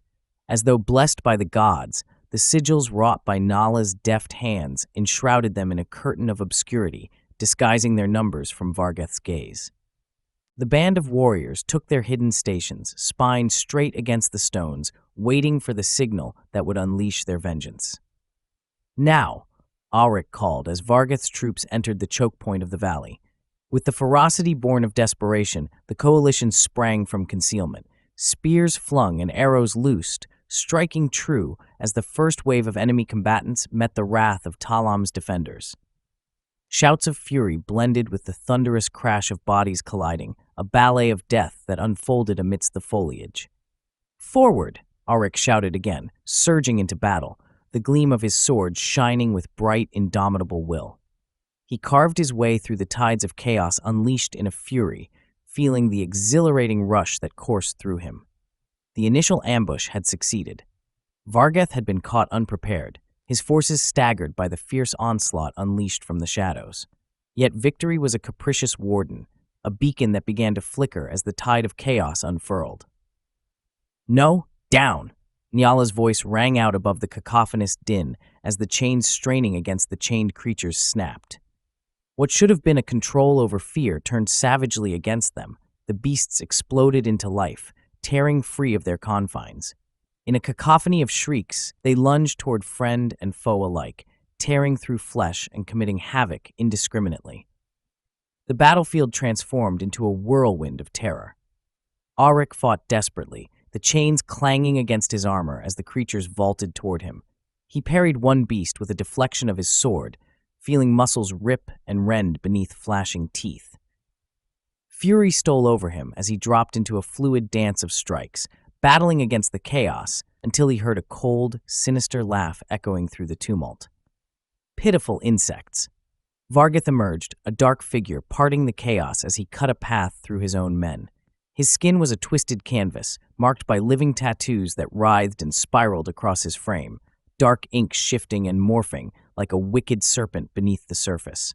Aryke met his gaze, a surge of defiance rising within him. "By what grotesque sorcery do you wield such horrors?" Aryke shouted, his voice edged with resolve.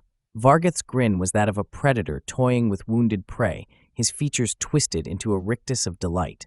"Sacrifice begets power, boy. These are my kin. Together we feast on suffering and bloom amidst despair." And with that, Vargoth lunged forward. Aryke's heart pounded, a primal instinct forcing him to meet the general's advance. Swords clashed, the sound ringing out against the backdrop of raging battle. As they dueled beneath the remaining light of the sun, Aryke felt something altogether strange, a swirling energy lash out from Vargoth's body, the writhing tattoos reaching for him like tendrils of shadow. Aryke recoiled, barely evading the dark grasp, as those writhing spirits sought to intertwine with his very essence. Each movement brought a rush of dread, forged in ancient whispers that struck against the vulnerabilities deep within Aryke's mind, the fear of inadequacy, the weight of expectation. "Fight, boy. Embrace your fears," Vargoth taunted, leveraging the sinister advantage of his mark. "You cannot escape them, just as you cannot escape your death." Rage ignited within Aryke's heart, fueled by the fury witnessed amongst his beleaguered comrades and the chaos surrounding him. Each swing of his sword became more deliberate, more furious, pushing back against the tides of overwhelming dread. "Not today, monster!" Aryke shouted, lunging forward and landing a blow to Vargoth's shoulder.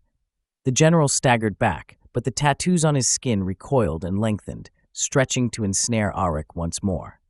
With a determined grit, he steadied his breath, the transformations of despair electrifying his senses. With each clash, Aryke felt something inside him solidify into steel, an unwavering core that rose from the legacy of struggle he carried. "Now," he roared, a beast unfurling its claws. Using the weight of resolve, he spun within a calculated arc, swinging his sword before him in an arc of silver light. The blade struck again and again, and each blow cut deeper into the fabric of Vargoth's darkness. Aryke leaned into the tumultuous clash, a blur of motion laced with the seething chaos around them, channels of life and death wrestling against one another. But the energy reflected in Vargoth's tattoos surged with a hypnotic pull, a temptation that beckoned as if it sought to pull Aryke into an eternal abyssness. Memories and ash from conflict drifted forth, visions of grounded destinies battling against encroaching despair. Aryke fought against those tendrils.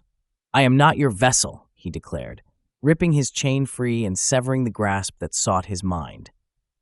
Applying the full extent of his strength, Aryke harnessed the fortitude born from Talam's warriors, the sacrifices made and the bonds formed amidst battle.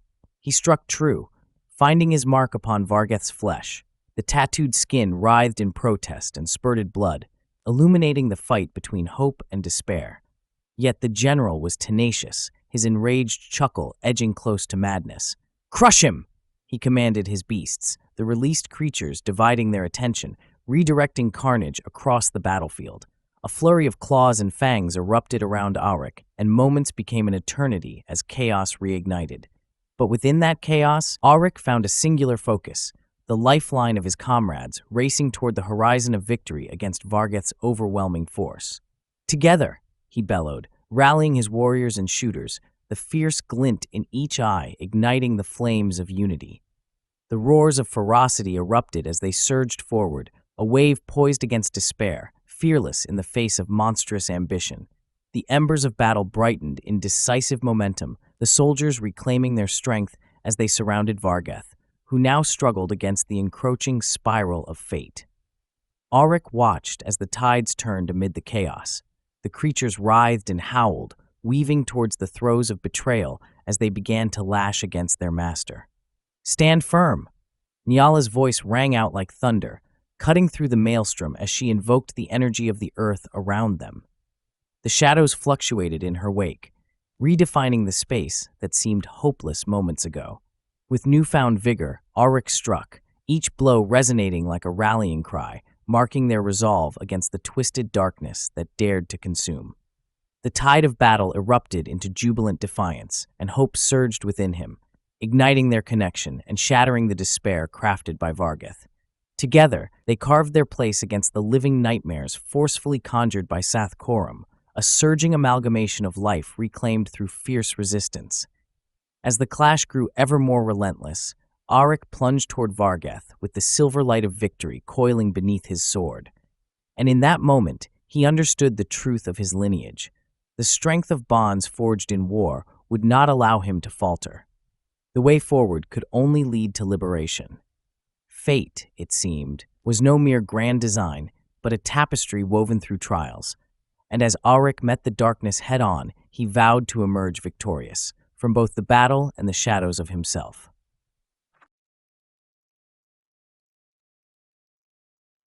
Chapter 23. Wounds of the Soul. The victory at the Emerald Valley resounded in the air, a symphony of yells and laughter as the remains of Vargheth's forces scattered into the wilds. But even among the triumphant, something dark lingered in the tendrils of Aryke's mind. As he stood, sword bloodied, surveying the aftermath of the battle, a creeping discomfort slithered through his being, a reminder that not all wounds are born on the flesh. Days passed since the clash, yet the image of Vargheth's twisted tattoos haunted Aryke, an indelible stain nestled deep in his psyche, a jarring reminder of the general's malignant power. When he returned to Talim, wearied soldiers and fresh-faced villagers embraced him as a victor, but Aryke felt like a ship adrift amidst stormy seas.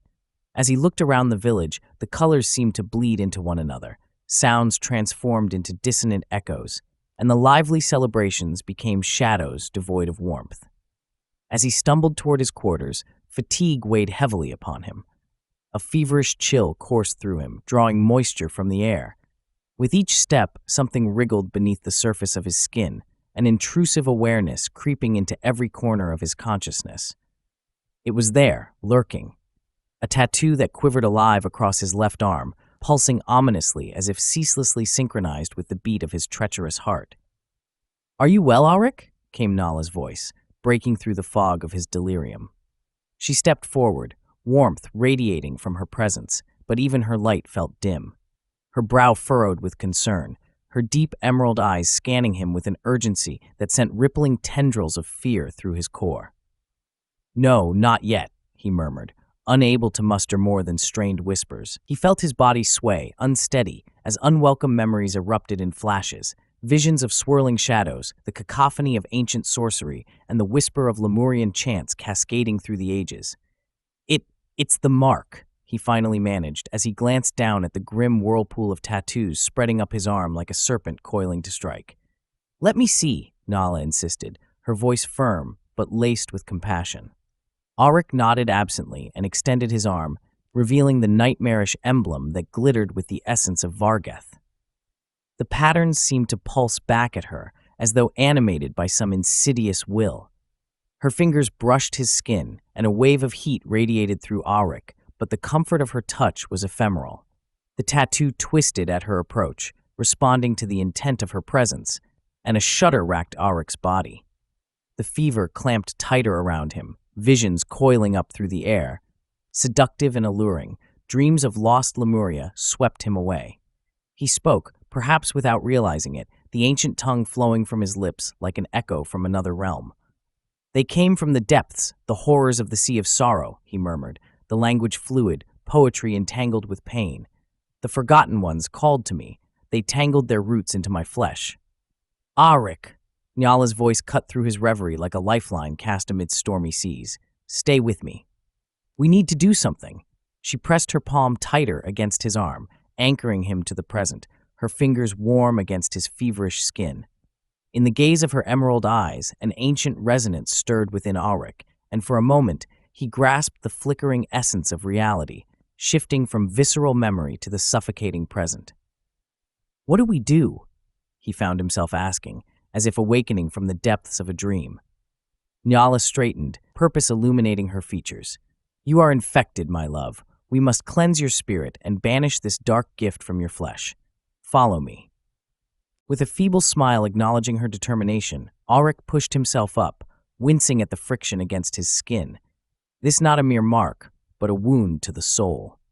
As the two moved through the village, shadows curled and danced at the edge of his vision, twisting into obscure shapes reminiscent of the creatures that had prowled by Vargeth's side.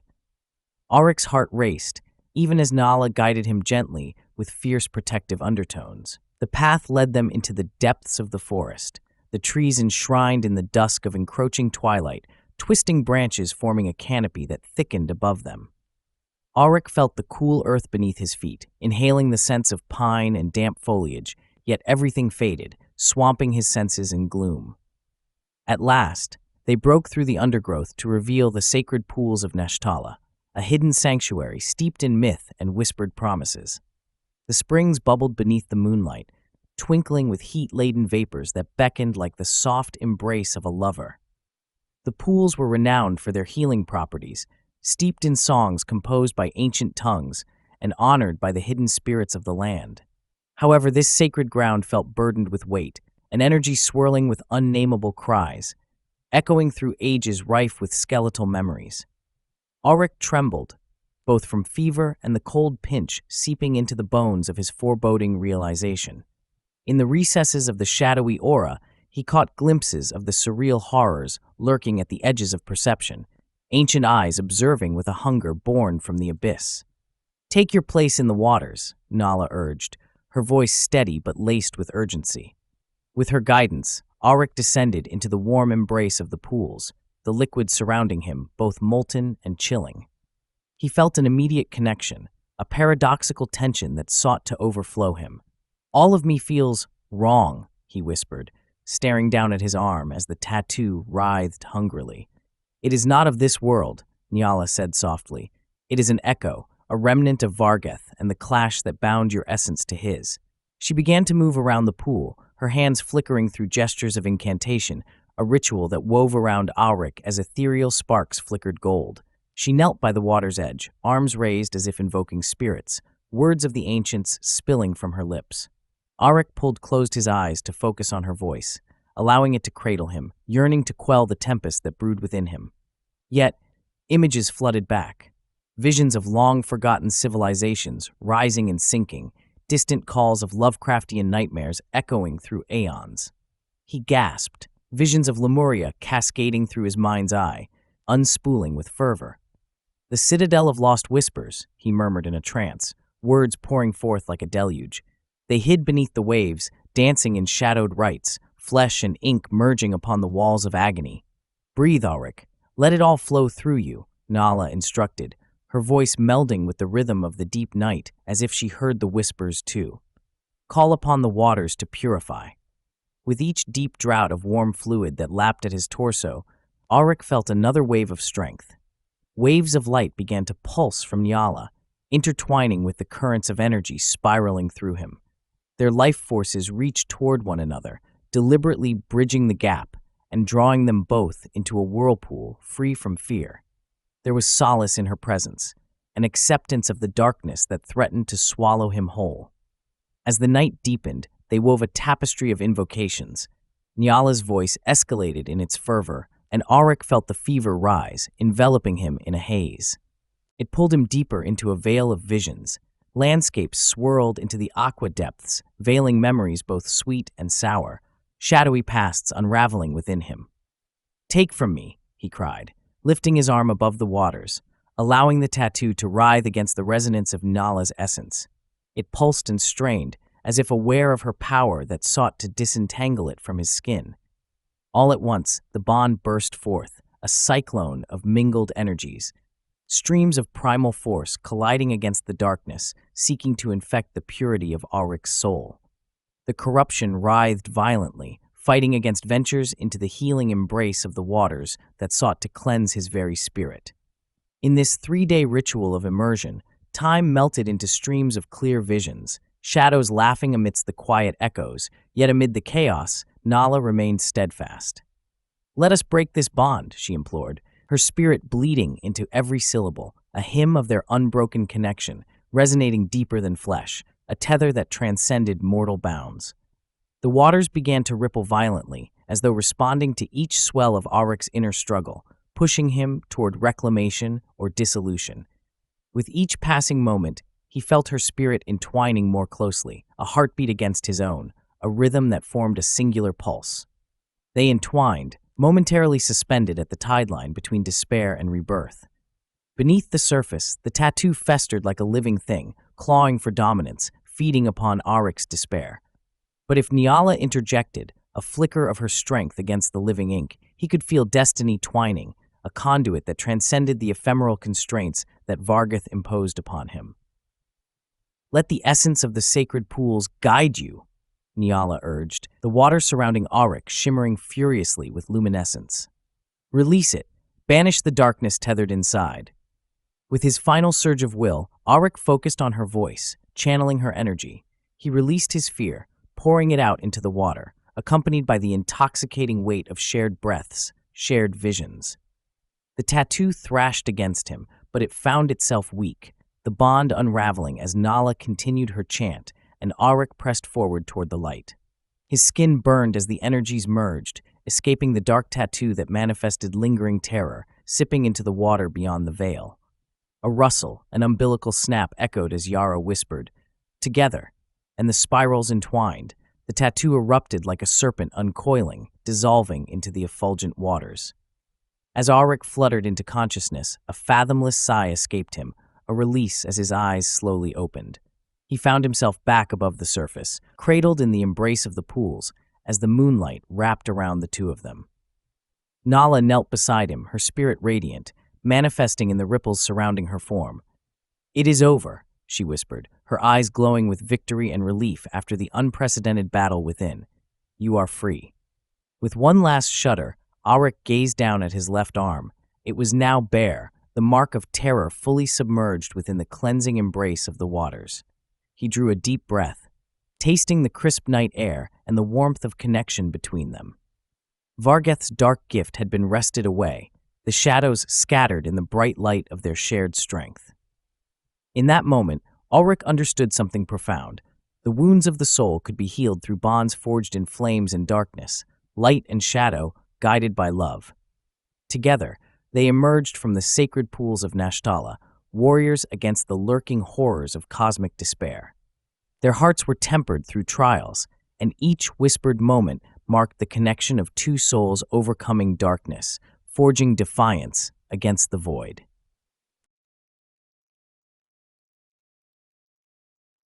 Chapter 24. Heart and Steel. The sun dipped low on the horizon, painting the sky in hues of gold and crimson, a vivid backdrop to a jubilant celebration shaking the roots of Talam. Aryk stood at the heart of it, a place he had longed for, wrapped in the warmth of companionship and camaraderie. Yet, the echoes from his recent ordeal haunted him still, lingering as faint shadows against the brilliance of the festivities. No sooner had he emerged from the sacred pools of Nashtala, his body healed, his spirit redefined, than he discovered a gift, or perhaps a curse. Knowledge surged through him like an awakening tide. Ancient Lemurian script danced upon his vision, letters unfurling in the air. A language once hidden now unraveled before his mind's eye with the clarity of day. "Is that you, Aryk?" Nyala called from across the bonfire, her voice breaking through the enchanting symphony of laughter and music. She flew toward him, silks of emerald and bronze billowing around her, glowing against the fading sun. As she neared, Aryk felt an overwhelming surge of warmth swell in his heart, a stark contrast to the internal shifting that had remade him. "It seems I am more than I was," he declared, raising his palm with an inclination toward the intricacies of the letters now swirling around, locked in an intricate ballet. A strange gift, yet, in the wake of calamity, thought fruitless. Nala's smile burst like sunlight, illuminating the shadowy tendrils of his doubt. Seeing it dissolve brought comfort that consumed him. "You are changed, but this change brings great potential," she affirmed, her hand reaching up to touch his arm gently. "We will make sense of it, together." The call to celebrate rang through the village, echoing off the stones of the surrounding hills. The coalition had won, the specter of Vargoth receding into memory. Relief danced in the air, mingling with the heady scent of roasted game and sweet wine. Their victory belonged to Aryke, Nala, and their half-formed plans for the future. As night fell, Talam came alive with music and laughter, the flickering light of torches casting shadows that twisted like playing spirits in the warmth of the bonfire. Villagers gathered, villagers from on high and those whose roots dipped deep into the earth. Huddled around long wooden tables laden with bounty, they drank and feasted, sharing tales of valor accrued in combat. "Let the seasoned warriors step forward," Chief Matok proclaimed, his voice thunderous, demanding attention as his weathered hands gestured to Aryke and Niala. "In the traditions of the Karai, we seek to bless this union born of love and courage." Leaping hearts ignited in ardent chatter at the proclamation. Aryke felt the weight of expectation settle upon him like armor, cruel and unyielding, yet strong.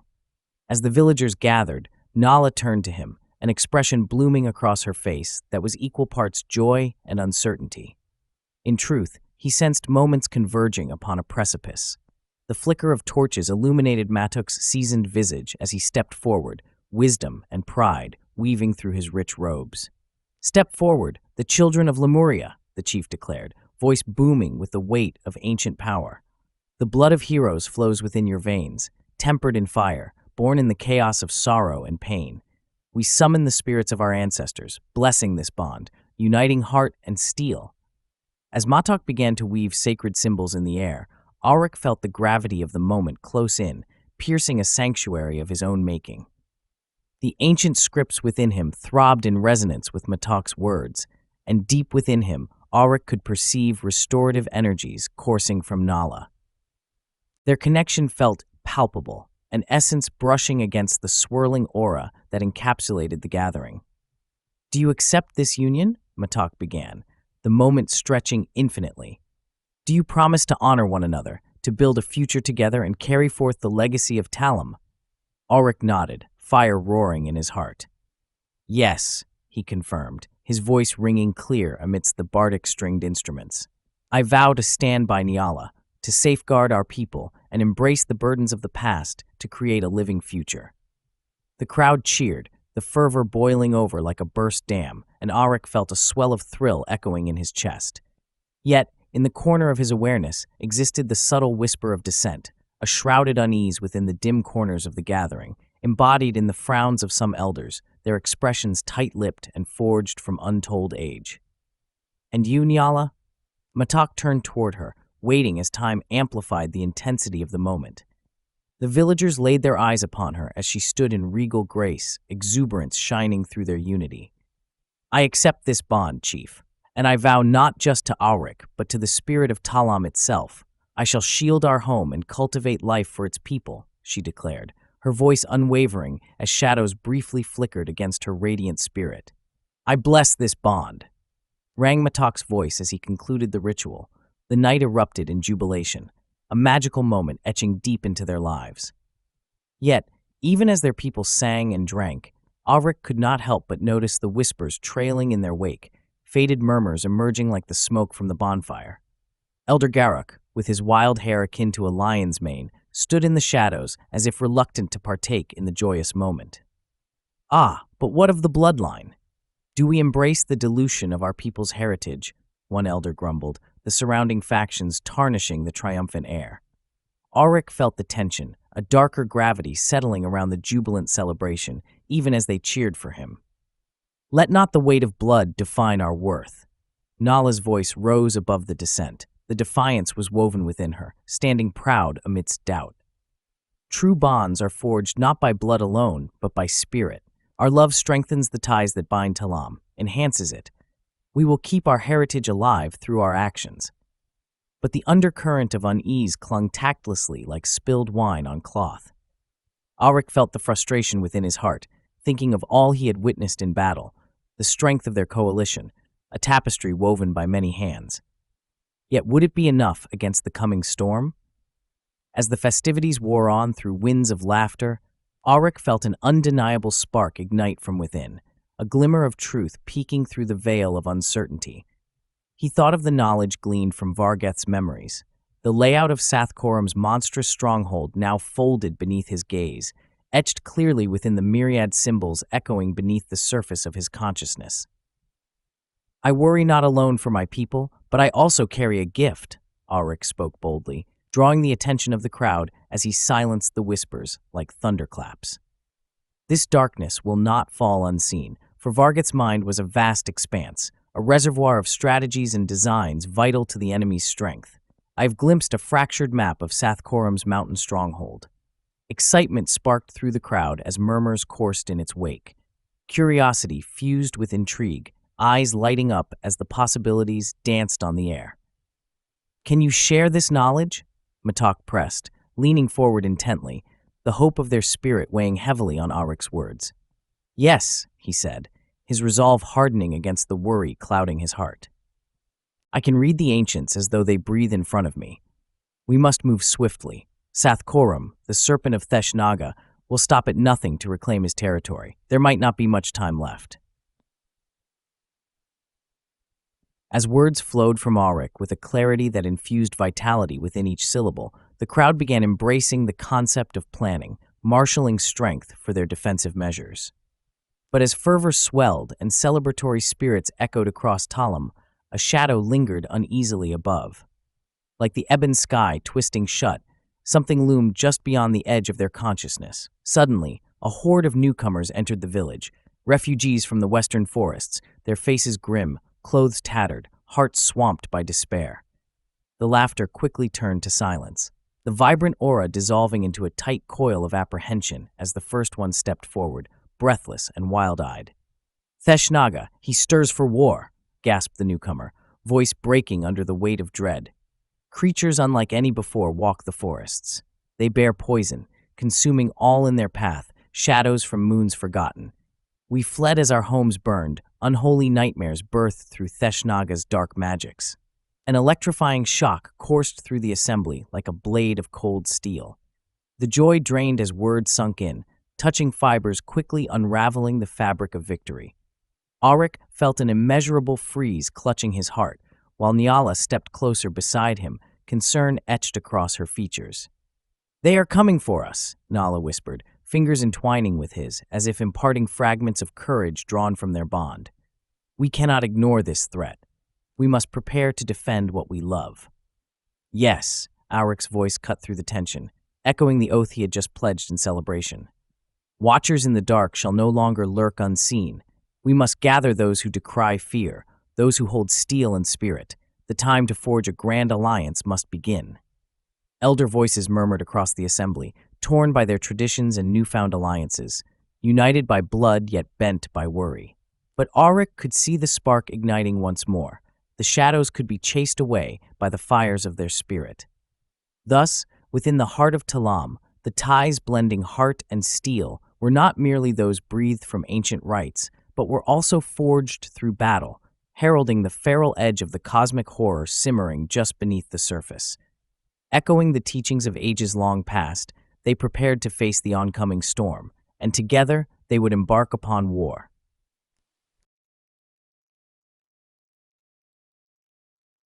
Chapter 25. The Forest Exodus. The sun hung low in the sky, casting long shadows across the village of Talam, its fiery hue splattering the landscape in tones of amber and crimson. Wine-stained laughter and the vibrant echo of drums had scarcely faded when Aryke found himself standing near the gathering of refugees, their faces pale and mottled with fear. A sinister tale hung heavily in the air like a sprawling fog. He sensed the weight of dread looming among those who had fled from the whispering forests of Kadath, and every heartbeat resonated with an unspoken terror that choked the melody of celebration. The atmosphere felt thick, as if reality itself recoiled from the horror about to unfold. "Speak, and do not spare the details," Chief Matok commanded, his voice resolute yet softened by the compassion born from shared struggle. He stood at the center of the assembly, the pulse of Talam reviving in whispered urgency as he framed the harrowed faces of the newcomers with an intense gaze. One man stepped forward, skin tanned from days spent under the forest's green canopy, yet the dread in his eyes spoke further than he ever could. "We know the whispers of the woods. "A darkness, false dawns rise amongst Kadath's trees," he stammered, voice trembling beneath the gravity of his revelation. "We call it the withering. Doomed are the roots." Laughed a voice from the crowd, a sneer curling the lips of an onlooker who had yet to grasp the gravity of the situation. "A tale spun of fear. Nature could never bend to the fate you offer." "Silence," Matak retorted, a thunderstorm brewing within as he silenced the grumblers. "Nyala, what can you tell us?" he implored, turning his gaze upon the sorceress with eyes of stormy weather. Nyala stepped forward, the emerald of her gown, a stark contrast to the misery of the tale's unfolding. With a mind sharpened by her own encounters with shadowed magic, intellect crackled behind her elegant demeanor. "What you call withering is more than mere superstition, more than the fear of wandering spirits. It is the sharp edge of reality, woven with an ancient darkness." The man called Solak met her earnest stare and nodded, the tension in his posture conveying the depths of his despair. "It spreads through the whispering forests, corrupting all that it touches." He took a shaking breath. Forests once full of life and song lie twisted, where plants transform into monstrous, fleshy beings that consume both animal and man. The murmurs in the crowd erupted like a sudden gale, an amalgamation of disbelief and horror mingling in their expressions. "Monsters of plants? Speak truth!" Another voice pierced the murmur, attempting to cling to some semblance of faith in the natural order. "But it is true," Solak shouted, his voice ringing with raw conviction. "Witnesses have seen the twisted roots animate, creeping upon the unwary. The fauna that fall under their shadow do not simply die, they become fragments of some ghastly pantomime, living flesh devoured by their own kin, ensnared by hunger." "But what caused this?" Matak pressed, the gravity of leadership heavy on his shoulders. "A dreadful experimentation, told of in the whispers of ancient texts," Nala interjected, urgency dictating her pace as she recalled legends. "The pre-cataclysm Lemurians sought to create self-sustaining food sources, a grand ambition, yet flawed. They tampered with the arcane, summoning forces beyond their comprehension." A shudder rippled through the assembled crowd, unsettling those still clutching their cups of celebration, as the festival now seemed distant and unreal. The revelation echoed throughout the clearing, darkness infecting the joyous bond they had just formed. "If the withering grows unchecked, it will overtake all life," said an elder woman, her voice fragile yet fierce, amidst the rising clamorous thoughts, filled with worry as her eyes glanced toward the dark canopies. "The forest tribes, those who dwell alongside the trees, are fleeing. They will seek refuge among us, but we cannot combat this evil alone." "We must act," Aryke asserted, rising with the ember of resolve burning within. "Fleeing the shadows is only a temporary solution. We need to understand this blight and halt its spread.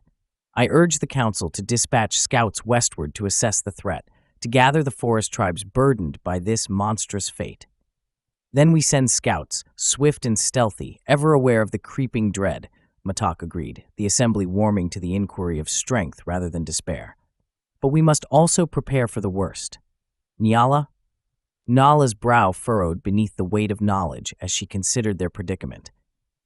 "To contain the withering," she pondered, "there are ancient rituals known amongst our elders, but they require rare ingredients from the obsidian mountains to forge our blessings against the encroaching dark." "Then we must act upon two fronts," Matak declared, fixing his gaze through the thrumming energy of the gathering. "Scouts shall seek out the forest tribes and gather information, while a cohort of our finest shall brave the obsidian mountains to retrieve the necessary components. We must gather forces against the chaos soon to spill upon us, and time is not a friend in this affair." Fears hung thick like heavy clouds above, smothering the last flickers of joy that had once reshaped the evening celebration. Anguish spread through them all, a unity born in urgency rather than revelry forged from love. "But what are these ingredients you seek?" Solak asked, an earnest intrigue blooming amid his horror. "Crimson thorn sap, the heart of the flame leaf, and the essences held within the black widow's bloom," Nyala replied, her hand gesturing with purpose as if plucking the ideas from the air and drawing them into focus.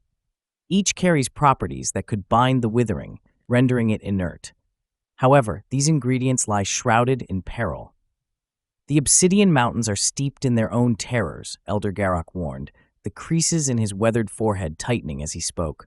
Glaciers weave their paths, the cold is unforgiving, and within the depths lurk creatures of darkness seldom seen by living eyes. We risk running afoul of their twisted energies as much as combating this accursed withering. Then it is settled, Mattock declared. They who seek the knowledge beyond our walls will be shielded by the brave as they gather strength from the wilderness. Who among us volunteers to take this journey? Aryk's pulse quickened alongside Nala's steady resolve as the rallying cries ignited within the crowd. One soldier, named Thane, a man of stout heart and prowess, stepped forward alongside other stout-hearted warriors, ready to meet their fates forged by determination and loyalty to the cause. "I will join Aryke and Nala," Thane proclaimed, stamping a fist against his armored chest. "We will fight the horrors and return with what is needed to stem this tide." Another, a lithe huntress named Liara, emerged from the shadows, swift as an arrow released from the bowstring. "I too will join. My eyes are keen and the forest's secrets are woven in my bones. I will guide our steps without drawing the dark's attention." As voices melded in agreement, Aryk turned to Nala, his eyes meeting hers as they formed a pact anew. "Together then, my love, the forest whispers its secrets. With the Elder's knowledge and the strength of Talam at our backs, we will confront the withering and unfurl its terror." The gathering erupted in a surge of fervor as the rallying spirit sparked like wildfire within the hearts of those assembled. Their resolve strengthened by shared terror and united purpose, they would venture forth against the unknown and reclaim the lost territories of life. That night, promises spun underneath the dusky canopy, dreams woven with renewed strength thrumming in their earnest pulsations. Ties intertwined, forged as hearts cast in molten steel, seeking to rise against the withering that had begun its encroachment. As shadows, shaded figments of terror, brushed against the treetops of Kadath, Aryk and Nyala prepared their minds, their souls, and their weapons. The experience of the blighted whispers would reunite and redefine the bonds between them all, transcending blade and spirit as they strode forth into an uncertain dawn. With the first breath of morning, they would embark upon the forest exodus, forging paths into the heart of darkness, battling to reclaim that which the withering threatened to obliterate.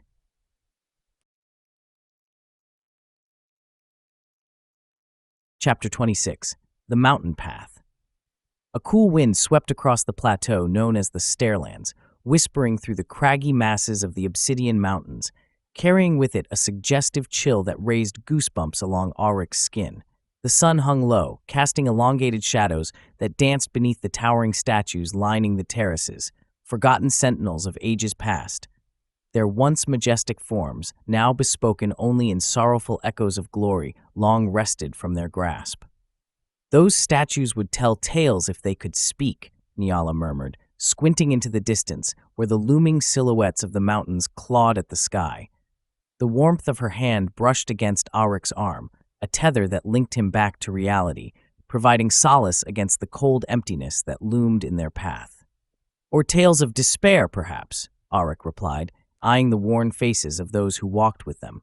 Mola, with her steadfast determination, and Sarket guide Zakora, a sturdy figure clad in furs with a gaze hardened by countless treks through unfriendly terrains. Every step they took bore the weight of the quest that led them forth, a quest burdened with the darkness of the withering, seeking to consume their homeland. "Let us push on," Mola called, her voice slicing the tension in the air like a sword unsheathed. They marched on, ascending the natural terraces that spiraled toward the heavens, passages adorned with ancient glyphs and carvings echoing the passage of time. Here, the winds carried the residue of old magic, arcane energy coaxing the very stone to hold photographs of dreams dreamt long before their time. Among the terraces, statues of Elder Vorka stood sentry, their serene expressions marred by the passage of years. An air of reverence beforehand enveloped them, as if they were not mere relics, but ancient entities that breathed with the wind.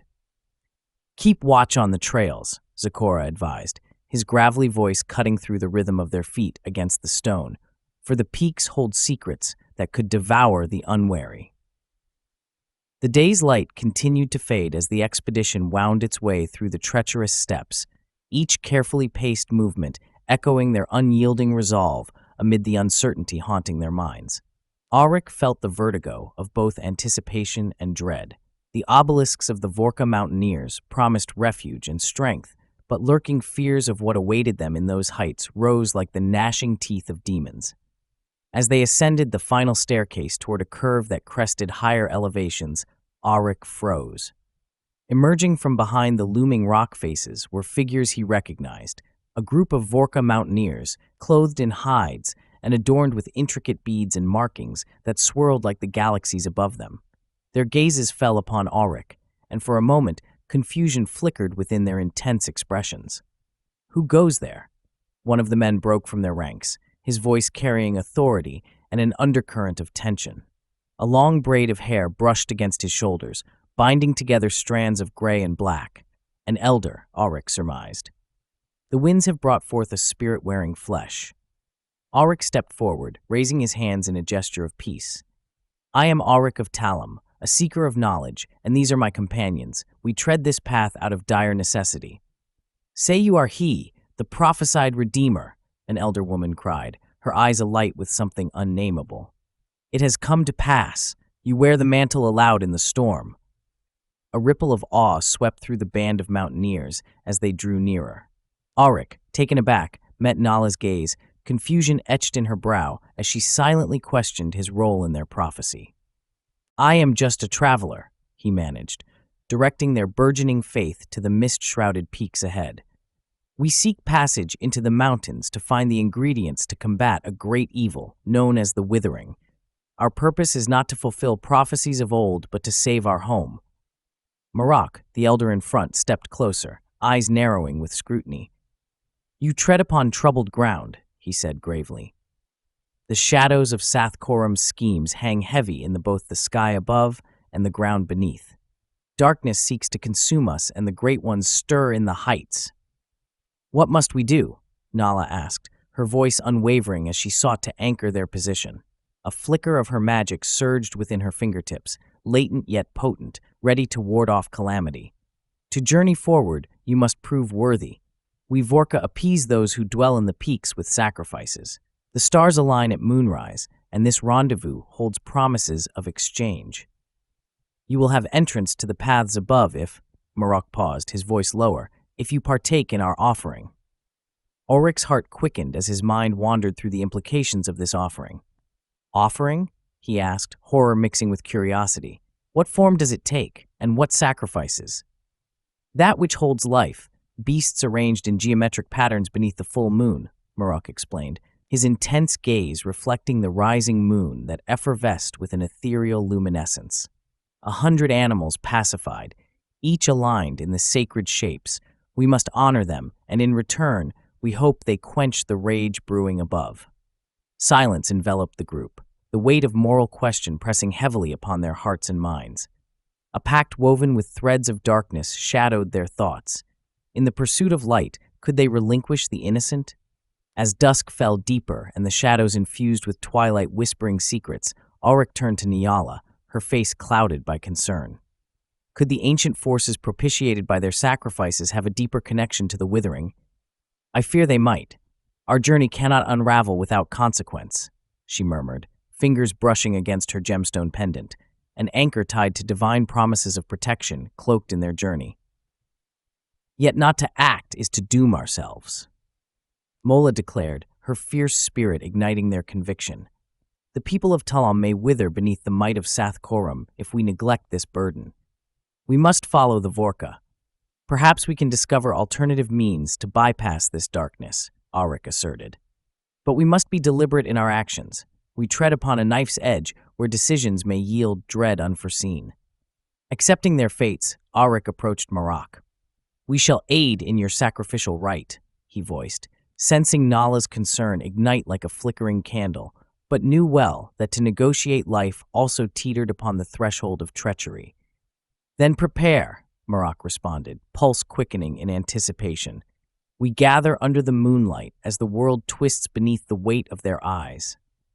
The trek led them deeper into the valley, where the ascent to the mountaintops kissed the night and the unrelenting stars observed their march.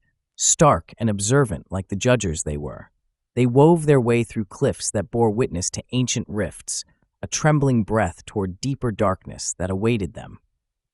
"Arrange the creatures," Aryke commanded, as they came upon a clearing beneath the silver glow of the moon. Aryke and his companions began the grim work, collecting beasts bound by despair. The truth of the sacrifice came rushing to them with each creature that ended its life. Animals both wild and meek, now woven into the cosmic patterns unveiled by the Vorka tradition. Mola's hands moved with a steely grace, while Nyala invoked rituals against the impending tide of sickness that successive waves of dread could not ignore. All around them, the forest shifted, aware of the night's poetic tragedy, a sacrificial hymn that rang against the stillness. Each beast was carefully arranged within the circles, their lives inscribed in patterns yielding whispers of fate within their core. With the rising moon illuminating their grim endeavor, Aryke turned his eyes skyward, unable to shake the horrors that danced in the eaves of his mind. Dark silhouettes flitting against the bright canvas of night, shapes glimpsed only in the corner of his eye. "Do you believe this act will appease whatever lurks above?" he asked Nala, shadows dancing in the depths of her thoughtful gaze. "What of the great ones Aryke speaks of, the forces dwelling in the peaks?" Nyala nodded, her resolve etched in lines of determination. Videos of eldritch power weave through the sacred text. Their hunger tinged with distortion lies not entirely within mortal comprehension. The air grew dense, heavy with an unnameable weight, as moonlight spilled upon their offering, casting an aura of otherworldliness upon the geometric patterns emblazoned in the night. A symphony of silence hummed as the final beast was laid to rest. As shadows deepened, Aryke and his comrades stepped back, allowing the stillness to take hold. Eyes closed in reverence, they braced for the unfolding ritual. It began with a low rumble, as if the earth itself shifted in reflection to the motions above. The Vorka offered incantations, voices rising to call the Great Ones forth as the moon bathed them in an argent glow, an ethereal connection forged with the forces that lay beyond mortal comprehension. And then came a sound, a distant crackling like the splintering of wood mixed with whispered voices interwoven, echoing like forgotten symphonies through time. Aryke felt a presence, ineffable and frightful, wrapping around their hearts, suffusing the air with a saccharine heaviness that engulfed them. What emerged from the enveloping shadows carried the grotesque cacophony of existence, the reason for troubling propitiations. From the high peaks beyond the veil, a hollow figure emerged, layers of shadow drifting like smoke curling upon the night air, all-consuming and endless. Its form contorted, veiled in darkness with effigies writhing against the surface, as if once cherished creatures now snared in a lattice of despair, devoured by their own cosmic dance. "What has been woven in despair is eternally bound," Aryke intoned, his voice towering over the consuming shadows. "You have given life, and thus we plead to the void above, to veil our existence from Sathkorum's gluttony." The shadow shivered, rearing backward in seemingly infinite darkness, as if savoring the taste of their offering, a menace flickering with desire and hunger for submission.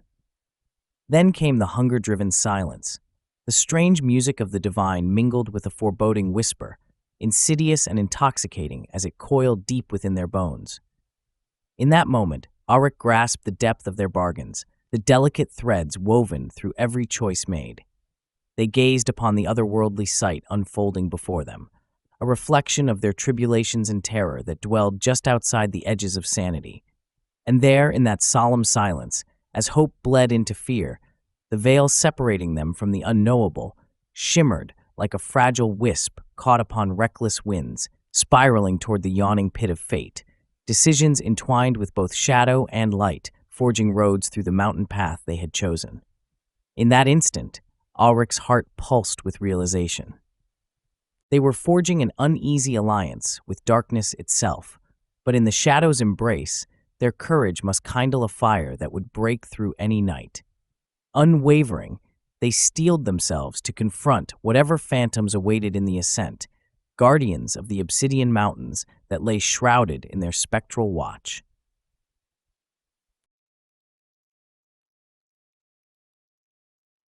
Chapter 27, The Black Glass Summit. The ascent toward the obsidian peaks consumed them, the unforgiving slopes of the Black Glass Summit rising around Aryke and his band like the craggy teeth of some great beast awakening from aeons of slumber. Rock towers jutted into the air, their jagged forms glistening with a sheen of dark glass that mirrored the cold of the sunless sky. Zecora, their Vorka guide, led the way reluctantly, each step closer, weaving the web of tension drawn tighter between ancient prophecies and the marrow-chilling darkness that seemed to swirl about them.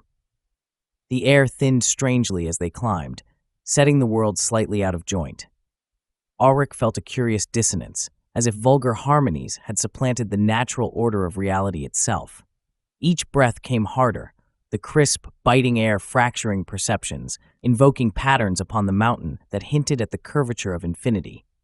The world around them began to breathe in sharp angles and ill-defined shapes, lines that twisted into spirals and planes that folded upon themselves, momentarily obscuring their vision and sowing the seeds of nausea deep within. "Stay close," Nala cautioned, her voice trembling but resolute as she glanced back at their companions. Her hand grasped the amulet resting against her breast, the emerald gem a beacon in the encroaching dark. "The mountain distorts our senses. We must not lose ourselves in the heights." Aryke watched Mola, holding her steady, and noticed that even Sarket's usually impassive features seemed to ripple with the unsettling effects of the mountain's unsettling atmosphere. He clenched his fists, feeling the reassuring heft of his sword at his side, grounding him to the purpose that lay ahead. As they continued their climb, the black rock around them began revealing hints of artistry, the remnants of an ancient temple complex embedded into the very fabric of the mountains. Shadows danced around, teasing glimpses of monolithic structures adorned with recondite glyphs and luminous symbols that flickered across the stone surfaces as if alive.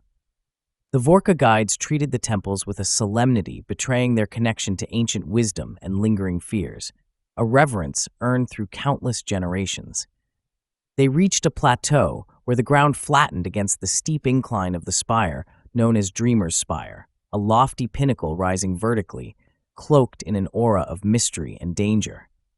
The air vibrated with an intangible anticipation, and Aryke felt the echoes of prayers long silent reverberate against the stones, a heartbeat from a bygone era resounding beneath the ground. "This is the Temple of Vertical Eyes," Zecora announced, his voice a low gravel as he gestured toward the obsidian-studded archway of the temple ahead. "Enter, but know that the mountain watches with its many eyes." Exchanging glances, they pushed forward, the darkness swallowing their companions' the tonal forms as they stepped into the yawning maw of the temple. The architecture was wondrous, a surreal venture where stone intertwining with black glass formed twisting corridors that led into chambers adorned with patterns forged in the unknown. Each step they took prompted the shadows to twist and elongate, drawing them deeper into a surreal narrative that transcended time. Inside, the crystalline structure pulsed softly, birthing glimpses of luminescence that painted the jagged walls. Nyala raised her hand to catch the shimmering light, and within its depths Aryke beheld the crystalline substance. Tears of stone where the mountain seemed to weep was collected and gathered in bowls carved from the darkness itself. They shone with an inner luminescence, enchanting and foreboding. "Here," Nyala whispered, her voice astonished and laced with reverence, the tears of stone, the mountain's grief solidified. She moved closer to a pool of the substance, captivated by its beauty. It mimicked the tears shed by lost souls, captured in their most poignant moment of despair. "Beware its allure. It is not a simple gemstone," Mola cautioned, narrowing her eyes at the crystal pools. "Such beauty often hides an insatiable hunger." "What purpose does this serve us?" Aryke asked, his brow furrowed, despair creeping in as he felt the weight of their quest pressing heavily on his heart. "Does it hold power against the withering?" "I believe it may," Nyala replied, her expression steadfast as she collected a vial of crystalline tears. "This may be the very ingredient needed for the ritual to halt that which consumes our lands. But first, we must seek the full measure of our mission. We cannot linger long beneath the mountain's watchful gaze." As if on cue, the temple trembled, an ominous rumble vibrating through the ground below their feet. Dust billowed from the crevices above, raining upon them like the arms of some great beast shaking off sleep. The vibrations morphed into chilling reverberations that whispered, clawing at the fringes of Aryk's consciousness, seeding dread and confusion. Suddenly, the earthquake subsided, cutting through the enveloping gloom, and a hollow silence enveloped them, a silence that clawed at the mind's essence. "Let us descend before the mountain swallows us whole," Aryk urged, the threat of abandonment lurking just below the surface of reckoning. Leaving the temple behind, they forged ahead into the skeletal embrace of the mountain, routinely casting anxious glances at the terraces stretching beneath them. As they made their way along the way down, the world spun slow and bizarre, tilting sideways as if nature itself conspired to betray their expectations. Abruptly, they stumbled upon a clearing, a camp recently vacated, the signs of civilization glaring against the living rock. Sacks lay strewn with reckless abandon amid the crumpled remnants of a fire, an unmade tent fluttered in the raucous wind, and bizarre tools lay forgotten atop spools of glistening black glass, the strange material that not only littered the camps, but also served as the bones of the mountain. Zecora stepped forward, eyes narrowing at the encampment as he picked up an irregular shard of the obsidian glass from the earth. "These are the markings of Sathkorum's miners. They have been here, and they left in a hurry." "What were they mining?" Mola wondered aloud, her brow deeply furrowed in thought as she rummaged through the scattered contents. Rage flickered briefly behind Aryk's composed countenance. "More of the black glass, no doubt. They seek to exploit the very heart of the mountains and awaken the horrors within." An uneasy trance took over as he looked to the distant spire, a question trembling between his lips. "But what lies beneath?" As if the mountain answered in spite, a horrid realization caught Aryk in its grip, a movement of shadow, a fleeting drift along the edge of the spire, something vast, looming, unfolding that echoed beyond the comprehension of mortal men. Distorting shapes twisted themselves into perception. Whisperings began to seep into their minds. "Look there," Nala pointed, her breath caught in her throat as they all turned to see, looming whorls of darkness swirling about Dreamer's spire. The shadows seemed to writhe with an otherworldly energy, clawing at the fabric of their reality, beginning to form itself into something that seemed anarchically alive, and a dreadful anxiety gripped Aryk's heart. "Whatever they have unleashed," Nyala started, her voice barely more than an urgent whisper, "it has roused forces not meant to be tread upon." "I can feel the darkness gathering," Sarket interjected, his stern voice tinged with urgency. "If they have disturbed the core of this mountain, then we must act swiftly, or we may face consequences that echo into the abyss." Panic swept through them, yet even within the chaos, Aryk felt a steely resolve anchor himself. "We cannot afford to dwell upon what cannot be erased. We must explore these cavernous depths and discover what they have harvested, the truth before this dark omen unfolds." As they combed the outskirts of the camp, Aryk uncovered an ominous map sprawled across a faded cloth amongst scattered belongings, directed toward Dreamer's spire. Strange sigils adorned the parchment, symbols evoking a primordial dread, as if the cartographers had inscribed their paths into the very blood of fear itself. "What are these markings?" Nyala inquired, her brows knitting together as she scanned the ancient text. "Dreamer's spire is marked, as well as shadowy figures etched into scattered lines, beckoning." "It seems to indicate places where the mining has drawn excessive ire," Zecora said, peering over her shoulder, his voice lowering when he recognized the cycle of sacrificial symbols. "They forge connections, bartering with something lying beneath the peaks." Mola's eyes flickered with the kindling of a realization. What if this map holds the key to leverage against Sathkorum's agents? They could have awakened entities seeking release from their subterranean prisons, perhaps offering them to the shadow-wrought echelons of power. "The withering may dwell closer to us than we dreamed," Aryk mused, feeling a chill permeate the marrow of his bones. They had entered a realm of consequences woven far beyond their understanding, entwined within the grotesque realities that shivered just out of view. Casting the map aside, Aryk turned to the others, steel igniting in his gaze. Then let us forge ahead and discover this entity they are so eager to harness. Let us confront this monstrous potential before it reigns supreme over us all. We will not allow the darkness to envelop our world without a fight. With that declaration, the group formed a unity, bound by dread, but tempered by purpose. The expanse of the mountain beckoned them onward, through its obsidian veins, treacherous trails, and eldritch mysteries, to face the looming darkness woven into the very fabric of their fates. And as they pressed onward toward the endless mystery held within Dreamer's Spire, Aryke understood that they would walk the line separating light from shadow, omniscient eyes watching with infinite intent. Each breath they took echoed into the transcendent space beyond, a pulse against the fabric, urging them toward an inevitable climax dormant within the dark. Little did they know, each heartbeat only drew them closer to something primordial laying itself ever deeper within the soul of the mountain, an existence waiting to wake.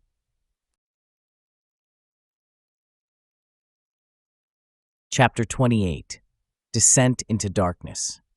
The descent into the corridors beneath Dreamer's Spire was fraught with foreboding, the very atmosphere thickening as Aryke and his companions stepped into the inky maw of the earth.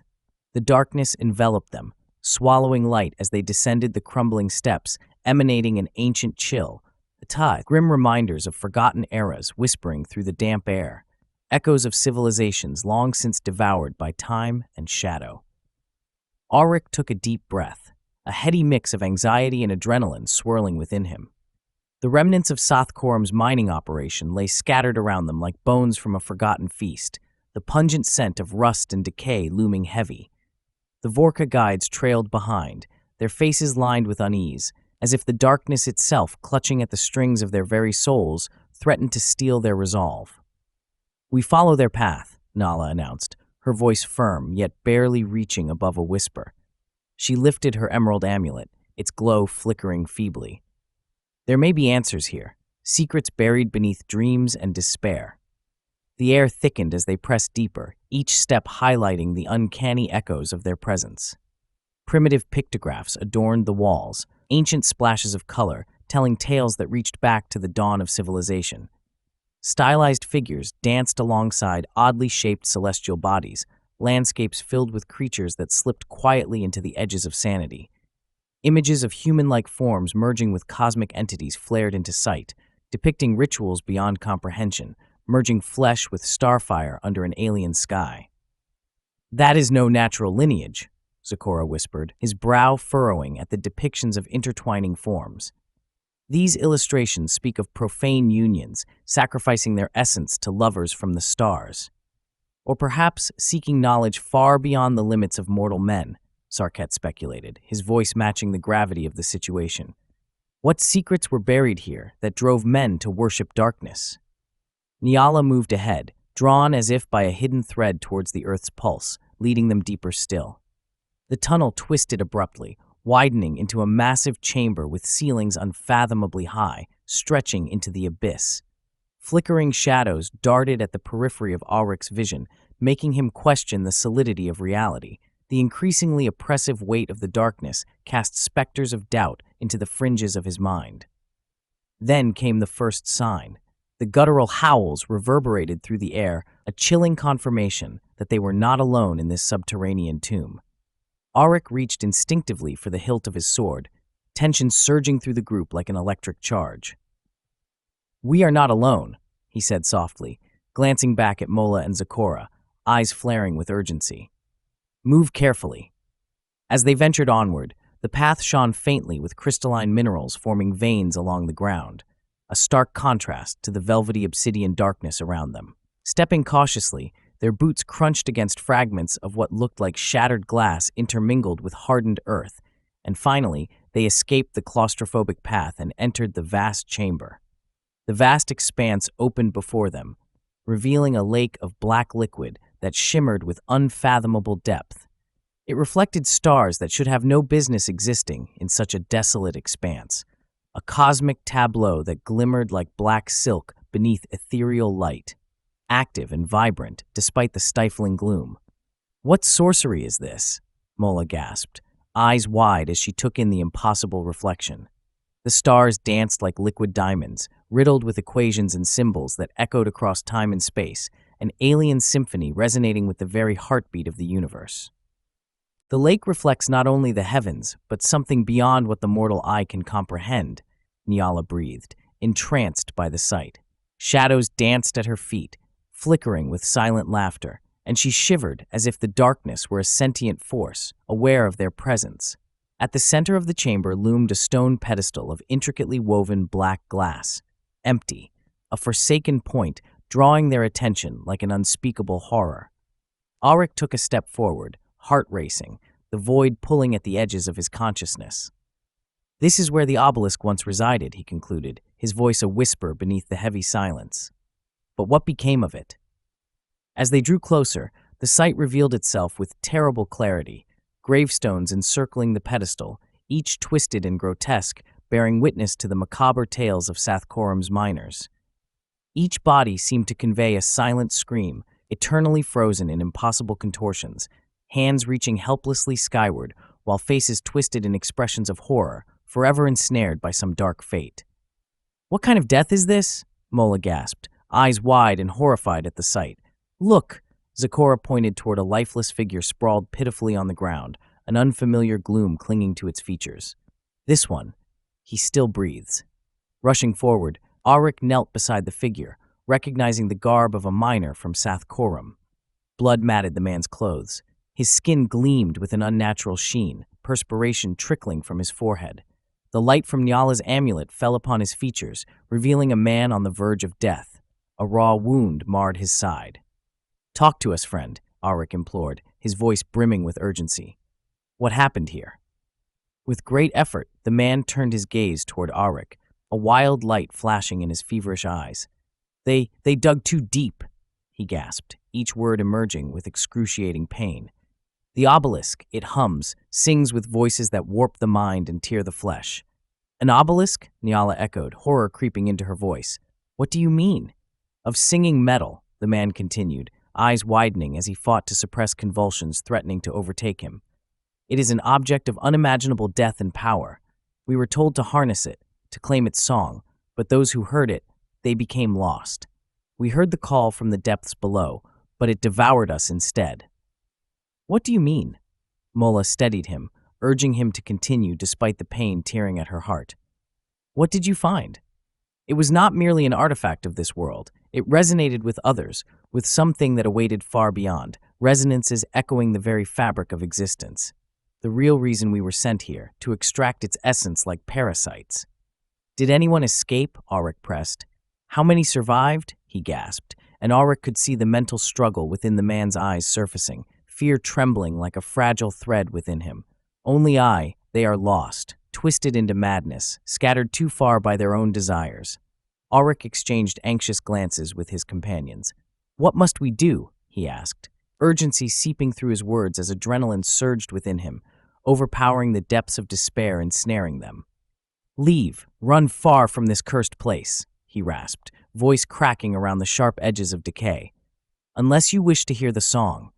Through gritted teeth, the man spoke, and Aryke could sense an air mingled with both fear and reverie. In that moment, questions plagued Aryke's mind. What did the obelisk truly bring? What dark depths lay beneath, echoing with the hum that promised ecstasy yet delivered terror? "Run," the man gasped again, desperation echoing in his trembling voice. "Before it takes you too." At that moment, Aryke sensed the shaking, the delicate vibrations rippling through the chamber as if stirred by some great leviathan beneath the lake, and understanding hit him with a crystalline clarity. "No, it's coming!" Nyala shouted as shadows began to stir within the black lake, their forms rippling ominously at the water's surface, tongues of darkness dragging themselves toward the edges. "Go, now!" Aryke bellowed, urgency demanding. He turned to help the wounded miner but hesitated. What could they achieve in the face of that darkness? Yet the man held on to his grasping hand, tears pooling in his eyes. "Let it break and unleash the horror it carries," the miner cried, collapsing back against the stone, surrendering to the deep realms of madness. The obelisk, the abyss stirred in the heart of the underground, tendrils of shadow lapping at the shore, beckoning. "Run!"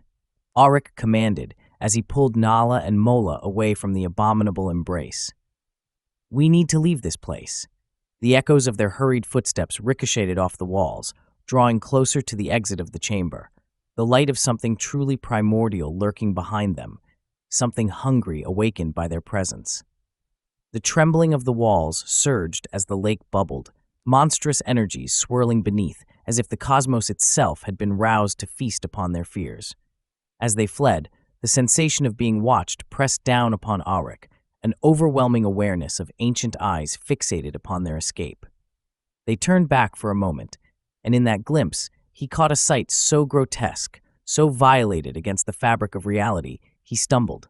Shapes writhed below the surface of the lake, slithering forms spinning in chaotic symphony, a chorus of aberrations born from nightmares dipped in the essence of shadow. He couldn't comprehend their shapes, squirming with impossible anatomy, crawling as though forged from the malicious nightmares of untold worlds where light screamed and twisted in anguish. The last figure he saw was that of the miner, a shadow stretching across the lake, merging with the monstrous depths, his screams melding into the echoing depths surrounding them, like memories lost to the void. As Aryke and his companions surged toward the exit, careful not to succumb to dread's intoxicating embrace, he felt the raw tang of desperation driving them. They scrambled upward against the crumbling stone, urgency guiding their steps, feet plummeting onto the path carved by Sathkorum's miners. "Faster!" Aryke roared. "We cannot delay!" The shaking intensified around them, carrying the echoes of laughter warped by despair, shaping themselves into a cacophonous voice. "It's coming!" Bursting into the night, they emerged into a fresh night imbued with moonlight, light that characterized sanctuary. The horrid darkness kept at bay for now, but the starlit lake lingered at the edges of their souls as the echo of the obelisk's song lingered like a trapped breath between worlds. The peculiar beauty of the stars, now a haunting reminder that some depths of creation transcended mortal understanding, formed from cosmic complexities that could warp and consume infinity. But Aryke knew deep within them that they had narrowly escaped an abyss that whispered promises of power and destruction, and as they made their retreat, a dark reckoning awaited beyond the horizons of possibility. "Why do we stay?" Niala gasped, tears mingling with the tang of fear, desperate to escape. "Because we must know, we must understand," Aryke shouted, eyes narrowed with determination. "We may face something more horrific than we can imagine, but we cannot turn back until we feed the roots of this darkness. Then let us forge forward." Mola urged, her voice echoing the resonance of hope tempered with the knowledge of peril. As the compulsion to retreat wrestled within his chest, Aryke pushed through to the path of the unknown. He grasped at the certainty that whatever darkness lay ahead might become the culmination of their trials, or the very undoing of their world. And so, as they retreated into the shadows cast by the multitude of stars they scarcely understood, Aryke knew resolutely that this descent into darkness had only just begun, a harbinger of fathomless terror lying in wait, eager to rend the boundaries of aspiration beyond the fragile tapestry of existence itself.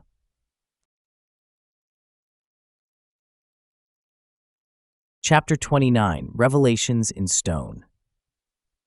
The air thrummed with the lingering tension as Aryke and his companions retraced their steps from the depths of the abyss, the cavernous chamber behind them fading into the shadows of memory. Still reeling from the horrors they had glimpsed and the futility of their fears echoing in the dolorous waters that spun in chaos, they emerged from the trembling heart of Dreamer's Spire back into the vast, poor, teeming world above. Yet, as their feet met the smoothed rock of the mountainside, the tranquility that awaited them felt utterly at odds with the profound dread that clawed at their minds. "Do you feel it?"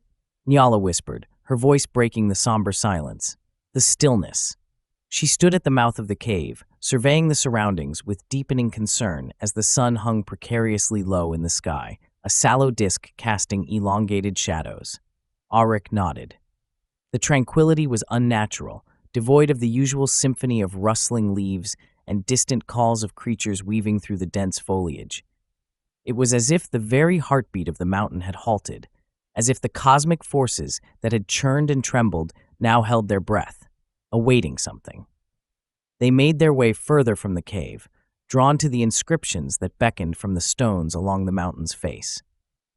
The once vibrant wall now resonated with decay, vines snaking through cracks, spellbound and twisting as if the very essence of the mountain were reclaiming its haunted history. "Look!" Mola exclaimed, her fingers tracing along the crude carvings, each symbol pulsing softly with an otherworldly glow, coaxed under the right light. The contours depicted creatures with elongated forms and unsettling features, a nightmarish array of visitors from beyond the veil of reality. Nyala squatted before the inscriptions, her expression deepening with intrigue and trepidation. She ran her fingers over the glyphs, intricate, spiraling designs overlaying crude pictographs. "This is a history written in stone," she murmured, her brow knitting into a frown. "It speaks of 7 obelisks, crafted for the paramount purpose of binding the dreamers and containing their influence beneath the surface of Lemuria." As she deciphered the text, urgency filled her eyes. But it warns, the removal of any of these obelisks, for whatever foul purpose, weakens the barriers between dimensions, letting the dreamer's power seep through and infect our reality. "The dreamers," Aryke echoed, the implications heavy in the air around them. His mind raced back to the images imprinted in his memory, the sinister figures swirling in the black lake, their shapes melding and slipping like shadows in darkness. This must be the reason behind Sathkorum's frantic efforts. They're deliberately retrieving these obelisks to erode the boundaries. "Then we are playing a deadly game," Sarkhet said, his voice low and resonant. "A game against an enemy that wishes to unleash horrors on this world, nightmares infinitely more horrifying than we've yet witnessed." A chill snaked up Aryke's spine as the realization crashed over him with an oppressive weight. Nyala's fingers trembled as she traced more inscriptions. Each obelisk, they are keys intertwined with ancient powers that the dreamers require to manifest in this realm. We must find a way to stop them. Aryke could feel the urgency pulsing deep within him, a familiar call echoing through the recesses of his being. We must gather allies and warn the tribes. The barriers are thinning, and darkness brews under the veil. As they prepared to head back up, Aryke felt a sudden pull, a sharp ache at the base of his skull that exploded into a vivid, numinous flash of memory. The darkness anchored him in visceral sensations, a vision unfurling like the billow of smoke cascading through the void. He saw woolen banners fluttering in the wind, grand chants ringing in his ears, the vibrant celebration of the starlit sky. Priests adorned in obsidian robes stood encircling an obelisk, its surface shimmering with a strange light. They bore faces like masks, their movements graceful, almost otherworldly. Then, amidst dancing joy, a palpable anxiety emerged. Symbols swirling about the obelisk flickered with light, curling like serpents within the depths, the air thick with the intoxicating scent of dreams coiling through threads of time. "Harder! Hold the formation!" a voice demanded, bolstered with power. Hands channeling energy coalesced into the stone, drawing lines between flesh and destiny, a communion of devotion and ethereal might. Aryke grasped at the sensations flaring brightly, but retreated from the impending shadows that danced between the imagery. Another lurch sent him spiraling into obscurity, recalling the earth cracking open, the once peaceful ceremony twisting into a maelstrom of chaos. The obelisk shook, scattering warriors like dust in a tempest, shrieks piercing through time.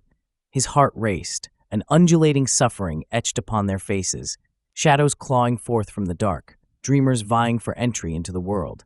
The boundaries strained, stretched like a taut string ready to snap. "Aryke!" Nala's voice broke through the haze, grounding him back to the present. "You've been taken by the vision. Are you well?" Sterile silence met his frantically beating heart as he stumbled back to reality, gasping for clarity against the ache in his chest. I saw." His voice faltered, trembling as he wrestled the crashing waves of memory, the horror tainting the remnants of benevolence portrayed in the ceremony. "I saw them, the original binding ritual." "What did you witness?" Mola pressed closer, her expression a mix of concern and determination. There was a convergence like a storm, a celebration now warped. The priests, the keepers, held the harmony, but darkness poured forth. The obelisk fought against it. They were channeling energy, creating bonds, but the dreamers sought passage. They almost reclaimed their dominion. I felt the threads of reality unraveling, and their whispers, it fills me with dread. They wanted to breach through. Panic and thought washed over them, an urgency that could no longer be contained. They scarcely held chaos at bay, Aryke continued, realizing the truth wrapped around his heart like iron chains. The ritual is dangerous. We cannot allow the dreamers to return. We must actively prevent the removal of more obelisks. The skies appeared blighted above. A strange calm encapsulated the realm, each brush of wind denser, more definitive. They finally mounted the ledges, summoning the last remnants of strength to escape the mountain's cavernous belly. But when they emerged, the landscape presented a bizarre tableau, an otherworldly sight stripped of nature's vibrancy. The once abundant flora of the mountain now appeared twisted, vines spiraled as if orbiting some malignant core. Even the wildlife had vanished, leaving behind a haunting silence, as though a storm had ruptured every semblance of life. "Look at the vegetation," Nyala murmured, horrified. "They are growing in a spiral pattern toward Sathkorum's domain." "We underestimated their power," Aryke breathed, swallowing anguish as he took in the chilling manipulation of nature surrounding them. "The obelisk's removal must have shifted something deep within this land, and we stand before the impending storm, a dark omen of foreboding energy." "Is this what we stoked when we entered those depths? Is this what we wanted?" Mola's voice echoed with raw self-doubt, anger mixed with sorrow at the thought of an innocent pursuit spiraling into chaos. "No," Aryke exclaimed, bringing their focus to him, daring to inspire conviction beneath the weight of despair. "We acted in hope, a desire to reclaim light from darkness. The influences swirling beneath our feet were insidious. They prey upon ignorance. Each step toward balance requires sacrifice." Nyala met his gaze unwaveringly. "Then we must rally those who possess the strength to resist Theshnaga and his minions. Time is of the essence. We must journey forth to warn the tribes. A direct assault may succeed in repelling their advances." Determination surged through Aryke as they descended the mountainside, forging a course back to the settlements they knew. The bond they shared amidst adversity felt fragile, yet it glimmered with significance against the encroaching night. As they hurried, an unsettling awareness gripped Aryke tightly, an inkling that beyond the boundaries of Lemuria, the obsidian tendrils spread like shadows, insatiable and sprawling. The deeper they would dive into the battlefield of cosmic horrors, the more he felt the darkness dancing at the edges of his consciousness. And as they set forth toward the horizon, to face the swirling tides of chaos waiting at the precipice of oblivion, he heard the haunting echoes of shattered freedom whip around in an unending chorus, an eternal warning urging him to keep moving forward lest they find themselves lost in the darkness once and for all. For somewhere beneath the earth, yet waxen with unfathomable depth, would rise old gods and forgotten dreams, once bound by the steely cords of destiny, now threatening to undo the very fabric of their world.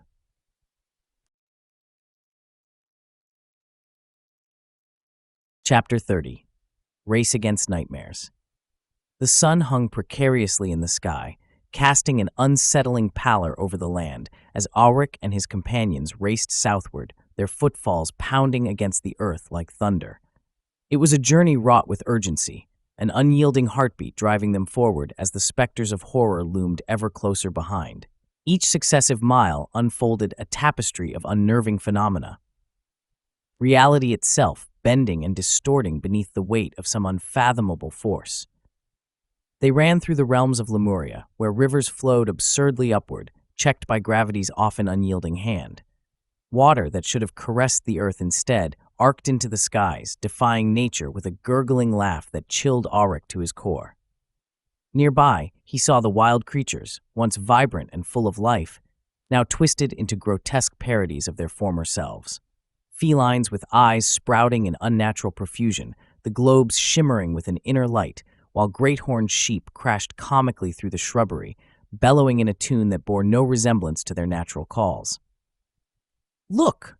Nala gasped, her eyes wide as she stumbled upon a formation of stones that appeared to shift slightly at the edges of their vision. They were not here before. The very landscape rearranges itself. Reality itself is fraying before us, Sarket said grimly, his brow furrowing in concentration. As the obelisks are disturbed, so too are the boundaries that hold our world intact. A disturbance this great serves as an invitation to the dreamers and their agents, Aryke rumbled, determination gripping his heart. We cannot afford to slow down. We must reach Talam before the nightmares consume everything. As they ventured further, the landscape twisted around them. Surreality molded through incomprehensible designs, a miasma of horror that snaked between breaths. It was disconcerting. The solid ground beneath them felt fluid, the ground beneath their feet dancing with uncertainty, enticing them to lose their grip on the fragile nature of their reality. They continued to sprint, the air thick with both dread and determination, until they finally approached the village of the Vorka, a once vibrant haven now rendered hauntingly desolate. The sun cast its pallid light upon the empty streets, where every door hung ajar, swaying eerily in a wind that seemed to carry whispers of anguish. The very air thickened with the stench of decay and despair. "Is this what Sathkorum has wrought?" Mola breathed, her voice a mere murmur against the cacophony of lost whispers. They quickly entered the village, their heartbeats taking on the rhythm of war drums. Aryke's eyes narrowed as he took stock of the scene around him. The proud Vorka warriors, once so vibrant, were now slumped in terror before the altars, carving blasphemous symbols into their own flesh with infuriating serenity, eyes glazed in an embrace with the otherworldly. "What treachery has fallen upon them?" Nyala cried, sickened by the darkness at play, a darkness born from both despair and dread. Suddenly, one of the afflicted turned to them, mouth moving in a silent plea. His skin bore the scars of 1,000 symbols, jagged and bleeding, the artistry of despair marking him as a canvas for the malevolent echoes of his nightmares. It was a display of the twisted intermingling between consciousness and oblivion. "They are lost to the dreamer's influence," Aryke said grimly, tightening his grip on his sword. "We cannot linger. We must prepare ourselves and forge a path through this insidious landscape. While it sickens me to abandon them, we have no time to waste here," Sarket echoed, repulsed yet resolute. "Just beyond those hills lies the Stairlands. If we can make it past that boundary, we can escape the snare of our own minds." A glimmer of hope flickered within Nyala as she recalled the tears of stone recovered from the temple. "We can use the essence within these tears," she said, urgently rummaging through her satchel. "I can create amulets, protective sigils that might hinder the dreamer's influence, allowing us safe passage." Aryke nodded. "Do it quickly. We'll buy you time." Nyala worked feverishly, her hands deftly crafting amulets from the shimmering essence. Aryke grasped her shoulder, drawing upon his strength to shield her from the oppressive weight threatening to suffocate them. Mola and Sarket stood vigil, blade drawn, ready to fend off any nightmarish intrusions that slithered too close. After mere moments that felt like lifetimes, Nyala imbued the amulets with the protective energy of the tears of stone. The soft glow radiated against the darkness would ripple outwards, a bright beacon amidst encroaching nightmares. "Take these," she said, handing them to each of them. "Wear them close. They will help anchor your minds against the influence of whatever lurks below." With a renewed sense of urgency, the group strode past the empty buildings, the lingering gazes of the sleepwalkers weighing heavily upon their shoulders. They hurried onward, crossing out of the village, moving towards the Stairlands that loomed ahead. Yet, as they approached the waters, a sharp rustling echoed from behind the grass. Aryke halted, holding up a hand to signal the others, alertness flooding through their veins.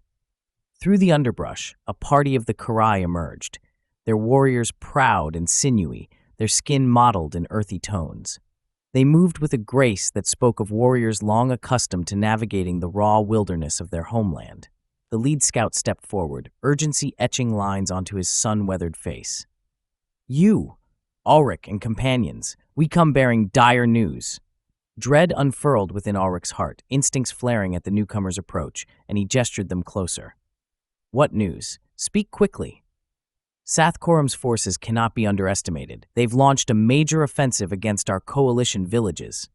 The scout's voice carried a weight that sent ripples among them. They move with an army forged in darkness, encompassing shadows from the Vorka to the Karai. They burn and ravage everything in their path. The attack is happening now?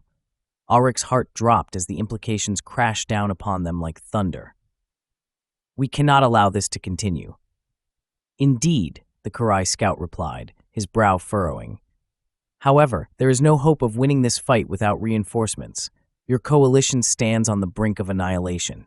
The urgency gripping Aryk's heart forged a weight on his shoulders, a burden not solely born of fear for his people, but a scintilla of sorrow for the lives they'd irrelevant lost along this bloody path. Crucial decisions loomed on the horizon. Then we must split our forces, he declared resolutely, each word carrying the weight of 1,000 struggles. Mola, take half the group and rush to Talam, reinforce our kin and rally them for what's to come. Mola's eyes widened, a mixture of awe and fear clouding her gaze. And you? I'm not abandoning you, Aryk replied, his voice firm like steel. Nyala and I will investigate the temple. There may yet be another obelisk that we can safeguard or retrieve before the forces of death breach the borders. It is treacherous to split ourselves in this time of need, Nyala interjected, anxiety threading through her voice. We would have a better chance together. If we remain unified, we risk losing the advantage of surprise, Aryk urged, fixing his eyes on hers, momentarily breaking the tension, as they shared a moment of mutual understanding. We have to trust each other. We may find the key to stopping Sathkorum, and if I can retrieve another obelisk, then we may stand a chance. Nala swallowed hard, reluctance battling with resilience within her. Very well, she consented finally, determination hardening her resolve. But, Aryk, we must ensure each other's safety. You must return. I will not allow any nightmare to consume Talam, Aryk insisted, casting a glance toward Mola. We shall regroup when the time calls for it. As daylight waned, presenting them a dim sun caught in the clutches of dusk's embrace, Aryk and Mola exchanged glances, lingering moments of camaraderie somehow laden with the perils of separation. Stay vigilant, Aryk whispered, an unspoken promise hanging thick in the air. Yes, and may the bounds of fate safeguard us, she replied, resolute. With determination eclipsing despair, they divided.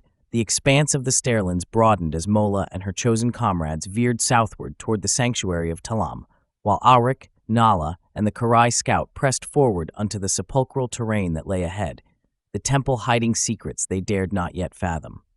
As they advanced, the stones underfoot pulsed with energies uncontained, reality bending like a memory refusing to solidify, every step an emphatic declaration against the encroaching chaos.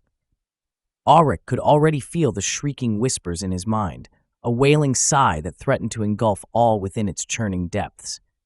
But for every dream that loomed on the horizon, Aryk pressed on, fighting for freedom beneath the various veils blurring the lines between dream and nightmare, prepared to delve deeper into the shadows and beyond. Once more, the darkness awaited, hungering to welcome the lost and wandering. Chapter 31, Temple of the Abyssal Gate.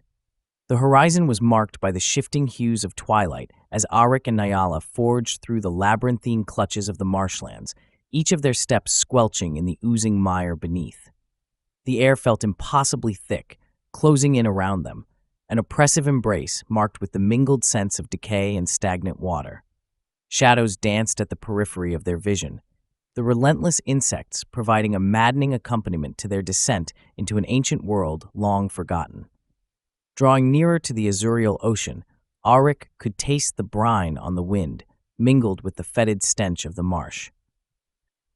It has to be close, he muttered, scanning the gloom that writhed before them like a living, breathing entity. The Temple of the Abyssal Gate should be just beyond these cypress trees. There, Nyala pointed, her voice sharp with anticipation. Through the veil of fog draping over the waters, the silhouette of ancient stone rose, crowned with grotesque carvings that seemed to shift when observed from differing angles. The temple, ominous and foreboding, emerged from the fog like a long-forgotten memory clawing its way back to the world of men.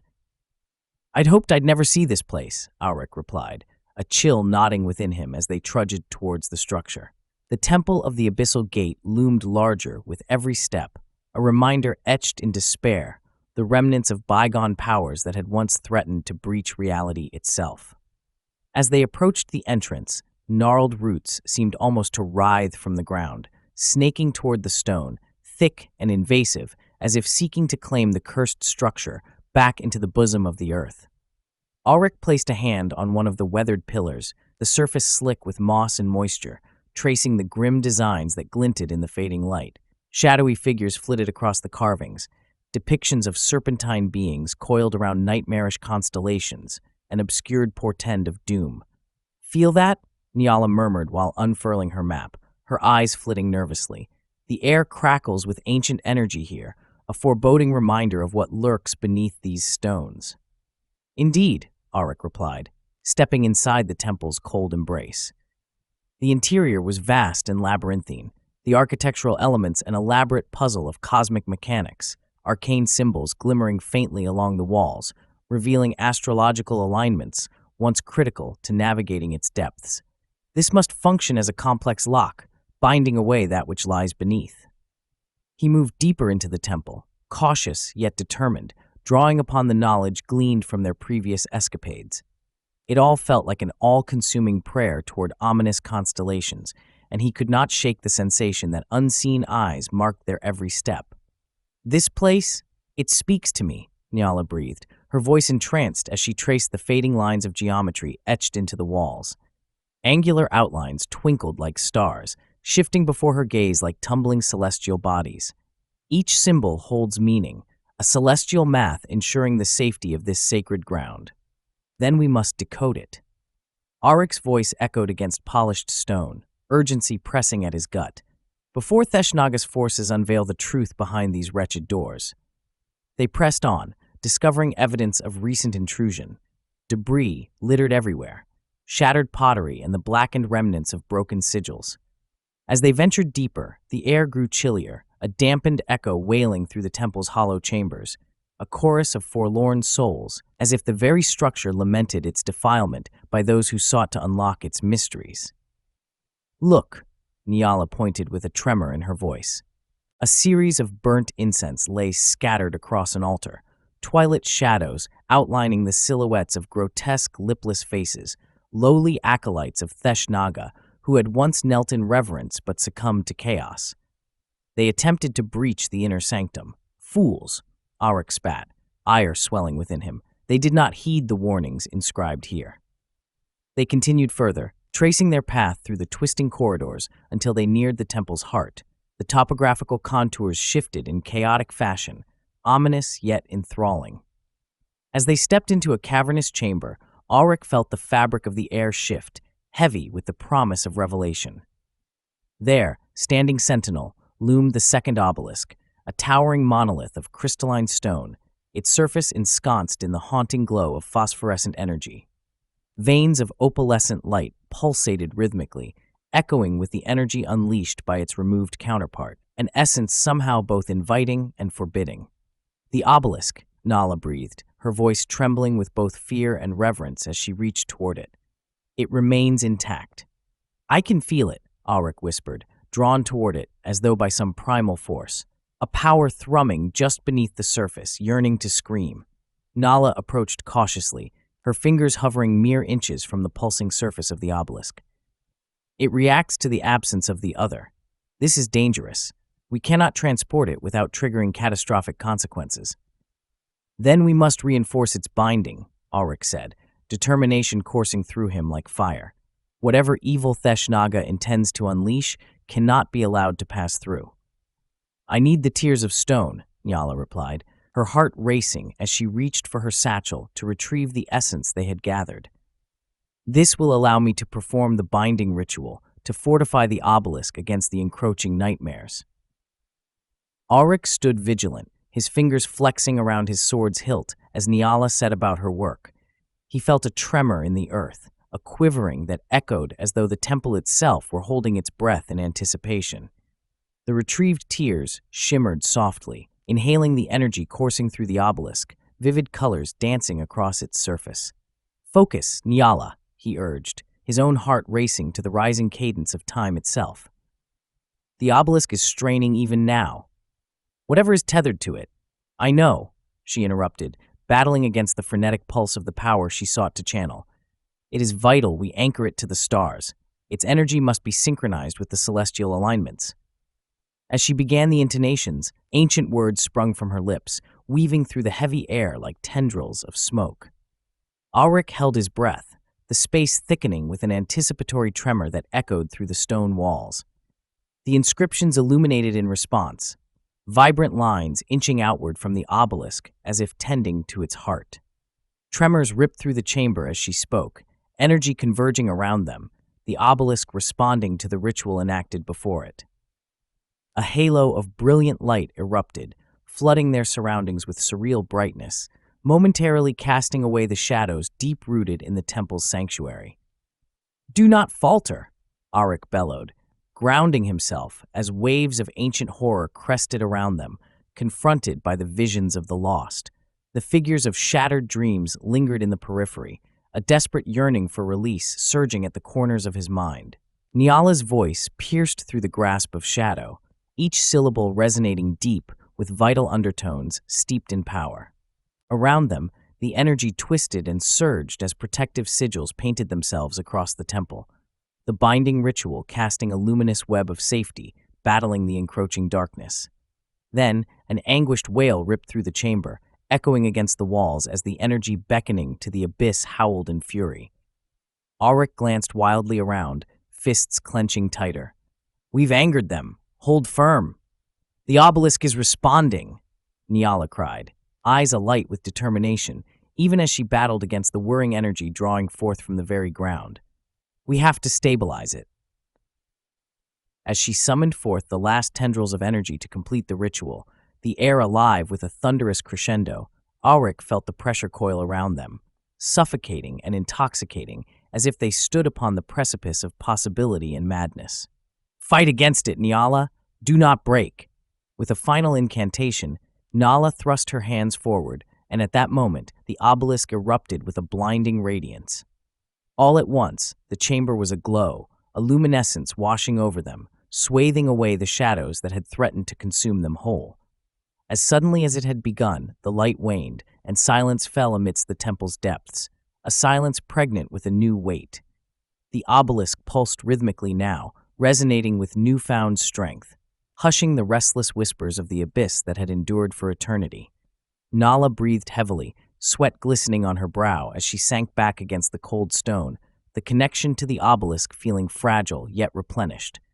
"It is done," she gasped, meeting Aryke's gaze, her emerald eyes shimmering with exhilaration and a touch of fear.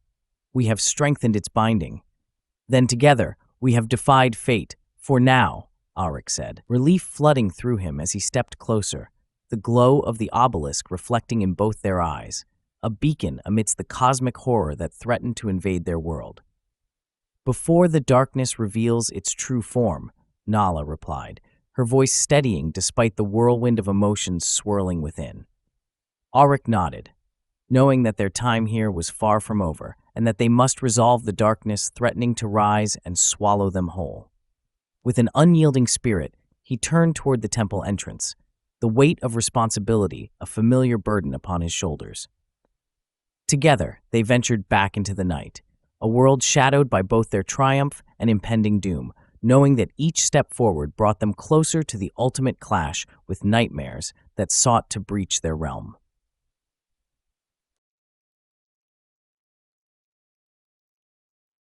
Chapter 32. Battle for the Jade Coast. The air was thick with the scent of salt and blood as Aryke and Nala raced towards the Jade Coast, their hearts pounding in their chests like war drums. The sun hung low over the horizon, a fiery orb caught in the maelstrom of dusk, glinting off the waters of the azurial ocean. Yet, the tranquil beauty of the coastline was marred by the chaos of war that unfolded before their eyes. As they crested the last hill, the world below erupted into a scene of carnage. Sathkorum's forces crashed against the defenders of Talam, the clash of steel and the cries of warriors creating a dreadful symphony that echoed through the land. The melee teemed with vivid chaos, a veritable tempest of color and fury that filled Aryke's heart with a mix of dread and fierce determination. "Look," Nyala shouted, her eyes scanning the tumultuous battlefield. The coalition is holding, but they cannot withstand the weight of Sath Korum's forces for long. Banners of the coalition fluttered defiantly in the wind, vibrant against the backdrop of a sky streaked with hues of orange and crimson. Warriors fought bravely along the shoreline, their backs against the unforgiving waves, utilizing the coastal terrain to their advantage against the overwhelming might of their enemies. Aryke spotted familiar faces among the ranks of the defenders, their faith in his battle strategies manifesting in every blow they struck. "We cannot linger!" Aryke shouted above the cacophony, adrenaline surging through his veins as he tightened his grip on his sword's hilt. "We must join them!" Skirting the edge of the fighting throng, Aryke felt the fever of battle take hold as he charged into the melee. The clash of blades and the sensory overload of war consumed him. The shouts of comrades, the horrid war cries of Sath Korum's minions, and the rancid tang of blood and sweat in the air formed a tapestry of life and death, each thread tugging at his innermost instincts. He barreled forward like a tempest, his battle fury igniting a primal rage that propelled him to greatness. Sword raised high, Aryke cleaved through the first enemy with a fierce strike, culling the ranks of the serpent men who dared to challenge him. Dark eyes filled with the malice of their master stared back at him for but a fleeting moment before his blade sent them crashing to the earth. "Press forward," Aryke roared, his voice a clarion call amidst the chaos. "Do not falter. We conquer this day or die upon the sands." His words reached the defenders, igniting a fire within them, blood pumping with renewed vigor as they surged forward in answer to their leader's call. Aryke felt their strength meld with his own as he cut through the legions of Sath Korum's minions, his blade an instrument of wrath and justice, carving a harrowing path toward the heart of the enemy. "Wield steel, brothers. Fight for your kin," he bellowed, a guttural growl escaping his throat as he faced the commander of the opposing forces, a towering figure clad in scales, reminiscent of the depths of the obsidian sea itself. The creature bore a crown of coral and bone, eyes glinting with the malevolent wisdom of an ancient being. With each breath, Aryke felt the weight of destiny upon him, the echoes of forgotten gods murmuring in his ears. As he approached, the dark tide parted in respect for the fury that radiated from him. "Death to those who defy Sath Korum," the commander hissed, his voice a serpentine slither entwined with venom. "Not today!" Aryke struck like a bolt of lightning, his sword finding its mark along the commander's side and eliciting a howl of rage. The clash was fierce, bellicose energies colliding like waves crashing against a shore. A wild exhilaration surged through Aryke, prompting him to press the advantage. Meanwhile, Nala fought a battle of her own, standing at the edge of the battlefield, her presence a beacon amid the swirling storm of combat. The unnatural fog propagated by Sath Korum's forces enveloped the land, swirling like living smoke, constricting the defenders' vision and sapping their spirit. "Karai mystics, ward masters of Sarket," she cried, raising an arm to command the arcane energies that danced at her fingertips. "Form barriers against the darkness. We must weather the storm of what seeks to consume us." Her voice rang out with an ethereal clarity, reverberating through the hearts of the mystics. They responded to her call with fervor, drawing upon the elemental forces of the earth and sky. Wisps of golden energy glimmered around them, coalescing into protective barriers that shimmered like flames, defensive bulwarks against the dreadful tendrils of fog that sought to invade their psyche. "Stand firm," Nala urged the wardmasters, her gaze steady, embodying a serene power that captivated those around her. "Let our combined strength forge a path through darkness." Together, they created a radiant shield, pulsating with protective charms that would amplify their defenses like stars fighting against the cosmos's ever-encroaching night. The fog screeched and hissed as it met the light, repelled momentarily, but its relentless advance threatened to collapse their united front. Just then, an ear-shattering roar split the air, an announcement of another force entering the fray. Aryke, fighting valiantly but unable to shake the unease in his heart, lifted his gaze as a wave of fiercely determined sea raiders surged from the water, piloting sleek ships toward the battlefield with an unyielding resolve. "Chieftain Sharu," Aryke shouted, recognition igniting the embers of hope within him as the sea raiders emerged. weapons gleaming under the dying sun. Their vessels, carved from obsidian and adorned with the skulls of long-forgotten sea beasts, surged toward the opposing ranks, their crew wielding harpoons and axes, cascading onto enemy lines with undiluted ferocity. The tide turned. Their arrival transformed the desperation on the battlefield into a frenzied charge. The loyal raiders struck the flank of Sath Korum's forces, catching the serpentine soldiers off guard. Aryke could almost feel the collective shift in their ranks.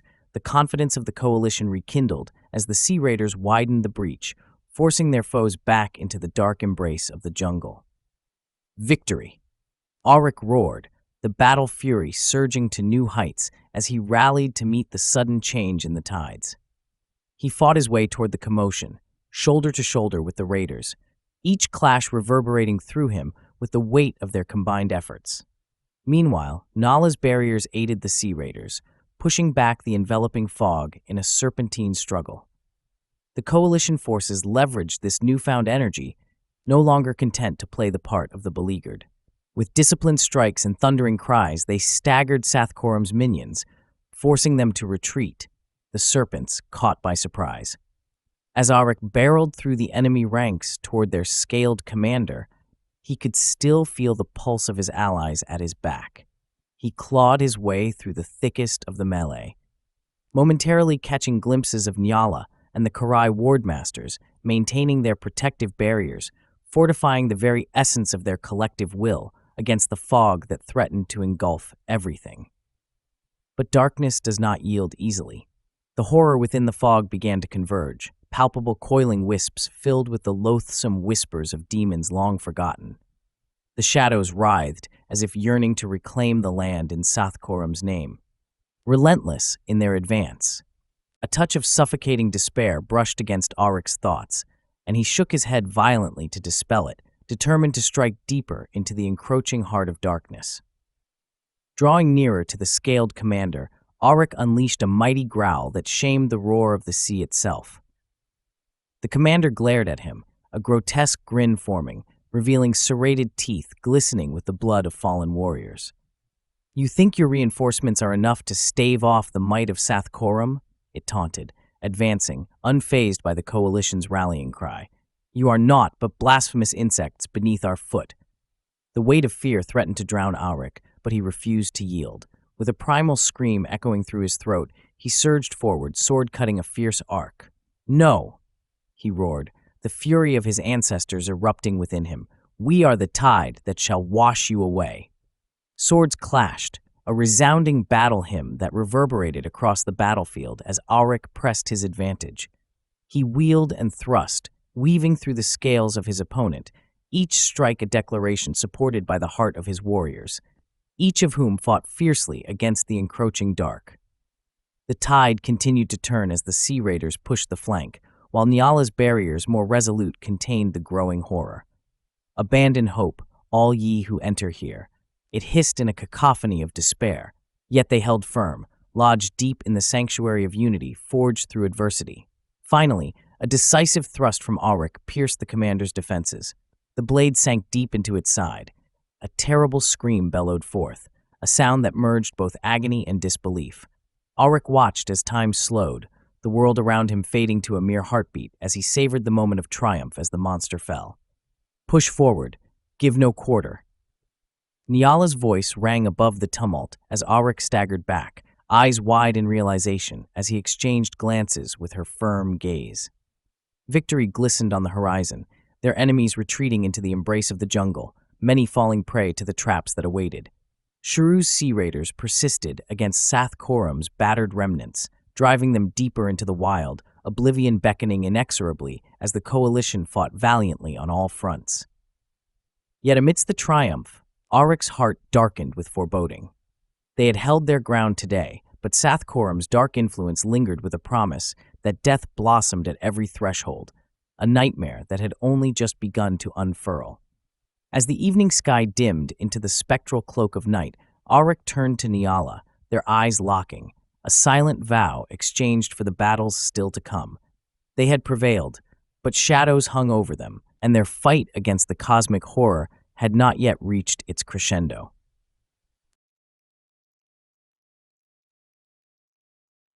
Chapter 33. Aftermath and Counsel. The sun dipped low in the sapphire mantle of the horizon, casting long shadows over the blood-stained sands of the Jade Coast. The aftermath of the fierce battle lay before Aryke like an unvarnished truth, a tableau of triumph and loss scored deeply into his very soul. Though the coalition had emerged victorious against Sathkorum's onslaught, the price had been steep, and the shouts of jubilation quickly dulled into a mournful dirge as the wounded were tended to and the fallen laid bare upon the bloody ground. Aryke stood amid the bellowing chaos of mending and sorrow, his heart heavy with the burden of leadership thrust upon him. The remnants of warriors who had fought valiantly gathered in scattered groups, nursing wounds and recounting stirring tales of valor, their spirits still flickering like flames under the weight of defeat. Dark clouds gathered overhead, thickening the air with a somber omen, while the ocean too seemed to feel the loss, its waves uncharacteristically languid, as though mourning alongside them. Chief Matok, Nyala's voice, soft as a whisper, cracked over the tumult. Her green-gray eyes narrowed as she scanned the mass of soldiers, searching for her ally among the injured. The tribe's revered chief had fought bravely, only to succumb to a venomous blade that had struck him down in the fray. His heart remained steadfast, Aryke replied, not bothering to conceal his own despair as they moved through the throng of wounded men and women. But even steel rusts when thrust into darkness. I fear for Matok. As they approached the hastily erected field hospital, a cacophony of groans and desperate pleas encircled them. Frayed tents of canvas and fabric had been erected, turning the makeshift encampment into a surreal blend of the sacred and profane. Warrior priests and healers moved among the injured, tending to wounds that gaped and bled with a sickly pallor, a blend of earthly injuries and otherworldly curses. There, in the center of the chaos, lay Chief Matok, crumpled and pale. Open wounds crisscrossed his body, decorated with foul poultices meant to neutralize the insidious poison coursing through his veins. His breath came in ragged gasps, and Aryke felt a choking anxiety settle within him. Although recovery be uncertain, Matok rasped, his voice trailing in and out of coherence as his eyes flickered open. You must take command, Aryke, if these worthy warriors are to have a chance against that which we face. The warriors will not follow an outlander, Aryke argued, bitterly battling the weight of destiny presented to him. You need support. A voice interjected, a voice as calming as the tide, yet firm. Nyala stepped forward, her ethereal presence illuminating the darkness lingering beyond the tents. You bear both sword and spirit, Aryke. Together, we can channel the resolve of the coalition. Chief Matok would not lead you astray. With a heavy heart, Aryke yielded the internal struggle and knelt beside the wounded chief. I will honor your legacy, Matok, and if I must take up command, his voice wavered, gathering strength from the warmth of the chief's hand. Then I will do so, for your people and for the defiance of that which we face. Matok nodded weakly, the bond between them forged in blood and courage, an alliance that transcended the borders of flesh and land. You must not feign ignorance of the beast's designs. The remnants of Sathkorum's forces still await beneath shadows. Gather the leaders. A council is to convene ere the sun has fully fledged its wings. With a solemn nod, Aryke rose, a weighty resolve coiling around his heart as he moved to summon the leaders of the coalition. The battle was won, but darker omens loomed in the ether. Sathkorum and his dark sorcerer returned to their machinations, finding refuge amid arcane studies and twisted rituals. The newly appointed war leader climbed a raised platform fashioned from driftwood and stone, the earth beneath him dramatically quiet in pulsating anticipation. The remaining Confederates, comprising tribes, mystics, and the resilient sea raiders, gathered, needful of direction now that their fierce battle had subsided. Fellow warriors, Aryke's voice resounded, drawing gasps and murmurs as he surveyed the faces assembled before him. We stand at the precipice of doom. Our victory over Sathkorum's forces may grant us breath this day, but his dark machinations endure.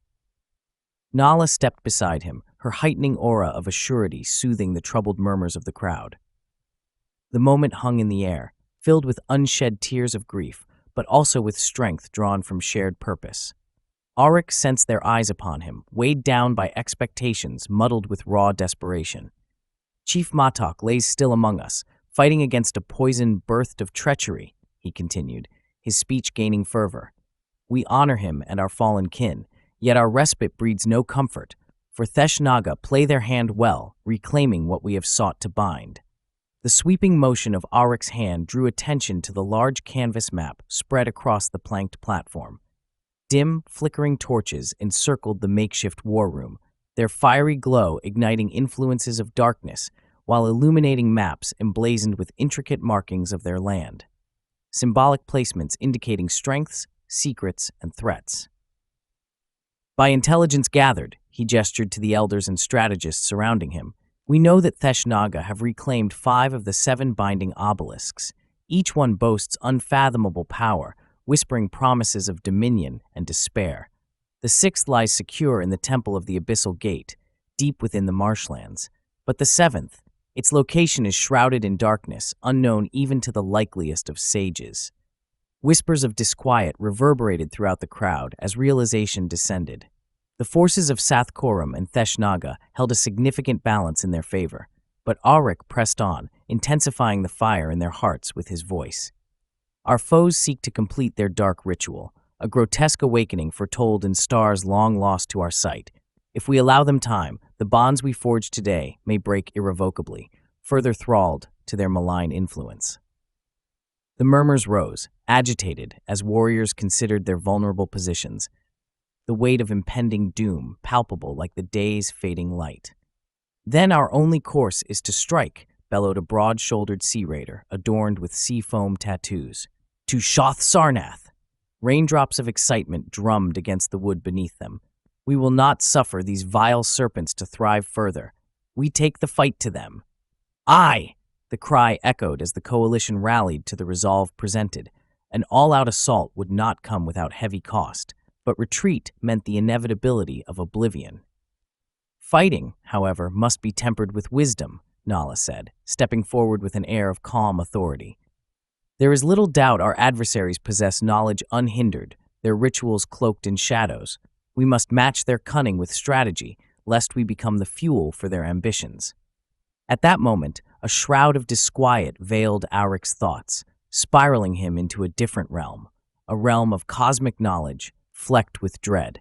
His mind twisted, flashing upon walls etched deep with sigils of binding seen firsthand at the Abyssal Gate.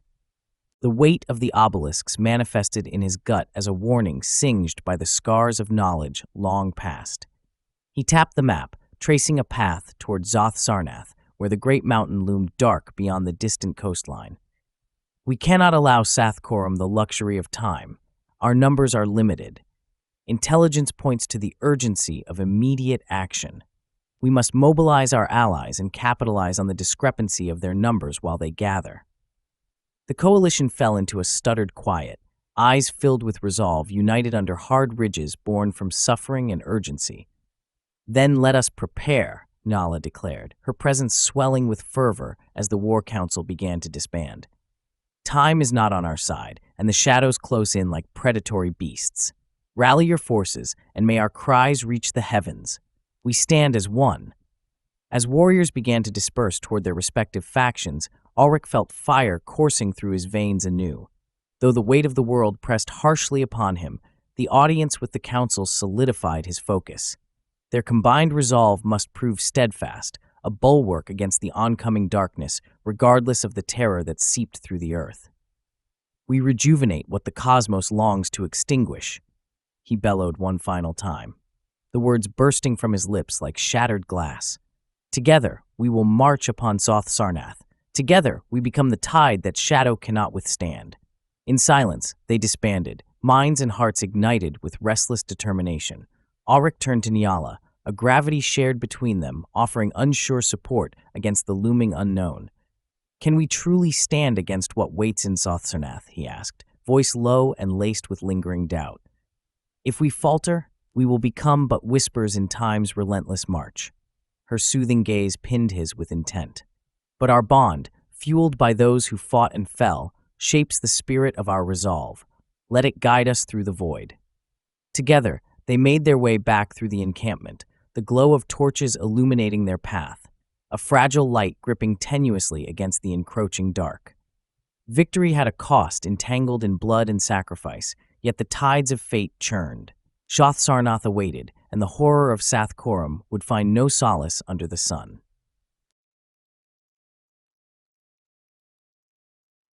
Chapter 34. The Final Preparations.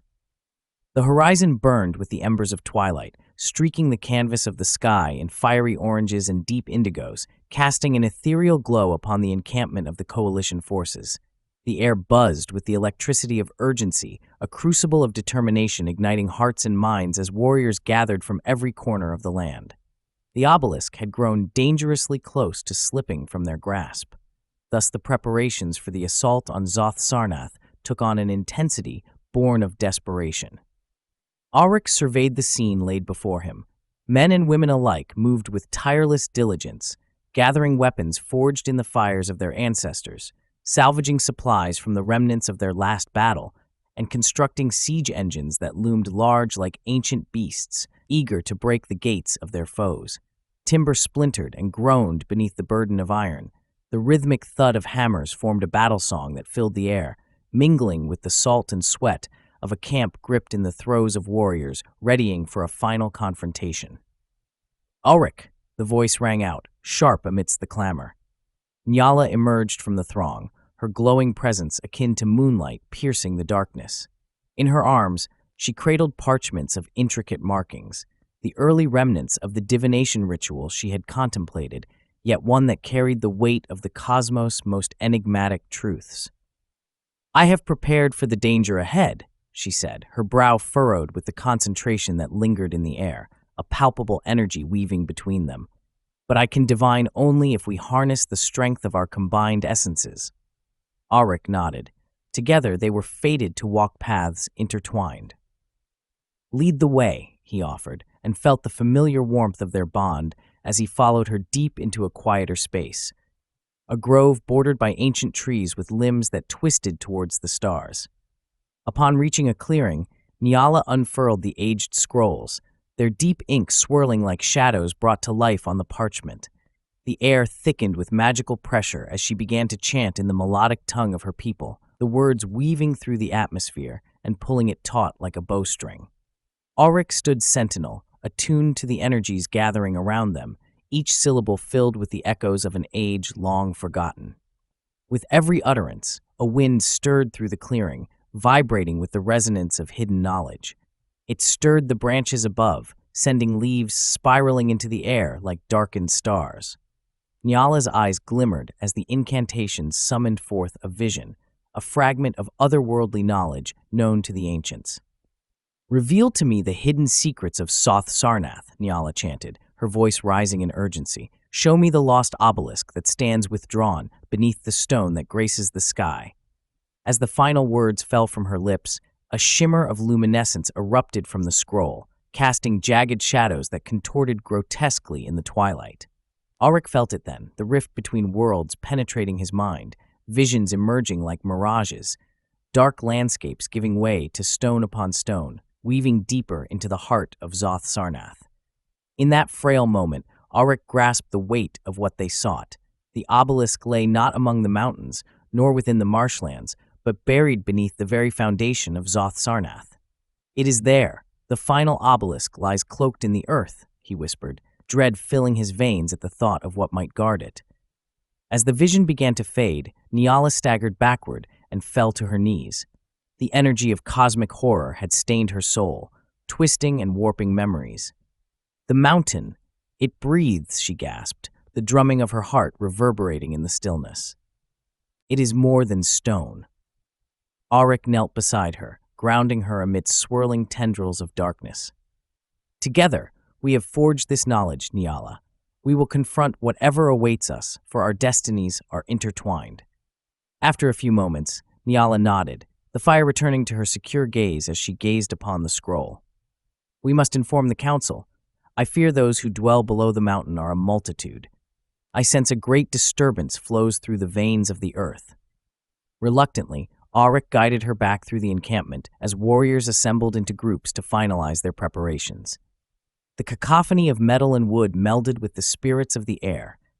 Hearts beat with a growing rhythm as the coalition rallied, hearts like banners unfurling before the impending storm.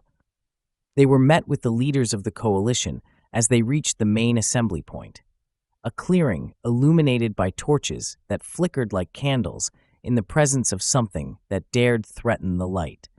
Daughters and sons of the north stood shoulder to shoulder with the Karai mystics, the sea raiders, and the remnants of the Talam tribes. Aryke mounted a low wooden platform at the center, beckoning attention with a forceful cry that cut through the gathering conversation. Warriors of our united front, the divination has borne truth. We now know the location of the final obelisk. Its roots lie beneath Soth Sarnath itself. The gathered leaders exchanged sharp glances. Uncertainty and determination warred in their hearts. Someone among them, a weazened old sage, grunted toward Aryke, skepticism lacing his words. What guardian lies there? No one knows the depths of that accursed mountain, and tales tell of horrors that await those who venture too close. We cannot tremble before fear, Nyala interjected, her voice rising with conviction. For even if the horror soaks the earth, we must push towards our goal. It is our only chance to thwart Sathkorum's foul ambitions. The obelisks hold the key to restoring balance. With the slightest shift of weight, Aryke felt the tides begin to change. Alliance forged like steel was where their strength lay. It echoed in the blood pulse of the coalition as dread melted into resolve. We will not flank straight into their maw. We prepare now for a two-pronged assault. Naval forces will approach via the Azurial Ocean while we create a diversion at the mountain passes.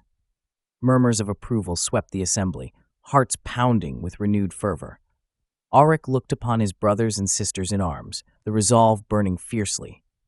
Each regiment shall take their stand, but remember, the horror we face is not merely of flesh and blood.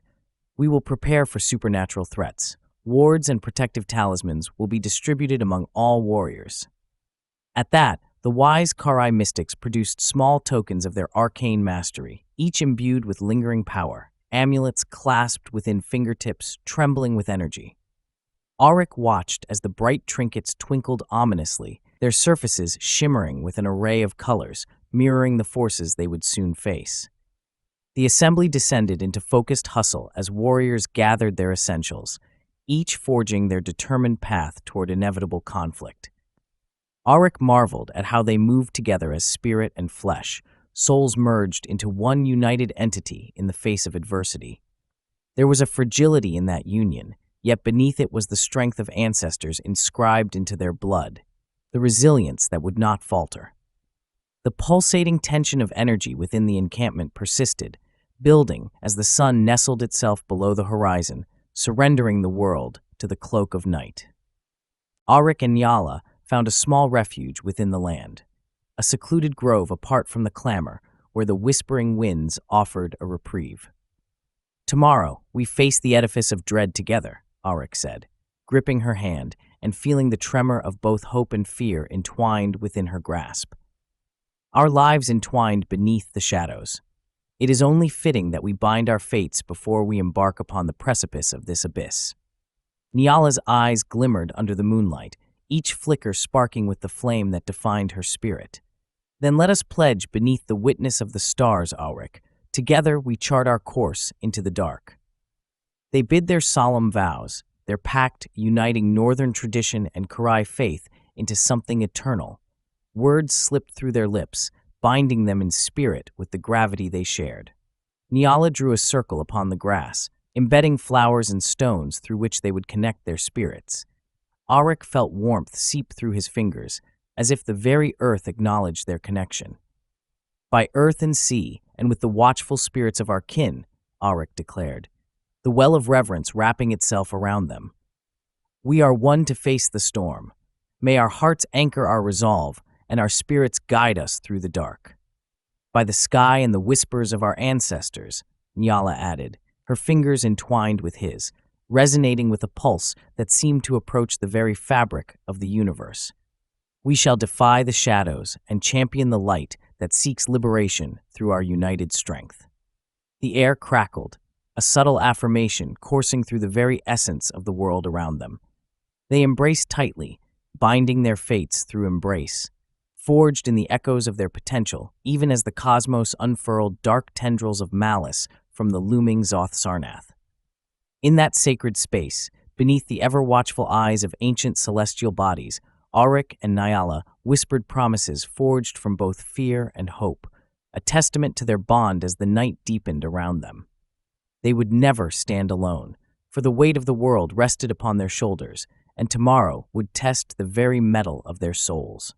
As dawn inched ever closer, coiling the night's shadows in its embrace, Aryke and Nala emerged from the solitude of their pledge. The agonizing dance of time lay stretched before them like a battlefield, yet they would not falter. Together, they would face the awakening horrors beneath Zoth Sarnath, together forged of myriad threads, love, duty, and sacrifice. "Prepare the warriors," Aryke announced as they returned, fierce determination radiating from the depths of his being. "For tomorrow, we march into history." Chapter 35. The Seas Rise. The sun hung low on the horizon, a molten orb of blood-red casting long shadows upon the jagged cliffs of Zoth Sarnath. Below, the azurial ocean roared with increasing fury as dark clouds gathered overhead, embattling the bright azure of the day. Aryke stood at the prow of Shuru's fleet, gripping the helm with hands hardened by the trials they had faced. This ominous weather was no ordinary tempest. It felt like the wrath of the very gods had been loosed upon them, mirroring the chaos that awaited beyond the cliffs. "By the gods," Aryke muttered, squinting into the gathering storm, "it seems the ocean itself has heard our resolve and seeks to swallow us whole." "Take heart, my friend," Shuru, the formidable captain of the Sea Raiders, called out, his voice booming through the wind that whipped around them. The sea captain's eyes glinted with defiant joy, reminiscent of sunlight breaking through storm clouds. "If the gods intend to test us, let them come. This storm is but a backdrop for true warriors." Aryke almost believed him. The sea was no stranger to ferocity, and in a way it lent a primordial strength to their mission. All around them, the ships of the coalition navigated the treacherous currents, their sails straining against savage gusts. The air crackled with tension, punctuated by the sounds of men shouting orders, the roar of the waves, and the creaking of wood as the fleets fought through the tumult. But it was not merely the storm that loomed ominously upon the horizon. As the vanguard, Aryke had been briefed on the dark tales whispered among the waves, tales of monstrous denizens of the deep, twisted by dark sorcery into guardians of the Theshnaga. With each cresting wave, Aryke felt that darkness thrum beneath the surface, a heartbeat drumming a warning only the sea itself could understand. "Brace yourselves," Shuru bellowed. "We have little time before the darkness claims us."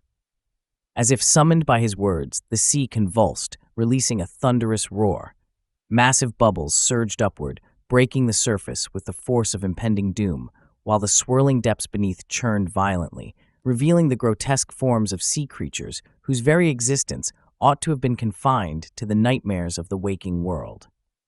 The first of the creatures broke the surface in a flurry of foam, great shadows with serpentine bodies, their scales shivering with iridescent hues of green and gold. Sigils had been etched into their flesh, glowing with a sickly light, marking them as the vile slaves of the Theshnaga. Eyes ablaze with primal fury, they surged toward the ships, some crashing against the hulls, others leaping through the air like deformed harbingers of calamity. "Prepare to repel boarders," Aryke shouted, grabbing a spear from the hands of a terrified sailor nearby. The light of the dying sun reflected off the foam, turning his grip into something spectral, otherworldly. As he hurled the spear at the nearest monstrosity, he marveled at how bizarre the tableau had become. Heroes against beasts birthed of shadows, caught amid the tempestuous embrace of the sea. The spear found its mark, piercing through the scales of a creature. It let out a shriek that pierced through the wind, reverberating in Aryke's chest, a sound that promised maddening dreams should they be victorious. Other soldiers around him cried out as their own weapons found the thralls of the ocean, each impact sending spouts of saline blood mingling into the stormy waters. "Fight! Fight!" Shuru roared, his battle fury igniting as he swung his massive axe against a monster that leapt aboard their ship. With each swing, he struck menacing blows, cleaving beastly heads from bodies. "Let them know the steel of our hearts." Drawing the sword from his side, Aryke leapt into the fray, swinging his blade with abandon. He carved through the horde, using desperation to fuel his charge. The taste of adrenaline flooded his senses as he pressed deeper into the melee, determined to clear a path to establish their beachhead.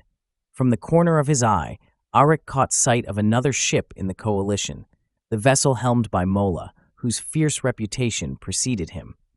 Navigating through the waves like a wraith, Mola's ship turned toward the sandy slice of beach that stretched below the rocky cliffs, preparing the ground for a full-on invasion. "Stay true," Aryke called out, his voice almost lost to the storm as the lightning cracked above like the lash of a whip. The ocean foamed with chaos, tendrils of tar-like black penetrating the shallows, threatening to engulf any fool enough to tread too closely. But Aryke's heart brimmed with purpose. Onward he fought, forging a wall of valor against the monstrosities that sought to drown them in despair. A creature lunged, talons aimed for his throat, but Aryke sidestepped and thrust his sword deep into its flank, feeling revelatory satisfaction resonate through him as his blade tasted the chitinous flesh of their foe. The creatures fought with a vile intelligence, striking back and retreating to draw the coalition forces into disarray, but Aryke remained undeterred. His voice, fierce and commanding, sliced through the chaos, rallying the beleaguered sailors around him. "Hold firm, we are warriors of light against shadows. Together we roar defiance before the abyss." A surge of determination gripped the sailors, who rallied behind his fierce proclamation, despair falling away like mist before the dawn. They pushed forward, reclaiming control of the deck, forcing the guardians of the depths back into the maw of the sea. With Aryke leading their charge, they carved a bloody path toward the sandy respite awaiting below.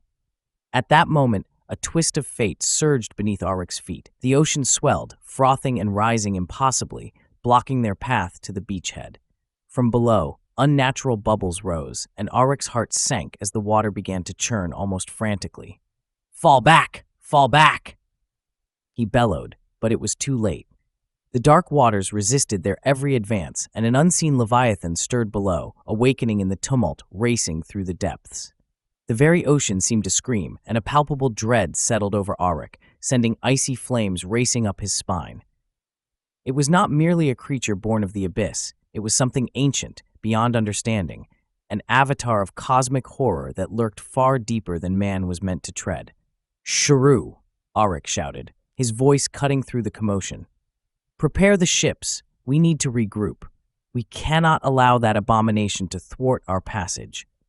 Shrew, ever the resolute captain, nodded briskly, ordering his crew to put all effort into securing the fleet. They turned their ships, battling against the swells that towered higher than man should ever see, sending spray soaking into them like the tears of the lost. The sea creatures, realizing their advantage, surged forward, sensing the sudden lack of coordinated resistance in the wake of dread. With Aryke at the helm, the sailors formed into a desperate phalanx, swords rising and falling against the creatures like the tides themselves.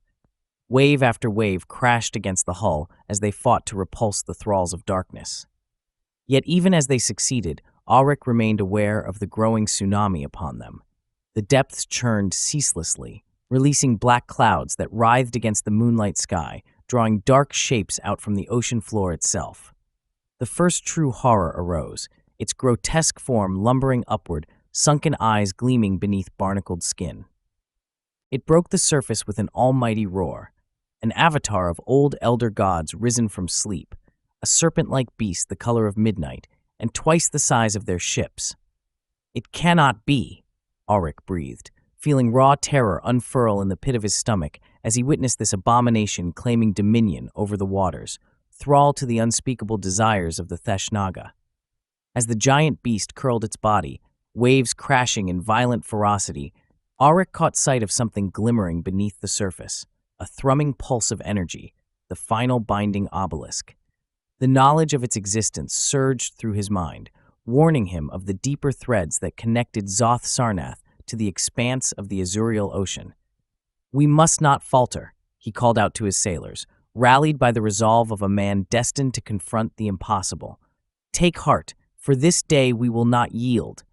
We press on through the storm, through the terror." Beside him, he felt the solidarity of the sailors surrounding him, their eyes sparkling with fierce determination as they fought to bend back the tides of despair. Charging toward the monstrous spectacle, Aryke led them forward, knowing that dawn awaited even amidst the darkness. Meanwhile, the sound of explosions rocked the air as Mola led his diversionary force through the highland spires. The sharp, jutting rocks began to tremble as their devices unleashed destruction against the region surrounding Zoth Sarnath, drawing significant enemy forces away from the citadel and towards their daring assault. The cacophony of battle echoed through the earth, urging Aryke forward. As the naval forces fought to establish their beachhead, the waves crashed ever closer, the behemoth rearing up, gaping maw wide, poised to unleash its cosmic wrath upon them. Aryke struck out with the sword of his ancestors, dancing between the flailing limbs of the creatures intent on holding them at bay, feeling the burden of destiny weighing against him. "Forward," he shouted one final time, raising his weapon high. "In unity, we shall conquer. We are writ against the tides of fate." And so they charged, hearts roaring against the deafening sound of the sea, resolve ignited, tempered by expectation of triumph. For even as the storm swirled around them, drawing upon their fears, Aryke forced himself to recognize hope amidst the chaos. The waves encroached, but they would not drown without a fight. The battle raged on, the sun swallowed by clouds, but the spirit of warriors remained alight. They would not yield. As Aryke faced the monstrous tide, he felt their combined strength rise up like the sea, fierce and unrelenting. In unity, they charged against horror, as the horizon peered down upon them, bending to their will.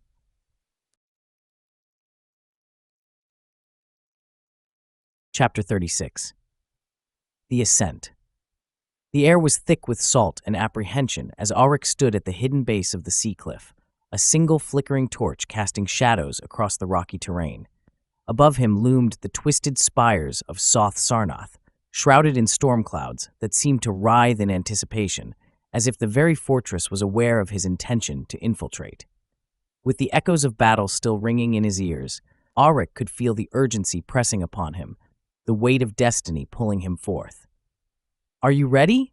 he asked his small cadre of elite warriors, who bore the scars of previous conflicts gleaming upon their skin. They nodded, determination etched upon their brave faces. Nala stepped forward, her presence like a beacon within the encroaching darkness. Her intuition had guided them to this hidden crevice, her knowledge illuminating paths where the eyes of the Theshnaga would remain blind. "Follow my lead," she instructed solemnly, her tone reflecting the seriousness of their task. "The patrols shift every half hour, but we have a narrow window. Stay low, and we may just elude their gaze." With teams set, Aryke took point, leading the way as their footsteps crunched against the stones. The path twisted upward, hidden amongst the natural rock formations and choking vines, remnants of an ancient land. Each careful step brought them closer to the unfathomable heart of the citadel, a heart that pulsed ominously beneath the cusp of awakening. As they ascended, Aryke's thoughts flickered to the fate of the coalition forces still battling upon the waves below. He could almost hear the clamoring of swords and the cries of the fallen echoing across the water. Those warriors had given their all, and it was upon his shoulders that the culmination of their effort now rested. Nyala gently grasped his arm as they ducked low, guiding him behind an outcropping. "Hold still," she whispered urgently. Through the slats of their rocky cover, Aryke caught sight of a band of patrollers, serpentine figures adorned with the sigils of the Theshnaga, moving with a synchronized grace that evoked a visceral unease. They glided past as if borne by some shared will, not a flicker of awareness appearing on their scales. Once the patrol drifted beyond their line of sight, Nyala signaled the all clear. "Now, this way," she beckoned, slipping into the narrow opening of the ancient aqueduct that spiraled into darkness. The tight confines smelled of damp earth and forgotten histories, but Aryke felt hope swell within his chest. They moved like phantoms, winding deeper beneath the city of Zoth Sarnath, now enmeshed in shadows. The air drew colder, and as the group twisted and turned through the old stone passages, Faint echoes of water dripped rhythmically from above. Aryke marveled at the architecture that surrounded him. Mighty arches towering overhead, adorned with intricate carvings that told stories of simpler times before the cataclysm that devastated their world. They were moving through the arteries of a forgotten civilization, now corrupted by nightmares that had spilled from its depths. Emerging from the confines of the aqueduct, Aryke and his warriors found themselves in a vast subterranean chamber, illuminated by a pulsating cerulean light that emanated from an enormous crystal embedded within the walls. Nearby, ancient engravings danced unsettlingly along the surfaces, twisting and transforming in impossible configurations. Buildings, formerly solid, flowed like liquid, their forms shifting subtly before their eyes, giving life to the very structure of the citadel. The architecture, one of the warriors murmured, his gaze fixed on the surreal spectacle. How can this be? Magic, Aryke replied, a sense of dread creeping into his voice. Dark, unfathomable magic that bends the laws of reality. We're not merely fighting a war, we're beset by cosmic forces we barely comprehend. But his words hung heavily in the stale air, weighing down upon them as unsettling synchronicity began to emerge among the inhabitants of the chamber. The residents of Soth Sarnath, affected by the malign energies of the Theshnaga, moved about, seemingly automatons governed by some hidden principle. No longer independent beings, they flowed from one task to another, generating energy for a greater purpose, their eyes glazed with hollow servitude. Inevitably, Aryke's heart sank as they stumbled upon a horrifying sight. Enslaved Karai, their bodies twisted and painfully transformed, serving as living conduits for the arcane energy drawn toward a dark center. Their skin shimmered with veins of luminescent blue, flickering to a rhythm known only to the sigils etched upon their wretched forms. Pain shone in their faces, a cycle of torment that left them hollow, an existence merely to fuel the insidious power pumping toward the looming pyramid. By the gods, another warrior gasped, unable to look away. Aryke clenched his fists in response to the scene laid before them, anger binding his resolve as he surveyed the horrors they would have to face. "We must free them," Nyala interjected, her voice resolute, yet weighted beneath the reality of their surroundings. "These souls are trapped in this twisted dimension. They are our kin." Grim resolution settled across Aryke's heart as he saw the suffering etched on the faces of the Karai. They were once fierce warriors, defenders of the realm, and now reduced to wretched vessels for a dark power. "We will," he vowed, heart pounding with dread and righteous fury. "But first, we must reach the pyramid." As they advanced to the outer edges of the chamber, an ominous presence unfurled itself before them. Guardians forged from warped energy, their forms both terrifying and grotesque. These creatures were almost elegiac in their horror, sentinels born from the very fabric of insanity, bodies twisting in ways that defied natural order, each movement a disconcerting ballet of monstrous grace. "Prepare yourselves," Aryke commanded, brandishing his sword as the guardians began to shift towards them, their limbs elongating into dagger-like appendages, the pulsing energy surrounding them thrumming with a palpable dread. "We will face them together." The warriors lined up beside him, tight-knit and unwavering against the encroaching dread. Aryke led the charge into the fray, the darkness cascading around them in waves, echoing their clash as hope battled despair. The first guardian lunged forward, its elongated body seizing the air as it struck at Aryke. He twisted aside, ducking low, his blade twisting through the air as he carved through the very center of the creature, splitting its distortions as they poured forth like smoke. Yet the wound gaped wider, revealing that what they faced was not simply matter, but something infinitely more profound, too large to comprehend. The creature split, rejoining in an impossible motion, and flailed chaotically around them.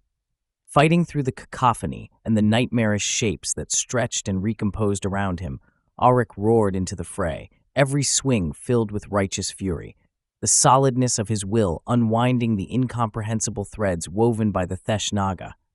The guardians fell one after another, yet the sounds of their battle shrunk in scope compared to the throbbing power that pulsed from the pyramid. "Press on," Nyala urged, her magical essence radiating around her as she conjured protective wards against the attacks that sought to engulf them. We must reach the heart of this blasphemy.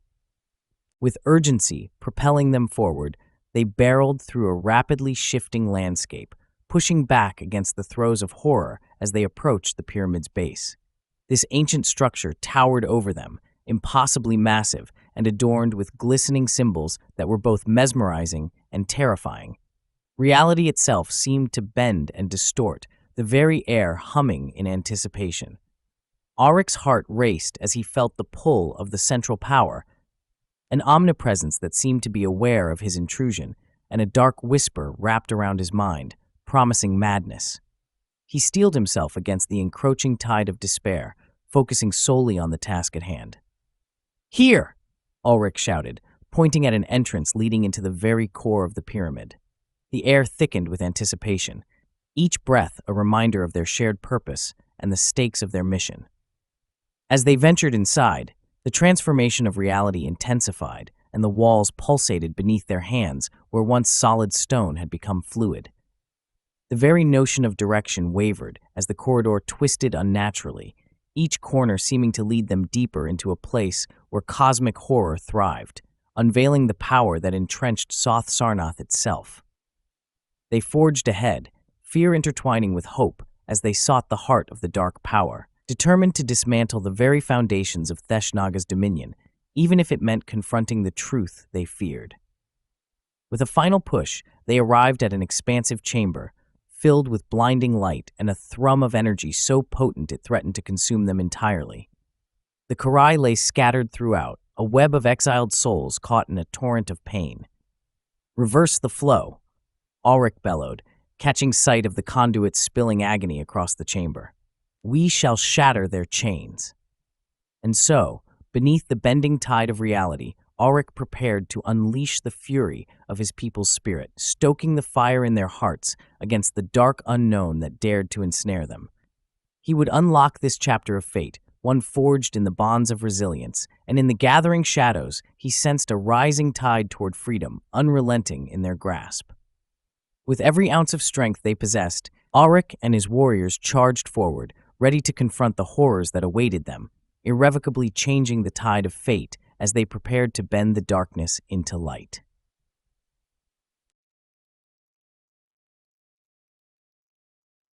Chapter 37. Halls of Distortion. The air within the pyramid was thick with a tension that felt as palpable as the stone walls surrounding Ulrich and his comrades. They had crossed the threshold into the heart of the Theshnaga's domain, entering a world where reality twisted and turned like a serpent ensnared in its own tail. Each step echoed ominously against the warped surfaces, as if the very essence of the structure conspired against them, yearning to unravel their resolve. At times, gravity itself felt like a fickle deity, shifting as they moved through the dim corridors. One moment, a step forward could send them crawling along a wall as if they walked upon the skies. The next, shoals of weightlessness would threaten to unmoor them from this earthly realm altogether. Shadows danced through the air, flickering and shifting into monstrous forms before seeming to recoil as if undone by their very own existence. "What madness is this?"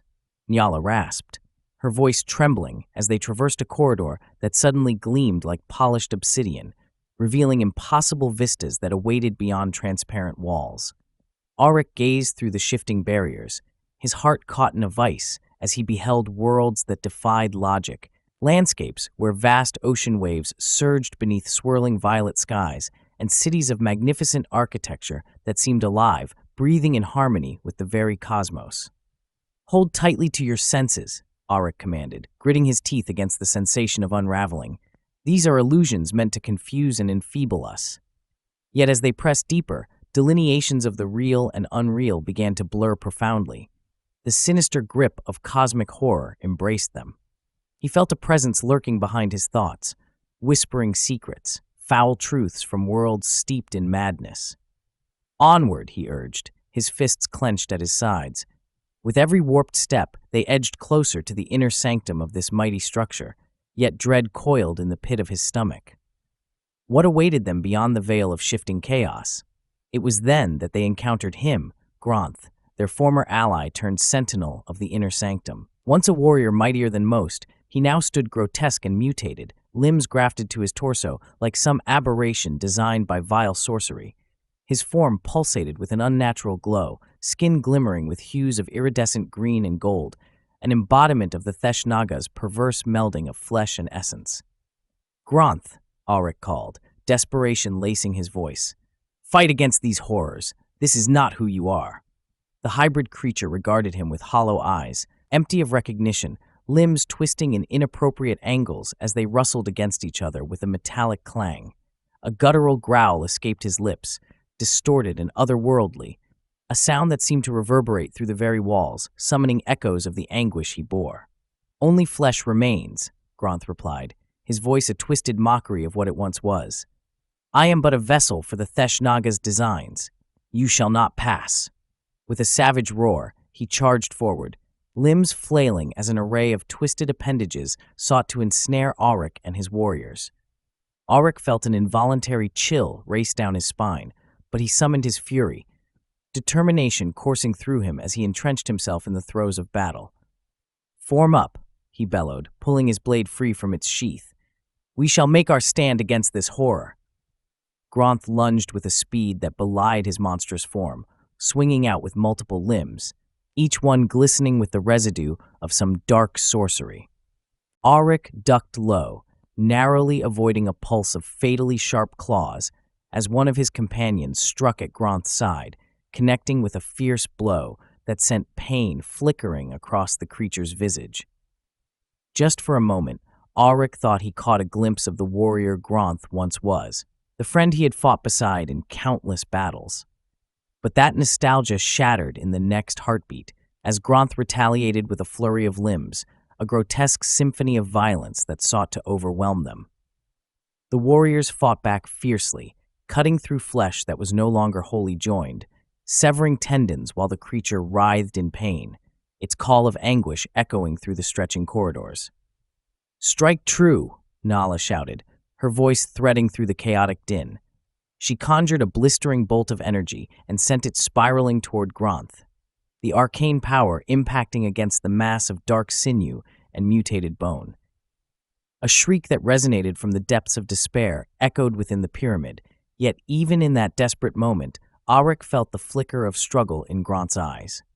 Gronth staggered, retching against the wall as the innate spark of defiance appeared to ignite within him. "Help," he croaked, the voice revealing the broken man beneath the horror. The distortion began to yield, the amalgamation of flesh trembling like a storm meant to break. "Push through."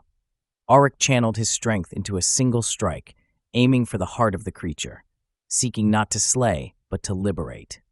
They rallied together, surrounding Gronth in a whirlwind of determination as they struck not only at the beings of aberration, but at the curse gripping his very soul.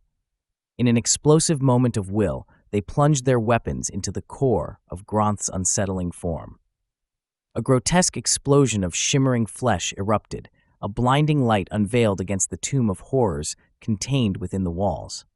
As Gronth succumbed, a wave of energy permeated the room, washing over Aryke and his companions like a storm breaking over the heavens.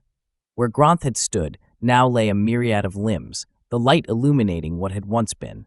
A hero scourged by torment, now released. Silence blanketed the chamber, and for a fleeting moment, they all felt the burden of the world lift from their shoulders as they bore witness to the remnants of a bond cherished in tragedy.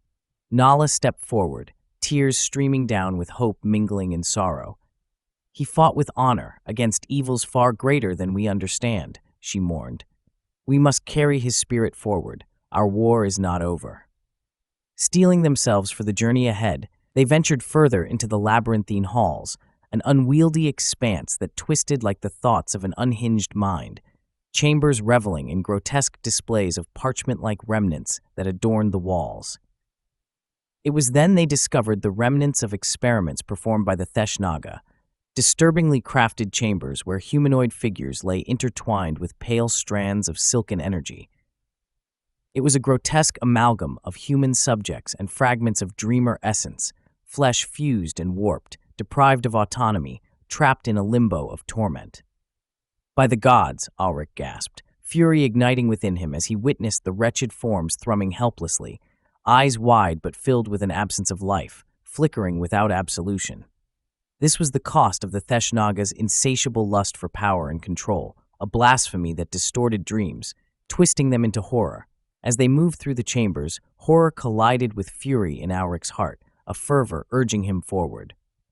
"We shall halt this madness," he promised, anger surging within him like a tidal wave. "We will save them, or at the very least, end this nightmare once and for all." With resolute intention, they pressed on toward the heart of the pyramid, every step imbued with uncertainty as the architecture around them began to morph, slanting into incomprehensible forms.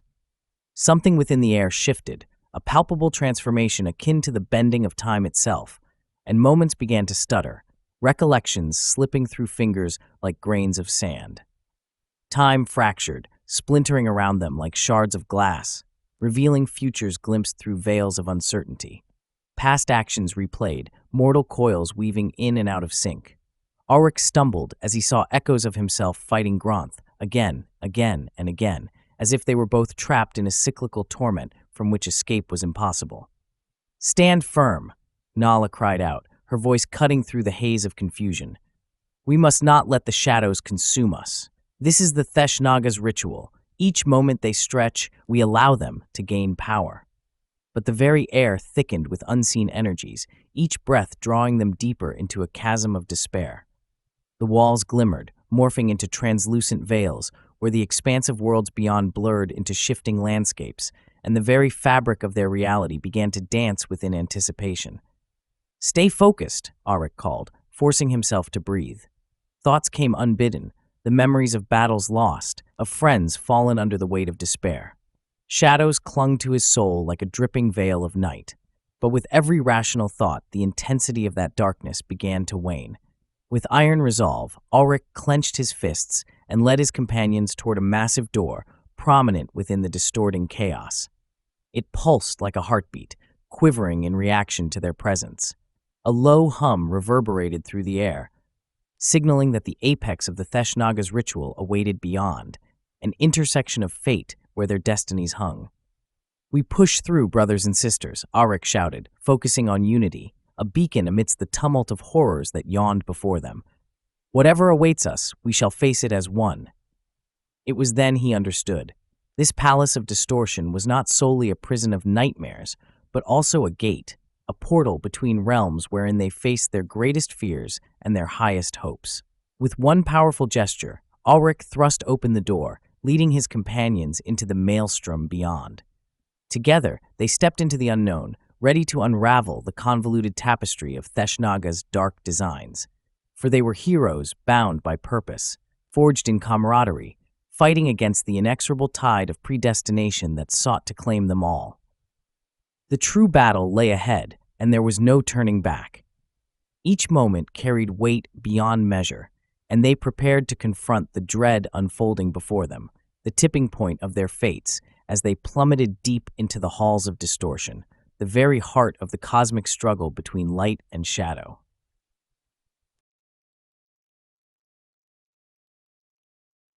Chapter 38. The Sorcerer. Unbound.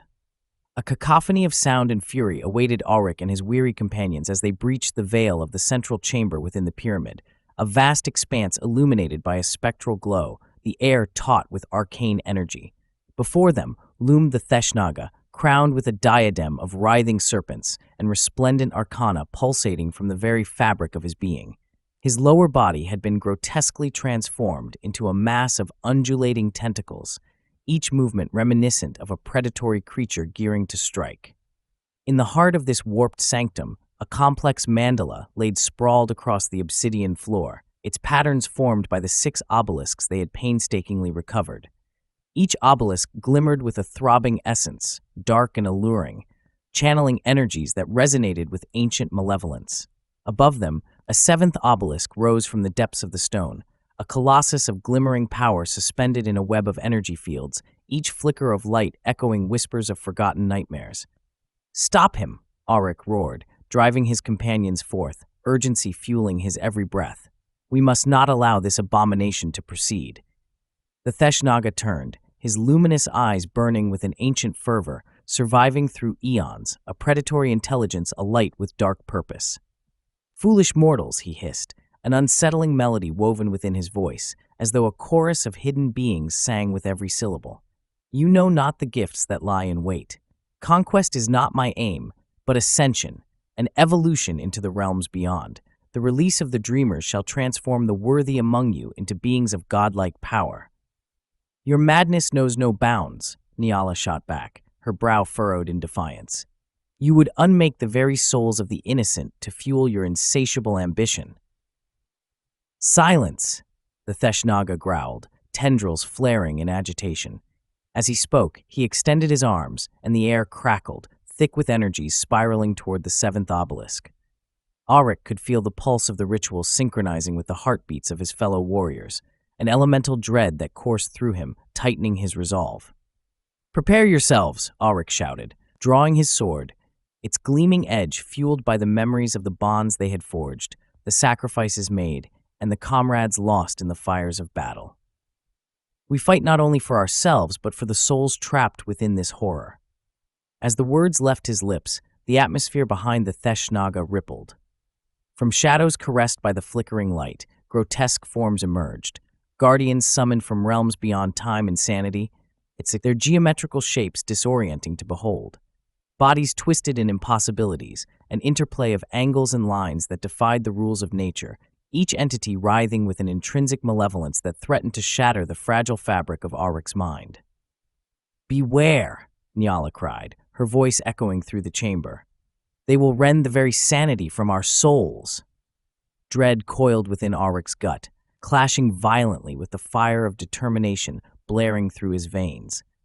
The guardians lunged at them, their forms incomprehensible, flickering between dimensions, slashing through the air with sharpened appendages of pure distortion. Aryke fought against the growing swell of voice and image, maintaining his focus, knowing that he must rally his companions against the sorcerer and his terrors. "Stay together," Aryke commanded, his will forging a tether of determination amidst the tide of their phantasmagoric foes. The guardians lunged. Nala thwarted one with a deft counter-sigil, unfurling her arcane might to send a shimmering wave of energy spiraling outward, disrupting the patterns they manifested. The floor shook with palpable force as Aryke engaged a guardian, bringing his sword down, yet the blade passed through its mass without a mark, an illusion that merely baited the mind, its true form fracturing beyond mortal comprehension. The creature retaliated with a claw-like appendage seizing Aryke's arm, a vice tightening around his bicep, nearly draining his spirit. Desperation spurred him forward, and with a grunt of exertion, he shifted his weight and ripped free, thrusting his blade toward the core of the guardian with a savage force born from desperation and rage. The sword pierced, meeting with a resistance that felt akin to striking stone. Inside him, a dread awareness echoed, a hollowness of soul that begged questions he could not answer, but he would not falter. He screamed, a warrior's cry charged with primal fury, as he swung again, and the guardian finally faltered. Its geometry cracked and splintered, dissolving into a torrent of non-Euclidean light. "Aryke!" Nyala's voice broke through as she turned to intercept another twisted horror, her gestures wild, weaving sigils in the air with the tears of stone she had brought to combat the sorcery. Each sigil she conjured countered not just the giants that threatened their sanity, but staved off the very collapse of their essences beneath the Theshnaga's influence. From deep within the cauldron of chaos, her voice rang out, a celestial harmony piercing through distortions. Tears of stone, absorbed with no fear, now challenged the wrath that transgresses the sphere. With one adept gesture, shimmering walls of energy rose and fell, warding off the encroaching horrors. Aryke marveled at her magic. His heart surged with hope as it wrapped around the essence of their alliance, casting aside the doubt that threatened to throttle him. But the Theshnaga remained unfazed. He continued to chant, his voice growing in intensity, many inhuman tongues writhing in unison as he sustained the energy flowing toward the seventh obelisk. "The dreams shall be freed, and through chaos you will find enlightenment. What I create shall be the bridge to the stars, and you shall wish to serve me in this new dawn." With every syllable, the very fabric of reality began to tremble, energy coursing toward the very heart of the obelisk, illuminating the chamber with a fearsome glow. Aryk's breath quickened, sensing the urgency driving them forward, the wall of insanity creeping closer. "Do not relent," Aryk growled, charging into the fray once more, locking eyes with the Theshnaga, who shifted in place like the jaws of a predator poised to strike. Their energies crackled through the room, Aryk rushing forward, sword raised to counter the majesty that affronted him.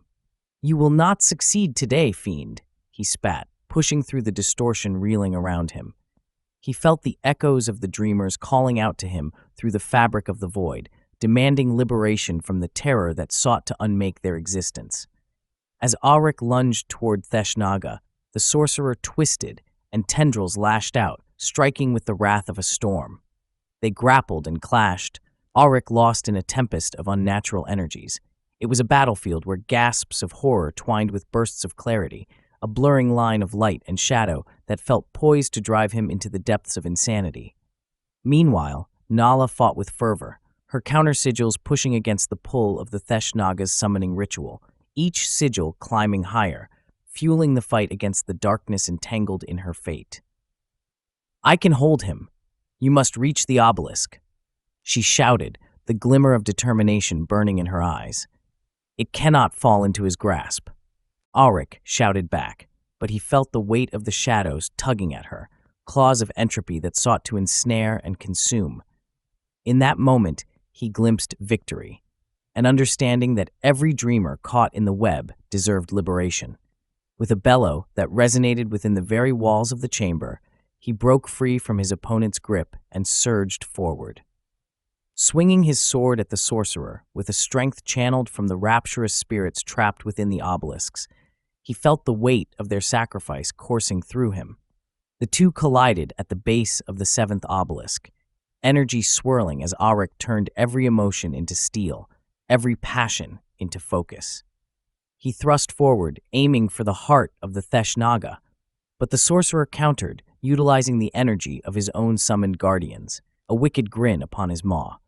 "You think your determination is enough? Power is born from chaos." But Nala's voice rang like a bell.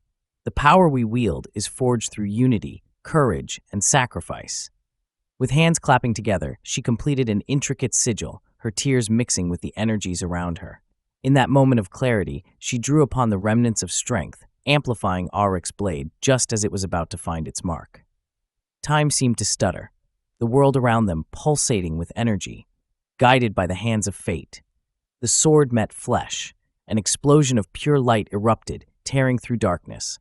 The Theshnaga's expression twisted with disbelief as he was propelled backward, screams mixing with the blinding radiance. The guardians separated, their forms collapsing into shadows, retreating into the folds of dimness the moment Aryk and Nala fused their strengths of will. And from the seventh obelisk, a resonant energy surged outward, shattering the binding constructs that had held the dreamers. Ethereal forms uncoiled from the tendrils of madness, bursting forth as radiant figures, a celestial choir of liberated souls, freed from their tormentors at last, flooding the air with whispers of gratitude and rapture. As the Theshnaga recoiled amidst the sudden upheaval, his transformation faltered, tendrils retreating into a human form, one no longer corrupt but reeling from the chaos just birthed. The battlefield morphed around them, an agony of light and sound, fractals of madness swallowed whole. Aryk clutched Niala's arm tightly. "It is only the beginning of their ascent," he argued, locking eyes with her.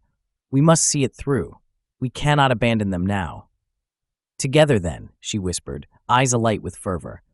"We will channel this energy through the rites of creation and free this land for all that has been lost." With souls anointed by courage, they held their ground, knowing the trials were far from over, readying themselves for whatever horrors lingered beyond the veil, prepared to confront whatever darkness the Theshnaga's madness had conjured forth. As the darkness and light continued to battle through churns of ancient will, Aryk and Niala gathered strength from the dreamers about to awaken, standing resolute against the cosmic horror that dared to claim their fates. Chapter 39, The Severing. As the echoes of the battlefield faded into a tense silence, Aryke stood poised, his heart hammering within his chest. Time hung, suspended in the air thick with charged energies, as the Theshnaga writhed, still reeling from the fatal blow they had dealt him. Aryke felt the glow of his ancient axe hum vibrantly in his grip, vibrating like a string plucked by the hands of a cosmic bard. It was a weapon forged long before the shadows fell, a blade tempered with the essence of divine retribution. "Finish him, Aryke," Nyala shouted, her voice breaking through the haze. "We have brought him low. Do not let this moment slip away." Aryke gritted his teeth, forcing himself to focus. The sorcerer's lower body had twisted grotesquely into a mass of writhing tentacles, each movement both sinister and alluring, as if the very darkness cradled him in a deathless embrace. "For Gronth, for the dreamers," he roared, diving forward, the axe raised high above his head. He swung with ferocity that mirrored his pain and loss, the weight of the axe like an extension of his very will. When the blade struck flesh, a piercing wail erupted from the Theshnaga, a sound that mingled with the unsettling symphony of distorting energy all around them. Barbs of red light exploded from the wound, illuminating the room in a kaleidoscope of shadows and flickering shapes. The moment the axe severed sinew, the air warped, curving through pockets of bizarre physics where gravity twisted like a snake consuming its own tail. "Aryke, each wound you inflict creates a distortion," Nyala cried, straining to maintain her ritual as the air crackled with energies. "Be mindful of the universe's only remnants. We must not sever our destinies along with him." With each swing of the axe, Aryke carved through the sorcery binding the Theshnaga, flesh parting beneath the weight of tradition and vengeance. He felt the resonance of sound ripple through the axe, causing the twisted sinew of the sorcerer's form to tremble. Each blow he struck unlocked ethereal bursts, releasing waves of energy that temporarily warped reality, sending ripples toward the gathered obelisks positioned like cosmic sentinels surrounding them. The room dissolved further into an atmosphere ripe with chaos, chalking the walls with fractured light. The Theshnaga lashed out, hysterical in his rage. "You cannot sever the eternal. I shall exist far beyond this biological cage." The words formed an incantation, and dark tendrils waved through the air, attempting to snare Aryke, but he evaded them, the clarity of purpose rending through him as he pressed on through the maelstrom of corrupted magic. The sorcerer's form twisted, the shadows of previous visions coalescing in and out of sight. With every cut of the axe, the Theshnaga's essence splintered, reality rippled and curled around arcs of energy like ribbons caught in a wild tempest. Shapes danced within the horizon of Aryke's vision, specters of fear weaving into the very heart of time itself. A horrifying truth dawned on Aryke. The Theshnaga was not simply lingering here, he was becoming ever more potent through the chaos, intertwining his consciousness with the energies drawn from the obelisks. Aryke could feel the ambient forces swirling dangerously close to a cataclysmic release, the patterns drawing tighter as Nala extended her hands, her own counter-ritual weaving along with the decay of the sorcerer's essence. "Stay focused," Nala gasped, sweat trickling down her brow. "The deadlock is almost complete, but he seeks to outlast us." Aryke drove forward, his breath paling from the weight of his effort. The axe struck true again as if illuminated by some ancient pledge. "I will not allow him to co-opt our reality any longer."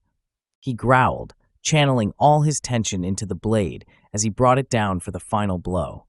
The moment his axe struck the Theshnaga's throat, a blinding flash ignited the chamber. Ghostly energies poured forth from the wound, twisting and colliding with the manifestations of space. Aryke felt hope surge through his core, a sense of vengeance reaching fruition. With all his might, he severed the wretched head from the abominable body. The sorcerer's screams transcended the physical realm, echoing into the very cosmos as his disconnected flesh began to dissolve before him. But the decapitation did not bring victory. Instead of falling silent, the energy of his being pulsated, slithering into the air like wisps of black smoke. "No, it is not over."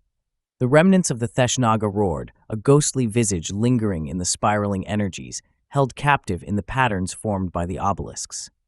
"You may sever the flesh, but my will refuses to relent." His consciousness, spectral yet fierce, remained suspended in the remnants of chaotic energies, glaring down as dismal shadows gathered, a testament to the dark ambition of the ancient sorcerer. Energy swirled wildly as the celestial fabric of that chamber began to unravel. "Now!" Nala shouted, molded sigils forming from the tears of the stone. She completed her ritual, and an explosion of arcane forces oppressed the darkness, churning in defiance against her light. Yet the temple trembled, a relentless quake cascading through the architecture. With every pulse that emanated from the severed head, the pyramid erupted into a maelstrom of reality, the patterns defining solid ground unraveling where the Theshnaga's power wished to reclaim its dominance. "Stabilize it," Aryke called, his eyes darting as the floor beneath him began to splinter, cracks racing outward like veins of a waking beast. "Nyala, we must center the power before it collapses." The sorcerer's skeletal form pulsated, distant eyes burning against the radiance of the obelisks, each echo of the screech bound in shared terror. "You were meant to be my heralds," his voice boomed, a cacophony of painful echo that lapped against reality itself. "Join me. Together we shall ascend beyond this pitiful realm." Panic surged through Aryke. "We shall never serve you." He felt the urgency claw at him frantically as sections of the chamber's floor collapsed away, revealing a yawning chasm illuminated by the flickering shadows of darkness below. Something massive stirred within that descent, vying for retribution as ancient veins pulsed with the fury of long-forgotten nightmares. "The world cannot survive your ambition," Nyala shouted, turning her counter-sigils upon the abyss, tracing the contours of light against the darkness. "You will not claim this body or any soul upon it." With strength born of desperation, Aryke wielded his axe and drove the metal into the ground, creating a focal point beneath the Theshnaga's severed essence, bringing balance to the chaos swirling into disarray. The axe grounded itself, resonating with the energies released from the obelisks. The wails of their power morphed into an orchestra of hope. With the Theshnaga's final incantation echoing against the walls, Nyala wove her counter-ritual with the sigils created from despair, each symbol a beacon of defiance, casting back against the manifestations of madness, swirling like storm clouds, encroaching upon the barricades of their tenuous reality. "Together," Nyala implored, her face a mask of stunning resolve. "Concentrate, Aryke. We are the shield against the darkness, the arms of those who dream." She thrust forward, her magical sigils igniting the chamber in radiant, burnished light. The spectral echoes of the Theshnaga roared as they surged against the walls, a cacophony reverberating through the celestial frequencies they had conjured together. "No," he howled, and as the words fled him, a cataclysmic discharge ricocheted through the chamber, illuminating the remnants of the sigils they had forged, creating a harmonious symbiosis of power, amplifying across the fabric of space. The entire temple convulsed, energy shifting, light and shadow dancing in cosmic chaos as the fractures wrought upon the earth opened wider, revealing the yawning void below, a great presence awakened from aeons of slumber. With finality intent on their cooperation, Aryke and Nala poured every fiber of their will into the spiraling currents of light, pushing back against fate, in a moment that felt suspended in time as chaos gave way to purpose. The Theshnaga, in his final moments, vanished into nothing, subsuming into the unresolved energies that still sought a connection between dimensions, leaving behind the stillness of finality wrapped in devastation. The sudden stability eased within the chamber, fissures momentarily shoring themselves up as if the very ground below was scalded by the energy birthed from celestial harmonizing. But it was merely an illusion. The great darkness stirred beneath them, something vast and untamed rising up amidst the turmoil. Writhing with dark aspirations. "Quickly, we must escape," Aryke shouted, wrenching his axe free from the floor. The pyramid groaned around them, vast beams and portions of the walls cracking, chaos echoing in sickening laughter as the underworld stirred.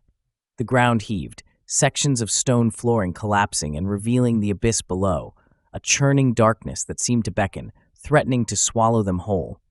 The specter of the Theshnaga still clung to the ether, wisps of energy hovering within the air, seeking a way to manifest his ambitions once more.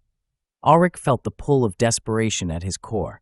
They had proven victorious against the Theshnaga, but the greater horror loomed greater, awakening in the depths of the pyramid. The once formidable hall distorted about them, enveloped in impenetrable nightmares welling forth from the pit, seeking to claim the remnants of their fractured realities. "Now!" he shouted, directing them to the way they had come. "We must escape this dreadful place before it consumes us." With hearts sustained by unity, Aryke and Nyala, followed by the lesson learned from suffering, and shadows of camaraderie forged in battle, hurtled toward the path that had led them in. The echoes of the past colliding with the promise of the future as the world around them began to crumble. As they sprinted, the very foundation of the world erupted behind them, a howl of darkness unfurling with unwelcome release. The twisted power of the Theshnaga surged, breaking free from the remaining vestiges of energy left behind, swallowing part of the world into its vast maw. In those fleeting seconds, they grasped what remained, courage mingled with dread, but neither defeat nor despair would seed their souls. It was the memory of friends lost in battle, the whisper of the dreamers that would guide them forward into the unknown beyond the mouth of the abyss.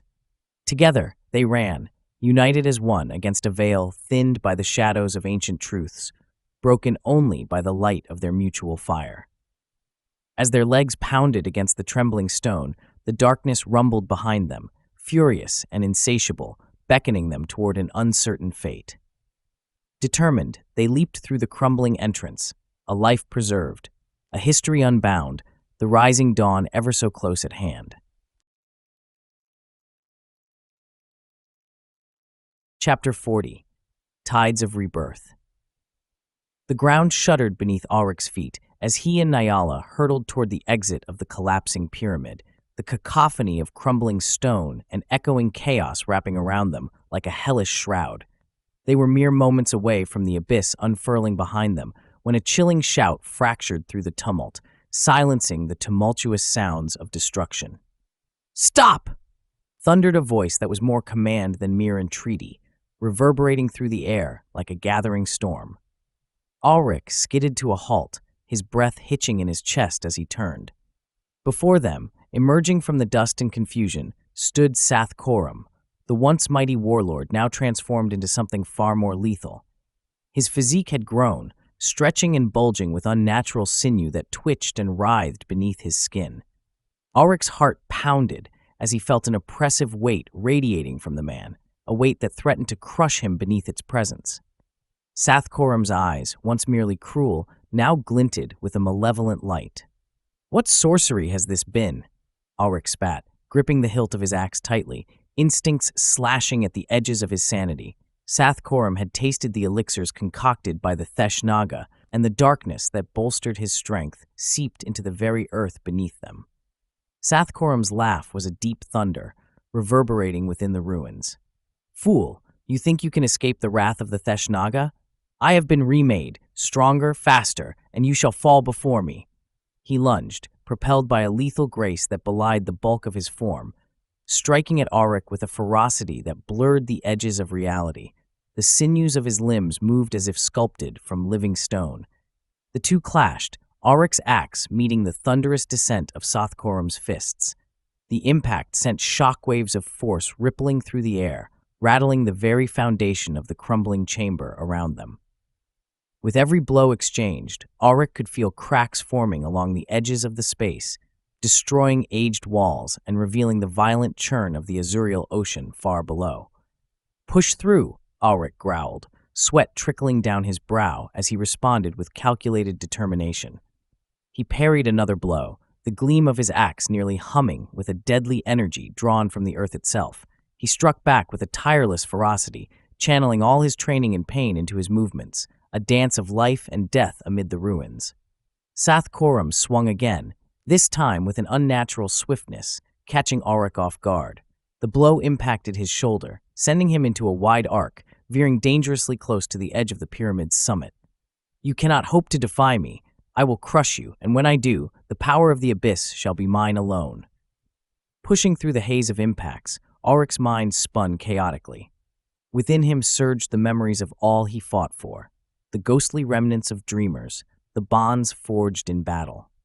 He refused to yield to Sathkorum's recklessness, refusing to see all that lust for power had wrought upon the world. Your hubris will be your doom. Aryke ducked under another strike, feeling the earth beneath hesitatingly give way.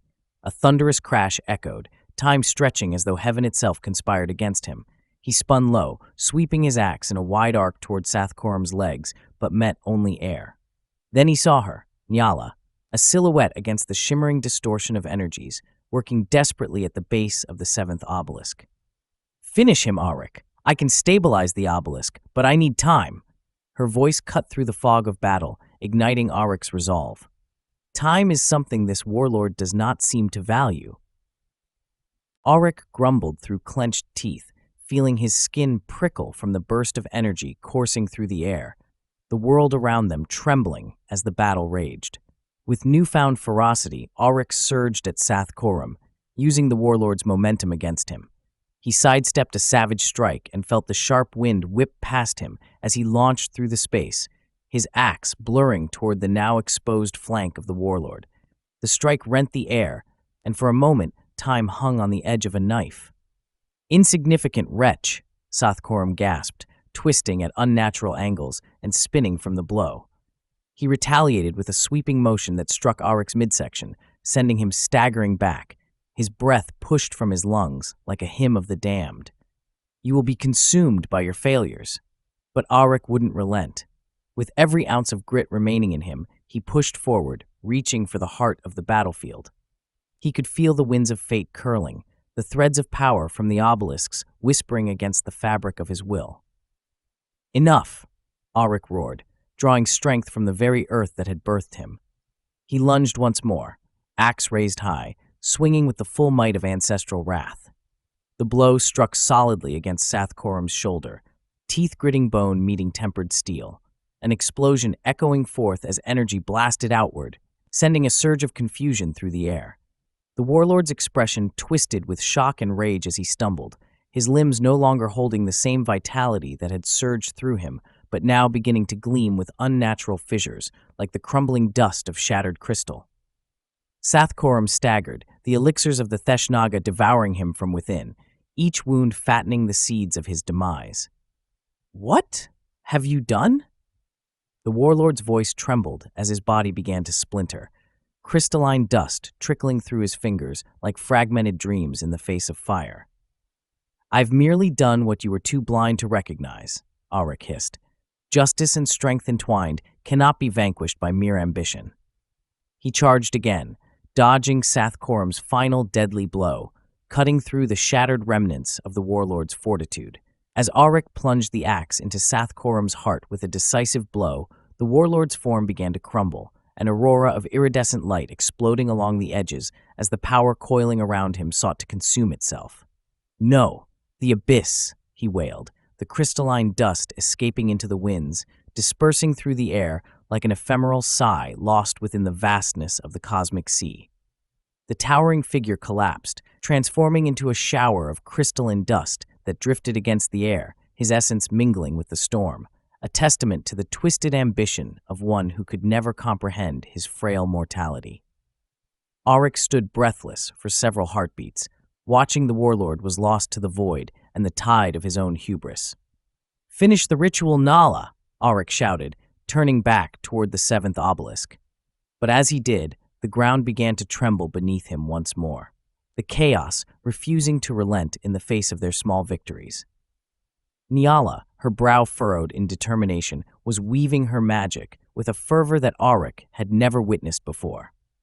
Her hands moved gracefully, channeling energies gathered from their ancestral lineage, a connection to ancient Lemuria, where truths of magic had been forged into existence before darkness had claimed their world. Aryke rushed to her side, and together, they flooded her sigils with life, using the momentum of their histories, their dreads now transformed into purpose. We will bind this realm, or we will perish together, Aryke declared, feeling the raw energies ignite around them, coiling into spirals tethered to the obelisk.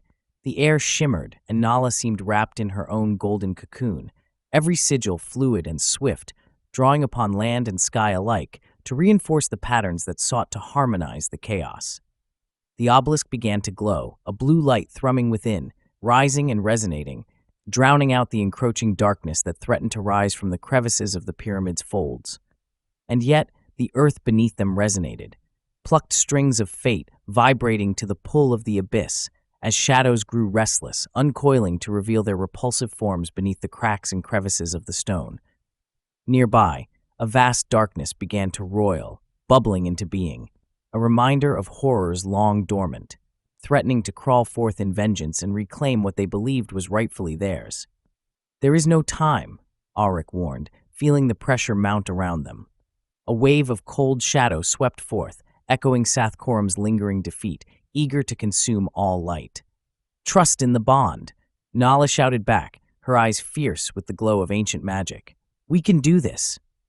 With desperate determination igniting their spirits, Aryke clasped her wrist, channeling the last vestiges of their unity, pulling together the threads of fate, blood, and memory. The ancient air shimmered, and energy erupted from the obelisk, arcing through the skies above them like a radiant storm warding off encroaching darkness. Together, they thrust their will into the binding ritual, calling forth whispers of light to shield them from the dread that encircled them. Slowly, the chaotic forces began to bend, entwining as light pierced the shadows. And then came the roar, a deep, hideous howl from below, the abyss howling against the light dancing upon the surface before it. Darkness writhed, monstrous shapes boiling against the crude architecture, seeking a way to break free from the bindings forced upon them by time and fate. "Stay true," Nyala shouted, her voice ringing sweetly through the chaos. Energy spiraled, weaving the patterns of the ancient binding ritual through the luminous energies swarming the obelisk, growing ever stronger. Together, they forged a bond of their lineage, and Aryke felt the fire of their ancestors ignite within him as he joined her, warding off the encroaching shadows. "By blood and will, we bind the night," he shouted, letting the words flow like a river through his heart. With one final rallying invocation, they urged the seals of light into place, wood cracking, stone rumbling beneath their feet. The energies caressed the encroaching horror, flaring brightly under the pressure, pushing darkness back as the binding rituals pulsed through the obelisk, reclaiming a forgotten legacy, flooding their surroundings in vibrant colors cast against the rich molten hues of the abyss. The swirling shadows recoiled at the fury unleashed, a spark of life against the encroaching mists of anguish and fear. Aryke and Nala stood resolute amid the unraveling remnants of Sathkorum's arrogance. Brightness surged through the chamber again, and the pyramid echoed with triumph. But even as the shadows retreated, they felt the pulse of something vast awaken beneath them, the deep stirrings of ancient creatures now clashing against their bindings, grasping at what they sought to reclaim. Aryke and Nala held their ground, hearts racing as they leaned into the light, the forces of determination coursing through them against the swell of madness beneath, anchoring them to one singular vow, to ensure this dark tide would not rip through their world and upend all that they had fought for. A surge of triumph consumed Aryke, a tide of rebirth into the chaos that had threatened to swallow them whole. Out of darkness they had forged a light, and together beneath the churning skies above they would survive. And as the battle for the soul of Lemuria raged on, Aryke and Nyala remained unyielding in resolve. The tides of rebirth would carry them forward. Toward fate or destiny neither knew, but they would face it together. Avowed and betrothed, they were now one in heart, mind, and purpose. She was his shield, and he was her sword. Epilogue. A fortnight later, Aryke stood alone on the beach where the warriors of Tamal had dredged him out of the wreckage of the Sea-Wolf. He thought of Captain Thorvald and his crew, now all sunken like their ship in the briny deep with all hands lost. All hands, that is, except his own. He felt pangs of remorse that he wasn't among them as he looked down at the calluses and scars that crisscrossed them. Guilt washed over him like the waves that threw him overboard and bore him in delirium to the island continent of Lemuria. It was not on any known seafaring chart. He had as little hope to find his way home again as any vessel that might come searching for the lost ship among the drowned souls. His was the last, until death comes to claim him. "What troubles you, my husband?" Nala had stolen quietly up beside him once she knew the moment he needed to reflect on his life had passed. Aryke shook his head. He was finding it hard to put his feelings into words, his thoughts as scattered as when Mola and his men had found him. He wished at that moment he had the wisdom of Caldo, the village fisherman, but he leaned instead upon the gentle comfort of his wife. I know that I shall never see the men I served with aboard the Sea-Wolf again, let alone the shores of Scandia. Nyala took his hand and lay her head gently against his sinewed arm. What I struggle with most are my own daemons. I only wish they would stand before me that I might slay them. Nyala rounded to stand before him, small in his shadow, but great in his sight. I pledged my life and love to you, Aryke of Scandia. I am your home now and your hearth. Would you leave me behind, or wish that I bid farewell to join you in a land that would make me a stranger in a strange land? Aryke shook his head, not wanting for her the same conflict as he now faced himself. Then stay with me, Nala implored, not needing magic but the truth in her eyes to convince him. You have fought alongside us, proven your worth, and taken your place as one of us. Be no more Aryke of Scandia aboard the ghostly Sea-Wolf, but Aryke of Lemuria. The red-haired, red-bearded giant felt the massive wound in his heart begin to heal in what he hoped to become a cold, white scar. He let out a long breath, if not of relief, then resignation. He reflected on everything that happened to him since he became shipwrecked on this fabled island continent. It no longer held any fear for him, as it did when he was a child. It holds many dangers, yes, monsters, sorcerers, and worse perils yet lay ahead of him, now that he was committed to stay. He looked down upon the expectant face of his devoted wife, whose courage matched if not exceeded his own. She deserved to hear the words from his lips. "I," he said, "I can do that." Then he suddenly lifted her up as far as his arms would reach and spun her around to her laughter. He began to laugh himself, a roaring bellow that the night watch of Tamal mistook for some jungle beast. When he finally gave in to Nala's playful protests to be let down, he took her in his arms and kissed her, pulling her close to him so that she could hear the thunderous beating of his great heart. Aryke bent down to her ear and whispered a vow as deeply held as the one he uttered when he became espoused to her. I will no longer look beyond the azurial ocean for signs of my home. My place is here with you, and as many sons as you will bear me. Nala stepped back out of his embrace and framed her tummy with graceful hands. He saw for himself the slight rounding of her stomach. Realization dawned on him at that moment, cursing himself for having been so rough with her only moments before. Come now, Aryke of Lemuria, I am made of sterner stuff than that, and so is your daughter. A girl? Aryke pressed. How do you know that it won't be a boy? A son you would raise to be a man and stand on his own, Nyala reasoned. Who knows? When I am old and ugly, you may yet sail away whether you ever find Scandia or not. But a daughter? No father leaves a girl child unprotected for the rest of her life. So consider yourself tricked once again by the very gods that made you the hero of this land. They are not through with you, and neither is Lemuria. The end. This has been Aryke of Lemuria, written by Royce Adler and narrated by Dyson Hicks. This audiobook was brought to you by the Trilogous Media Group. Copyright 2025 by Royce Adler. All rights reserved.